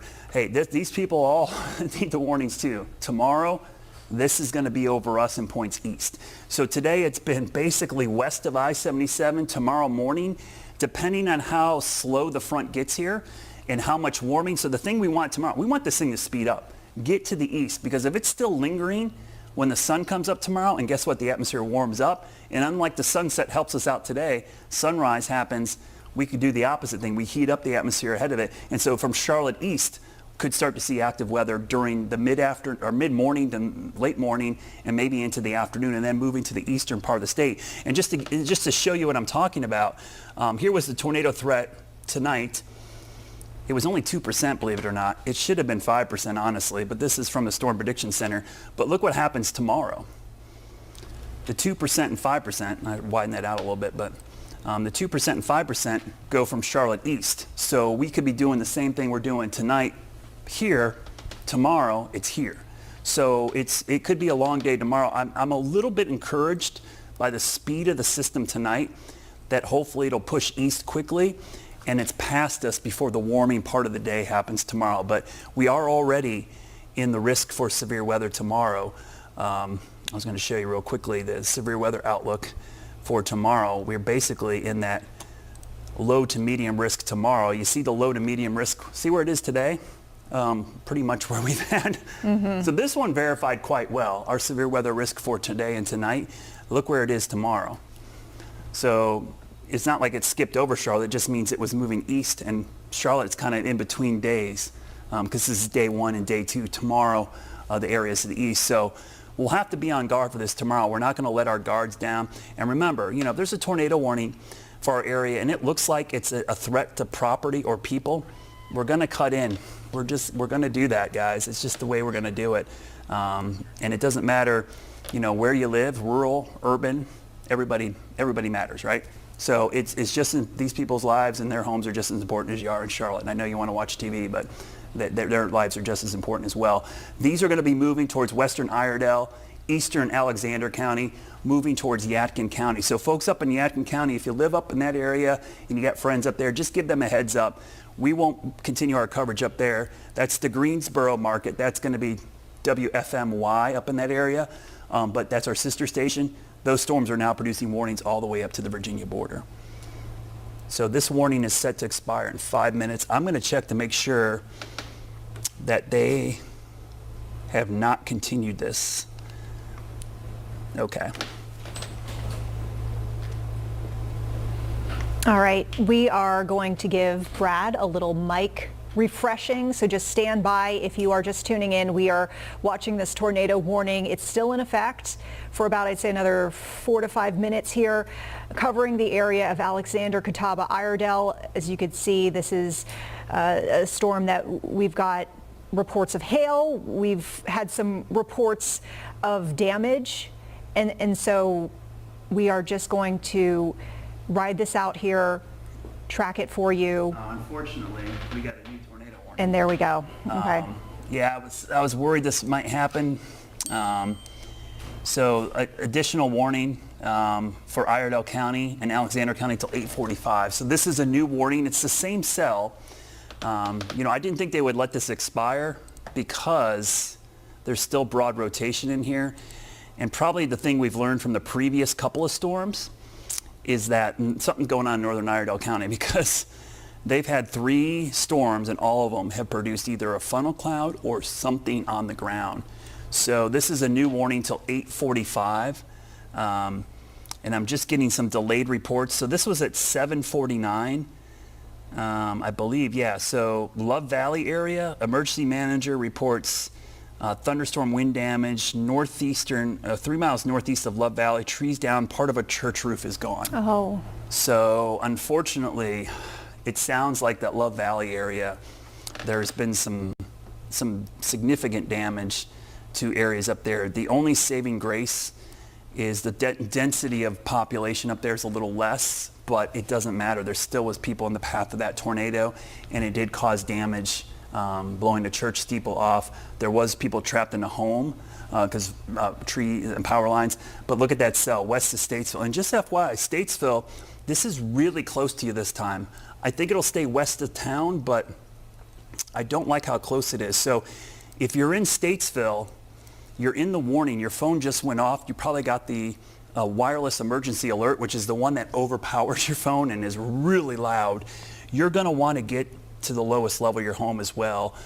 It's going to stay on the west side of town, especially if you're west of I-77 right now.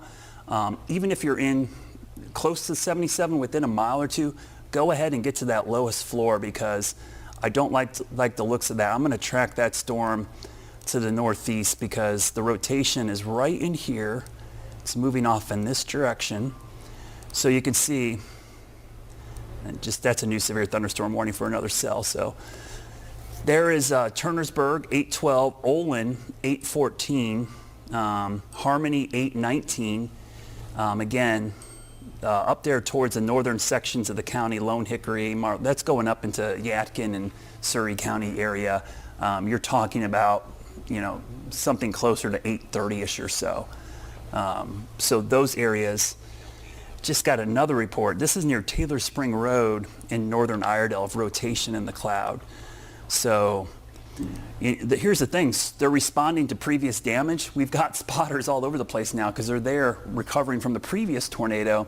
And now they're sending me reports. The firefighters and first responders in Iredell County reporting new rotation within this storm as it's tracking northeast. So I think this is why you're seeing the warning. The radar data is not really great in this area. I'm not going to beat around the bush. We don't have really good radar data in northern Iredell County.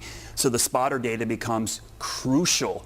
And we have a ton of trained spotters right now seeing rotation on the west side of Statesville, heading towards Turnersburg and Eagles Mill. So this one will thankfully pass a little bit further east of Love Valley, but this will cross over that section, just north of Statesville. Look at the rotation there. Very strong indication.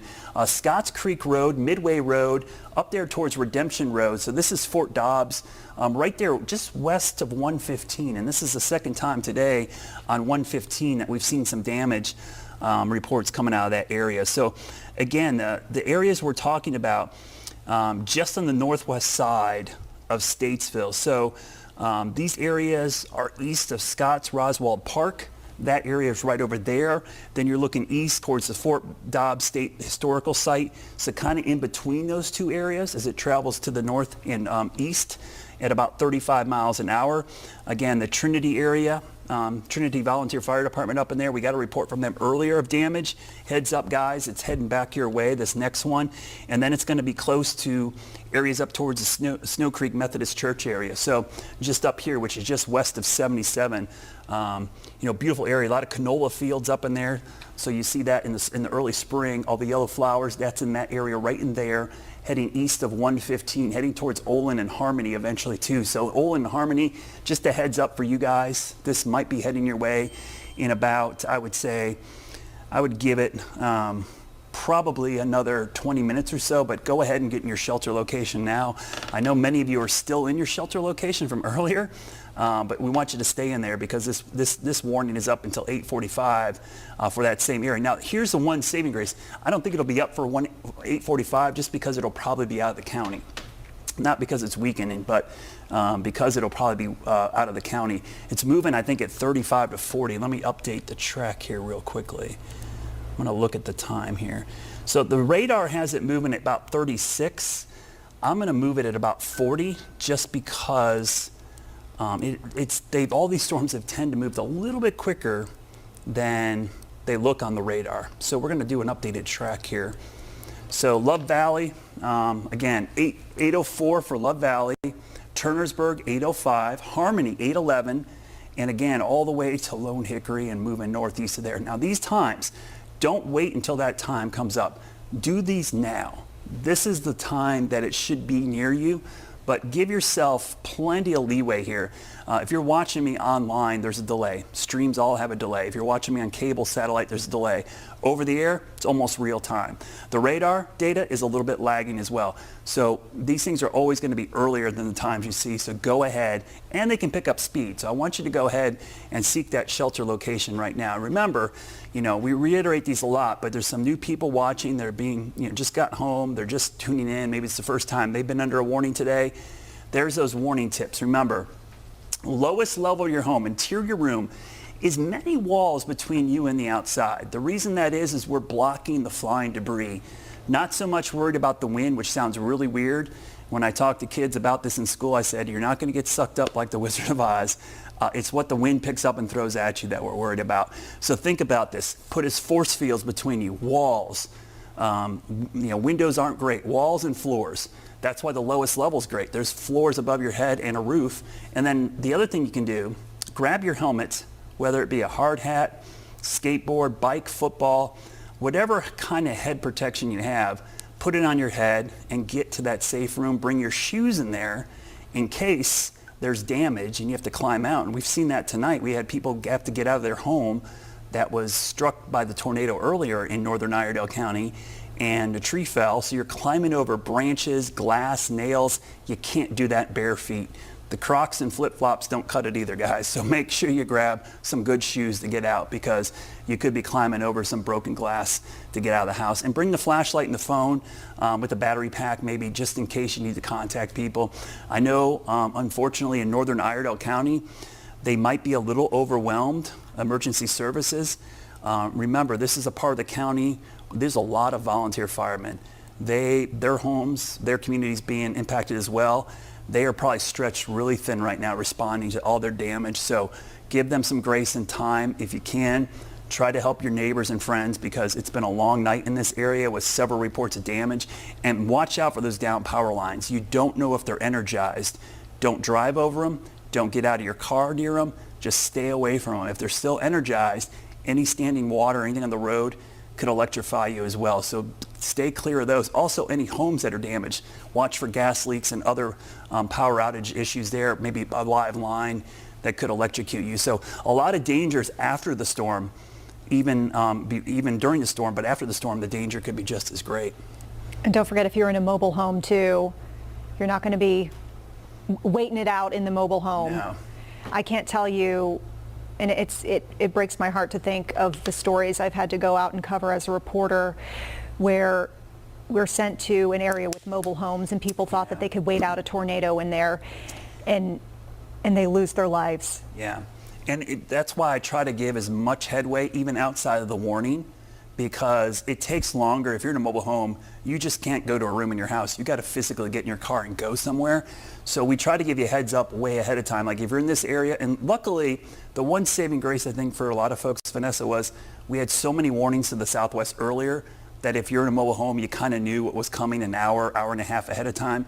You could get in your car, go to a friend's house, go to the local mini mart, the QT, whatever it is close to your house, and get in there. You know, we have this saying, any mobile home that you can move yourself, Mother Nature can do it even better.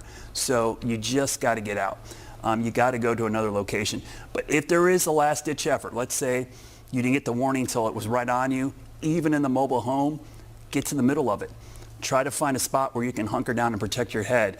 It might get rolled, it might get picked up, but if you can get to the middle, there's still a chance that will be a better spot than being near the edge of the mobile home. And again, this storm is really strong heading towards Turnersburg right now. I'm looking at the rotation on the radar, and it doesn't look as strong. But again, I got to emphasize, this isn't kind of radar no man's land. This is like your cell phone company. This is a dead spot for the radar. It's not great coverage. I can see some of the storm, but I'm looking way up in the atmosphere. But the reason we've had so many warnings, we've got people on the ground right now that are seeing damage and spotting these tornadoes in real time for us. And actually, what I'm checking right now, because I'm looking at our report coming in. So yeah, the reports coming in from Northern Ireland, there's a big cluster, and I actually can plot them here. I'm going to turn them on real quickly. So, I mean, just look at that cluster of damage. And this isn't all from the same storm. So that's the crazy thing about it. This damage, all these damage reports coming in from Love Valley. Trees, power lines, structure, roof damage, tornado on the ground, all from this area. There's Bailey Farm Road there. So we had a report right there over towards 115. So this area has been hit by 3 separate storms, possibly 3 separate tornadoes. We don't know for sure yet. And then down around the Hickory area, we had tree damage, funnel cloud report, and then down into areas of Cleveland County. So the Cleveland County reports are pouring in now, Vanessa, from earlier. This is from the first storms of the day. We had damage in Patterson Springs, down towards the state line, Cherville, Double Shoals, Lattimore. Tornado went through there for sure. I have video of that, so we know that that was a tornado for sure. So again, tornado warning continues here. Stay in your shelter spot. Statesville, even in Statesville. If you're in Statesville, stay there until I'd say the next 20 minutes or so. You should be far enough north. But just a heads up, even though the tornado threat will have passed you, there's still a pretty big potential you're going to see a severe thunderstorm roll in there, and probably the next 5 minutes or so that's going to have some damaging winds, some hail and lightning and heavy rain. So while you can get out of your shelter spot, don't go near the windows, don't go outside, stay in the house and wait till this passes. The other thing, a lot of lightning in this storm. Don't get in the shower tub, don't try to use anything that's plugged into anything outside, because remember, if the power lines, water lines get hit, it takes the electricity into the house, could get you. So pretty powerful storm moving through Statesville. Troutman, Sherrills Ford area, this is heading towards you. We've got new severe thunderstorm warnings for Mooresville, Huntersville, Cornelius, Davidson, down to Stanley, Catawba County, most eastern part of the county, Lincoln County, and then down into Gaston County and the northwest section of Mecklenburg County. So it's getting closer to Charlotte with severe weather, just not tornadic. So we will see a severe thunderstorm warning for this cell as it continues to move east, especially around the Gastonia. I was looking over at our Dallas camera. I have no visibility at all. So the storm is like just parked right on top of there. We probably have a pretty good view from the Lake Norman camera. Let me pull that up real quickly. And while you're doing that, Brad, I did send to our producer a viewer video that was tweeted at you, Brandon Wiggins. This is a downtown Statesville looking west. So hopefully we'll get that soon, because it looks like a pretty behemoth cloud. Yeah. And I mean, that's really just been the name of the game the whole day. I feel like we've been getting all these incredible pictures from viewers and videos showing these wall clouds. And so hopefully we'll get that up soon. There we see it. Okay, so this is the viewer submission. So thank you again, Brandon, for sending this in. So this is downtown Statesville looking west, and there you can see just a little frame by frame there. I wish it would play the whole video, because there's kind of a pan action, but maybe if folks at home are watching and you follow Brad on Twitter, you can find this, but it's very ominous looking. Yeah, it's interesting to see the number of lows. So this is the camera at Lake Norman, Freedom Boat Club. This is looking west over the lake, and you could just see how ominous those clouds look. The good news here is There's nothing tornadic in that part of the storm, but it is a severe thunderstorm warning. So look how glassy smooth the lake is, though, ahead of this. And so it kind of is deceiving. And thank goodness, I'm looking at the boats in the docks. They're all filled, which means everybody's off the lake. Because you do not want to be in the lake in these severe thunderstorm warnings. Absolutely not. That is incredibly dangerous. So it's good to see all the slips are full. And again, that's the cell heading right towards Lake Norman right now. And that severe thunderstorm warning, by the way, is up until 8:45 as well. It does include Mount Holly, Belmont, over towards the Whitewater Center, all those areas near the state line. I'm just reading through some of the people that are tweeting out of Hidden Night saying they're still in their shelter location, which is great. Really nice to see the folks are staying in those spots. So that severe thunderstorm warning is for damaging winds and small hail, but the tornado warning still remains in effect for the Statesville area up to northern parts of Iredell County. So if you're in the Hidden Night area, Love Valley, Olin, Turnersburg, all those areas, we need you to stay in your shelter location for right now. I will give you the all clear here when either the storm is out of the county or the threat has passed. But just looking at the rotation, it's really kind of in a bad spot for the radar. But if we're seeing rotation like that on the poor resolution radar data, there's a pretty good chance there's something still on the ground. It does look like it's passed pretty far north of Statesville. It's more in the Love Valley, Olin area, maybe Eagles Mill, north of Turnersburg. So Statesville, you've got a bad storm, but the rotation is no longer near you, which I can give you a little clearance there. So you see there around Olin, the rotation is right in this part, and it looks like it's bowing out a little bit, so it might be pushing out, becoming outflow dominant, which means the winds are surging out ahead of it, and that will cut off the circulation, but it'll also become pretty strong damaging winds. Maybe not a tornado, but the damage could be more extensive because it's spreading out the straight line wind damage. And then you can see all the warnings to the north as those storms have moved out of the area. So again, it's probably going to move out of the county before 8:45, so we might be able to let that tornado warning go if it gets out of the county quick enough. And again, these storms to the south have not been tornadic, but they have been severe. I'll look at the radar real quickly, the velocity, because I want to keep an eye. You can't get tunnel vision sometimes with all of these cells moving through. So I'm looking at it, getting some crazy cloud pictures out of Troutman. So getting some really strong indications of winds moving into Troutman as well. So in the Lake Norman area, Mooresville, Troutman, Westport, Denver, anyone near Lake Norman, heads up, this is a nasty storm. It may not be tornadic, but there is some really strong winds heading your way from this cell and the cell to the north, which actually is producing a tornado, but way to your north, up towards northern Iredell County, not so much near Sherrills Ford. That's just good old-fashioned thunderstorm moving through that area right now. So yeah, I think, actually, Vanessa, I think this warning might get canceled early just because it's moving out of the county so quickly. Not that it's weakening, but the circulation is now up here. The county line is right here. It's up till 8:45. It's 8:14 now, so it's not going to take 30 minutes to move that far. So what they'll do is probably either whittle it down, cancel it, and probably reissue for Yadkin, Surrey, and counties north. Is this system moving slow or fast? The individual storms, so this is kind of tricky. The individual storms are moving pretty quickly, but the whole line is like just barely drifting east. That's what I felt. So this is taking its time. So if I look at this, you look back, the storms, they're flying, but this thing is like drifting east. So as we saw, it's like a train track. The train track isn't moving, but the train cars are flying. And that's kind of what's happening. The individual storms are moving 35 to 40, the whole line. I mean, it's been 4 hours, and it's taken from Cleveland County to there. It almost makes me feel like, when I was back doing hurricane coverage and you get a system that would just sit over your spot. Yeah. And it would just drop rain and just drop rain and rain and rain. Yeah, like those spiral bands, the individual cells go, but the band can just sit over you for hours, and that's kind of what's happened here as it's pushed in. So we just got that video from Troutman. I mean, look at these clouds. This isn't tornadic. This is a severe thunderstorm warning, and that is some pretty nasty looking clouds. So sometimes I don't mind when the clouds look like this because it makes people seek shelter, even though they may not be as severe.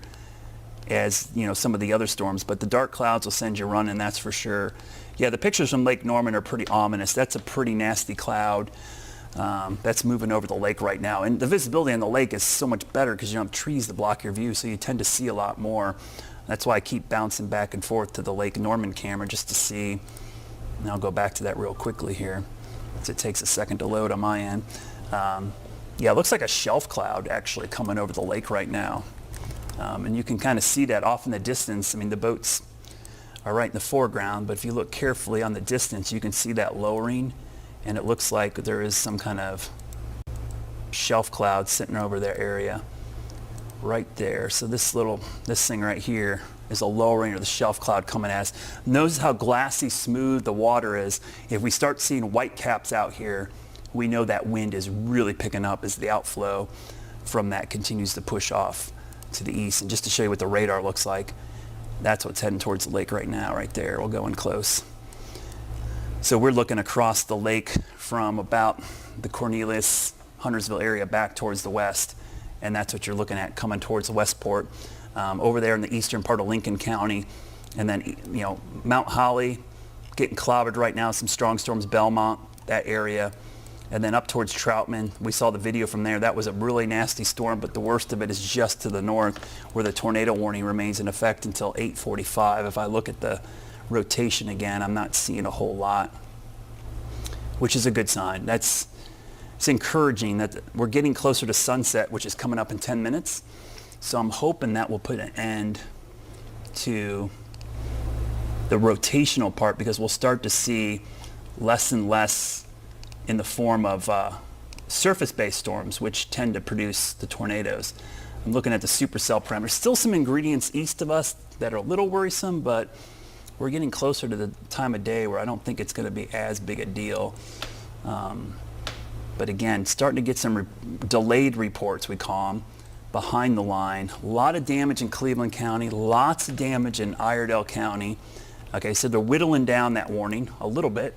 They took out Alexander County and just put Iredell and Davie. So hopefully we'll continue to whittle this down. Statesville, just a heads up, really strong thunderstorm heading your way. While you're in the tornado warning, I know your phone went off and you're technically in the polygon, the tornado threat is passed to your north. The threat now is damaging straight line winds, some hail, tremendous rainfall, and the cloud to ground lightning has been off the charts. We've seen in the last 10 or 15 minutes about 25 to 30 lightning strikes within about a 20-mile radius of the Statesville area. So a really rapid uptick in the lightning. And then right around the Troutman area, which is just to the south there, we've seen just crazy cloud pictures coming in. And some of the videos and pictures, I mean, look at that. It looks like Independence Day. Went from completely sunshine and wondering, hey, what's all these storms you're talking about, to boom, this is the line moving in from the west. And it's been pretty significant this evening. Yeah, the pictures on the lake are pretty crazy right now. It has been a long afternoon of storms moving in, but now we're kind of transitioning to a flash flood straight line wind threat as the line moves towards Lake Norman I-77 corridor. So I-77, from Statesville down to Charlotte, we've got this line moving in pretty quickly and should be here momentarily.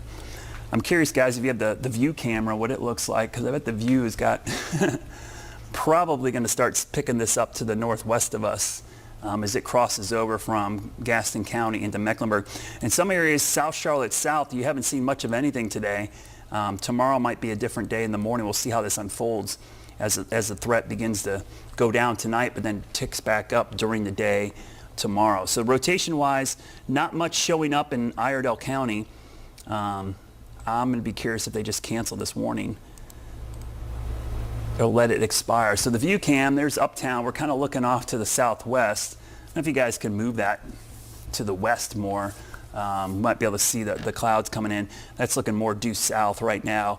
But to the west, the storm's rolling in kind of northwest of town, heading towards the Whitewater Center, Mount Holly, Belmont, up towards Lowesville, Stanley, the town of Westport, then up into the lake is where we're seeing some of the worst weather right now. And then right around Troutman, Mooresville, Statesville, absolutely clobbered right now. Lake Wiley getting some strong storms as well. We're getting a ton of pictures in as this wall cloud moves in. I just got a picture up from the airport looking west. I can see almost like a shelf cloud coming in. So certainly looks to be like a really impressive wall cloud, or shelf cloud I should say, not wall cloud. We've seen so many of those today. Shelf cloud, which is more indicative of straight line winds. That's what you're seeing coming into the Charlotte metro. To the north, we're still tracking one tornadic cell. One more left. Hopefully that'll be the last one. Now, what's the difference between straight line winds and wind is wind in general. You know, your house and your trees don't really care, but straight line winds means it just comes out in one direction. It doesn't rotate. And straight line winds tend to affect more people actually because it's over a bigger area. Tornadoes are relatively narrow, so you tend to see smaller damage, intense damage, but narrow swaths. When we see wide swaths of damage like whole neighborhoods or big areas of a county, it's usually straight line winds. And the way you can tell aerial from damage surveys, the trees are all laying in one direction. In tornado damage, the trees lay in a convergent pattern towards the path of the tornado because the tornado is pulling air in from all sides. The tornadoes the trees twisted doesn't mean anything. Everything twists in the winds. You ever seen a stop sign or any street sign on a windy day? It sits there and twists in the wind. Any static object is going to twist in the wind. That has nothing to do with whether or not it was a tornado. It's about the direction debris lays after the storm has passed. So that's from uptown, right? Holy cow, look at that. That was an impressive shelf cloud looking off towards the west. So we had a pretty good view there looking to the west. Just got another funnel cloud report from Iredell County near Love Valley. That was earlier though, it's delayed. Just some of these are coming in a little bit slower. Got a report of the touchdown of a tornado near I-77 and Highway 901. So we were actually watching that. So where is that at? Right there. There's 901 and 77. So I don't think it was then. This is a delayed report I just got in from Iredell County. That came in about 10 minutes ago. So let's go back 10 minutes, see what was going on. Yeah, so right about this time, let me back it up. We had a report of a touchdown of a tornado right at I-77 and 901, which would have been right there, somewhere in there. We had a tornado touchdown again.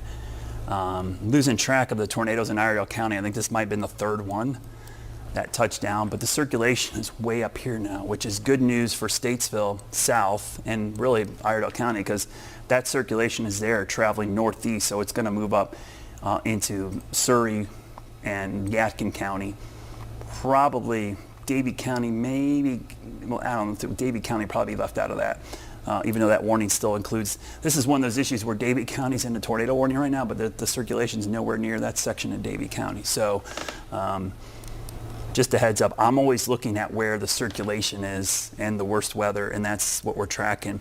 And okay, now I can see it. There's the circulation, much more clear. And that came in again around 8:15. So just had a tornado possibly touch down right in this vicinity right here. And now that circulation is right there near Crossroads, Hamptonville, Footville, north of Eagles Mills. That rotation still showing up on the radar right there. Tornado touchdown possibly right there. So we had a tornado reported, and this is by, sounds like the Iredell County Sheriff Department again in that area. Yeah, just so many reports of rotation of funnel clouds up in that area of the county. Again, I really appreciate all the first responders up in Iredell County giving us some great reports, and then across the area. I mean, it's been a rough evening for areas from Iredell County, Alexander County, Central Alexander Fire Department's been busy. I know they've been out surveying and looking at damage down to Catawba County and Cleveland County in particular. A lot of county sheriff's departments giving us a lot of great spotter reports as this line has been moving through. The good news is the threat is slowly diminishing. We're coming up on sunset here in about 3 minutes, which, you know, it's not like everything just stops at 3 minutes, but it's a sign that the sun is down. The heating of the day is slowly, we're already losing the heating of the day because the sun is going down, but it's kind of a good marker for saying, hey, we've got no more heating at least, unless a low-level jet or something comes in here to pump up the heat and humidity overnight, which I don't see happening right now. We should see two things happen. These storms are moving north and east out of the area, they'll also weaken quite a bit because of the heating of the day. So whether they move out or they weaken completely, both of those will be moving in the next 20 minutes or so, even though the warning is up for another 20 minutes here till 8:45. Though I doubt they're going to extend it anywhere in our area. They might extend it up to the northeast for a little bit longer. So I'm not seeing any more reports of damage, but we'll probably get some delayed reports because of just the delay in the communication from some of these areas because of all the work that they're doing out there, and the fact that we got some damage, probably got some down power lines and down communication in some areas. You're not seeing any more reports of power? I have been checking. It's hard to tell. They've had power outages already, so there's probably no more power lines to break. Exactly. So we're probably not going to see an uptick.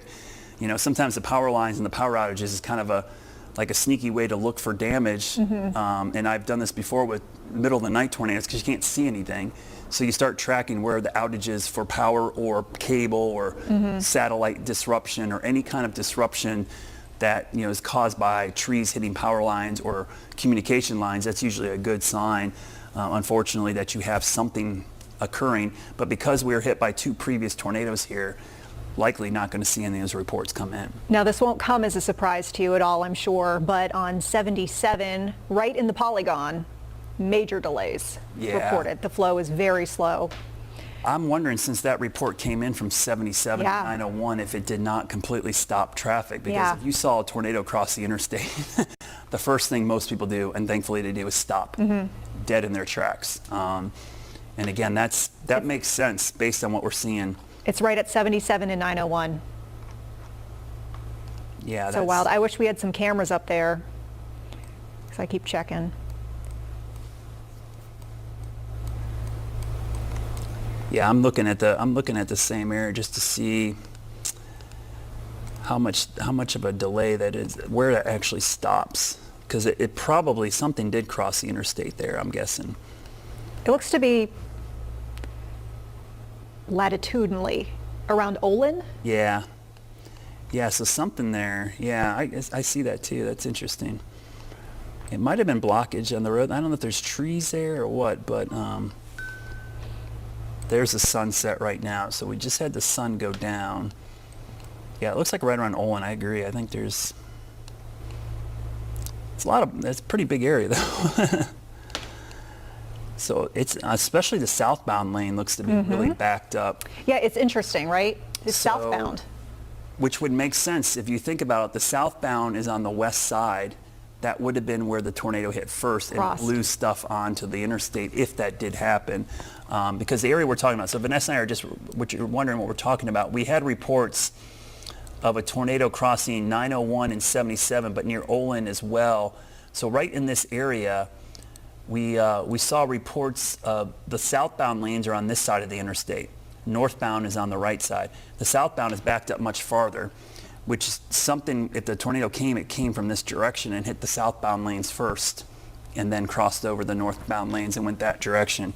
So that kind of makes sense that if something got blown onto the interstate like debris or leaves or trees, and if you're traveling southbound, you saw the tornado coming at you. If you're traveling northbound, it was behind you, and there's no way you saw it. So, yeah, and that's a pretty lengthy delay. It's not like that's a very populated area, so that tells me that something else is going on, either an accident or, like you said, trees or debris got onto the interstate. But yeah, that lines up exactly with where we saw the damage. So good news, the circulation looks like it's crossed over the county line.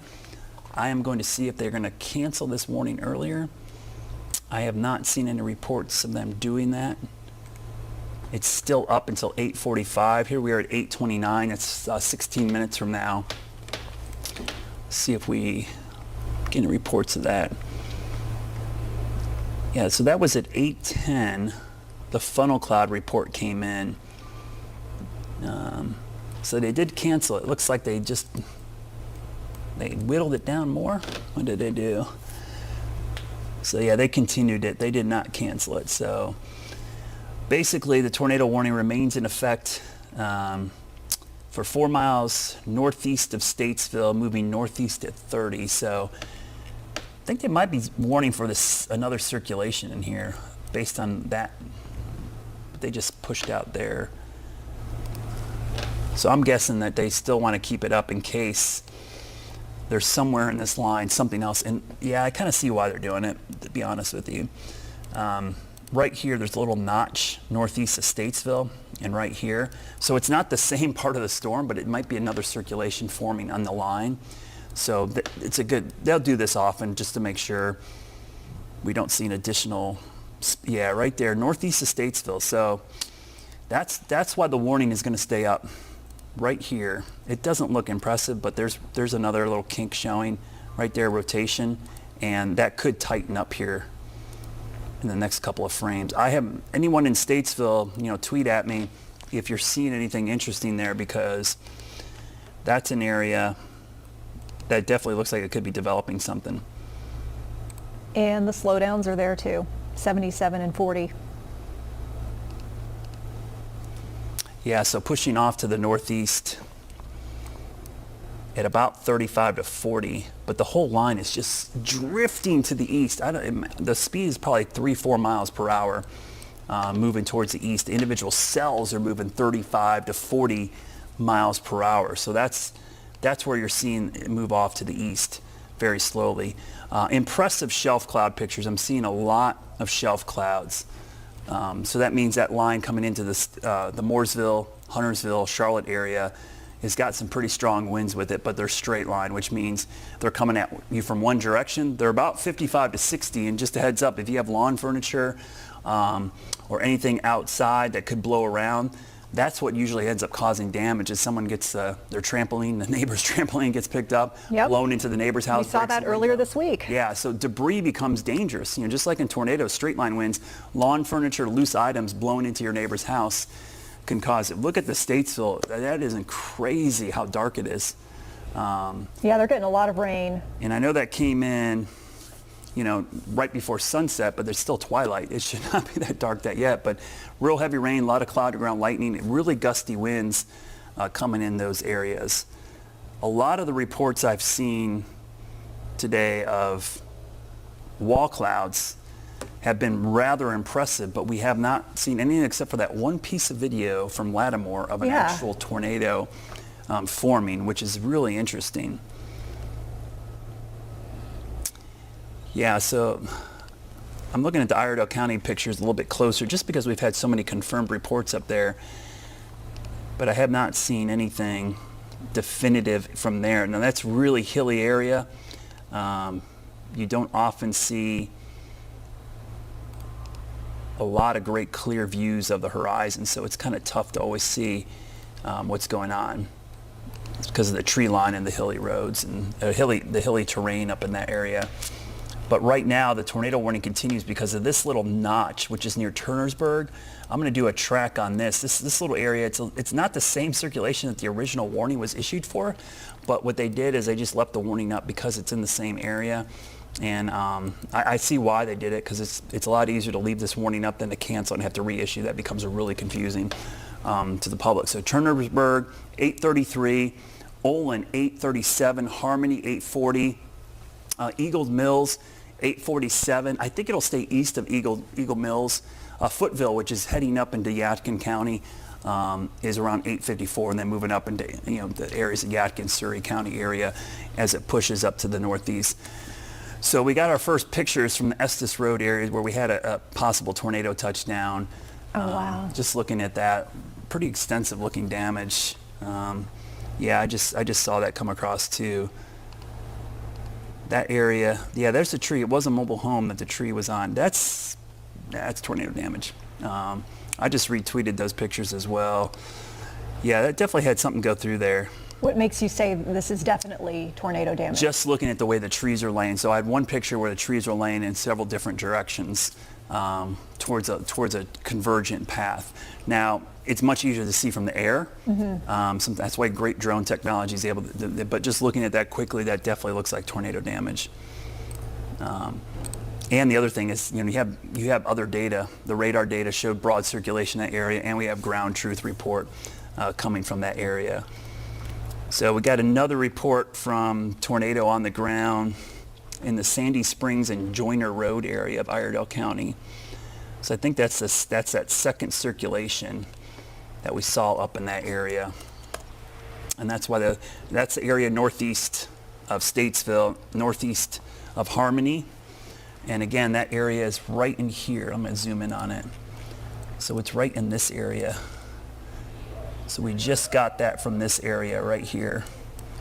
So that just came in a couple minutes ago. When did it come in? About 15 seconds ago.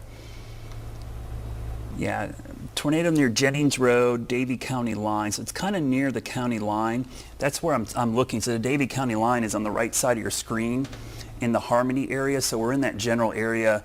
It sounds like a tornado on the ground there right now, based on the spotter reports. So, and that's actually a different area than was rotating earlier. Same tornado warning, but different part of the storm. So the storm might have cycled. We had one rotation go up there. This new one, it's southeast of what is this, about right 64 coming up here.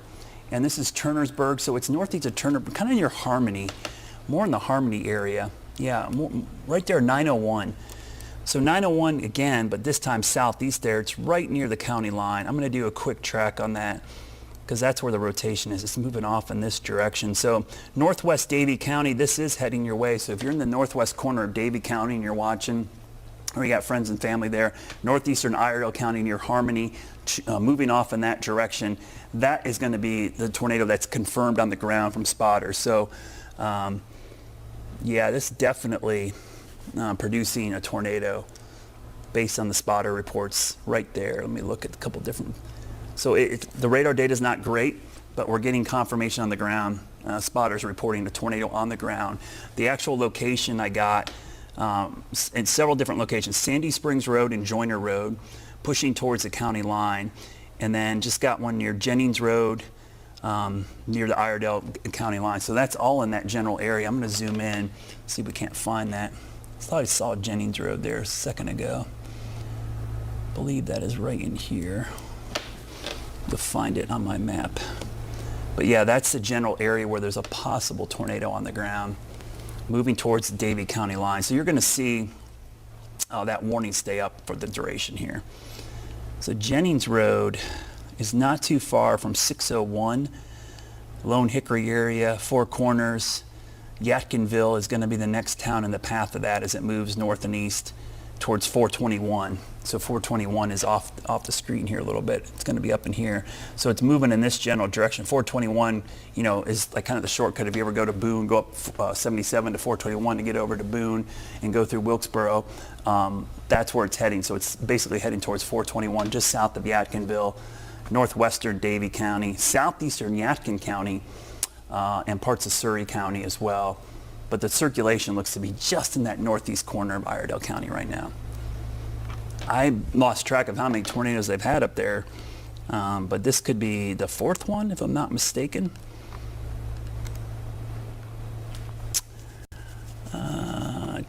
So I'm just double checking with our spotter there. It looks like it's moved close to the county line and it's exiting the county as we speak. So I just got a picture from Turnersburg, but I don't see a lot. The problem is now the sunset, we lost visibility on some of these things. So unless we get some lightning flashes or power flashes, or we got enough twilight to see, it's really hard to tell. Oh, I'm watching the video. Oh, it is so dark. Yeah, it's just lightning and darkness. Yeah, I can't see a whole lot from this video, unfortunately. So yeah, that'll be a tough one. The spotting is going to be more difficult now after sunset. While it's great that we're losing the heating of the day, the problem is we're going to be losing visibility as well. I'm looking at our cameras across the area. We still have some twilight out there, so there's still some visibility, but once you get some clouds and some showers, you just can't see a whole lot, so you tend to lose visibility on a lot of this stuff. So not the greatest spotting, but thank goodness the sun's going down. I mean, that's the best news. So looking at the reports that came in, tornado was on the ground at Joyner and Sandy Springs Road. Then rotation near Cranfield Road and Highway 901, but this time east of I-77. And then the rotation was gone by the time it crossed over 901 and moved towards the county line. So, and I'm just starting to get some reports of flooding coming out of Catawba County. We were talking about that earlier. The flooding was going to be an issue. They've had heavy rain now for the past 2 or 3 hours as well. So the good news, it sounds like that rotation is gone. It got 5 more minutes. We're just going to stick with it. What's 5 more minutes when you're 5 hours into it, right? My goodness. So yeah, just been a long, crazy day of warning after warning. And it's not been one singular storm. It's been several that have developed in this line. And just to show you, that line does extend back to Lake Wiley, where we're getting new storms developing there as well, as the whole line begins to push to the east. I'm going to check. The good news is no rotation in any of this stuff to the southwest. I don't see the ingredients there. If we're going to see a continuing tornado threat, it's not going to be in our area. It's going to be up to the northwest, or northeast, I should say. So if I circle the area that I'm most concerned about, so if you have friends up in the Greensboro area, this would be the area I would watch for the remainder of the evening. Moving up in this area, there's still some instability. It looks like the warm front is somewhere in here. So that warm front being draped across there, my guess is somewhere in here, is going to be problematic. And this is what's driven most of our severe weather today. We have seen, kind of everything along the front as it's been tracking north spin up, because what the front has been doing, it's been increasing the helicity. And the helicity is the horizontal wind shear that happens with these storms. And what's happening, we got winds coming this direction, from this direction, and along the front. Any storm that gets there is going to end up producing some damage. So there's a quick look at it. I'll go back to the damage reports. You see all the funnel and tornado reports, but if we turn just the LSRs on, look at all these reports coming out along this track. And you can see kind of the path of these storms today. They've all been in this western part of our viewing area, the Piedmont, the northwest Piedmont, parts of the foothills, and flash flooding going on in the mountains. We haven't even talked about that yet this afternoon. So tornado warning is set to expire here in about 3 minutes. The threat for tornadoes is pretty much done. It's not zero yet, but it's getting very close. I think closer to 9 o'clock we probably would start winding down that tornado threat. Still a severe thunderstorm warning as well till 8:45 for areas from Statesville over to Rowan County. This is this storm from Mooresville. This has been straight line winds, been big shelf cloud moving across the area down towards Huntersville and then all the way down to Lake Wiley where a new storm is developing. Again, in Charlotte South, you haven't seen a lot today. Just hasn't been the focus for the severe weather today. It's been mainly to the west. But tonight you might see some scattered showers and storms, and then tomorrow we might do this all again. So it sounds like, just looking at what the Weather Service is going to do, they're not going to extend the tornado warning, but they likely will continue with severe thunderstorm warnings with that tornado tag, which means you will see additional severe thunderstorm warnings issued. And what they will say is this severe thunderstorm warning could produce a tornado with little or no warning. So we'll likely see that happen here coming up in about a minute or two as we get to 8:43. We're 2 minutes away from that warning expiring. I will say the good news, Brad, as far as, we were talking about the outages. Yeah. I'm seeing a lot of them starting to wrap up in like Shelby area. They're coming back up. So hopefully that means the damage wasn't too bad, yeah. And they were able to repair it pretty quickly. Yeah, that usually means you didn't have a lot of poles. You probably had just a lot of lines impacted by tree branches or down trees. It's usually when you're breaking the bigger power lines and the other structures, hopefully none of the larger high capacity lines. That's a longer fix because you've got to replace poles. In most cases, if you're just repairing lines or 1 or 2 poles, it's a little bit easier. So again, here's our warnings. Just again, to recap before we end with this, the coverage here, is our tornado warning is set to expire. Davie, Iredell County for a couple more minutes, but still a severe thunderstorm warning for most of the area. That severe thunderstorm warning extends all the way down to Charlotte to about the Belmont area. And then again, remember, we're under a severe thunderstorm watch till 10 o'clock tonight for the entire area. And that means, potential for severe weather to develop in and around the watch area.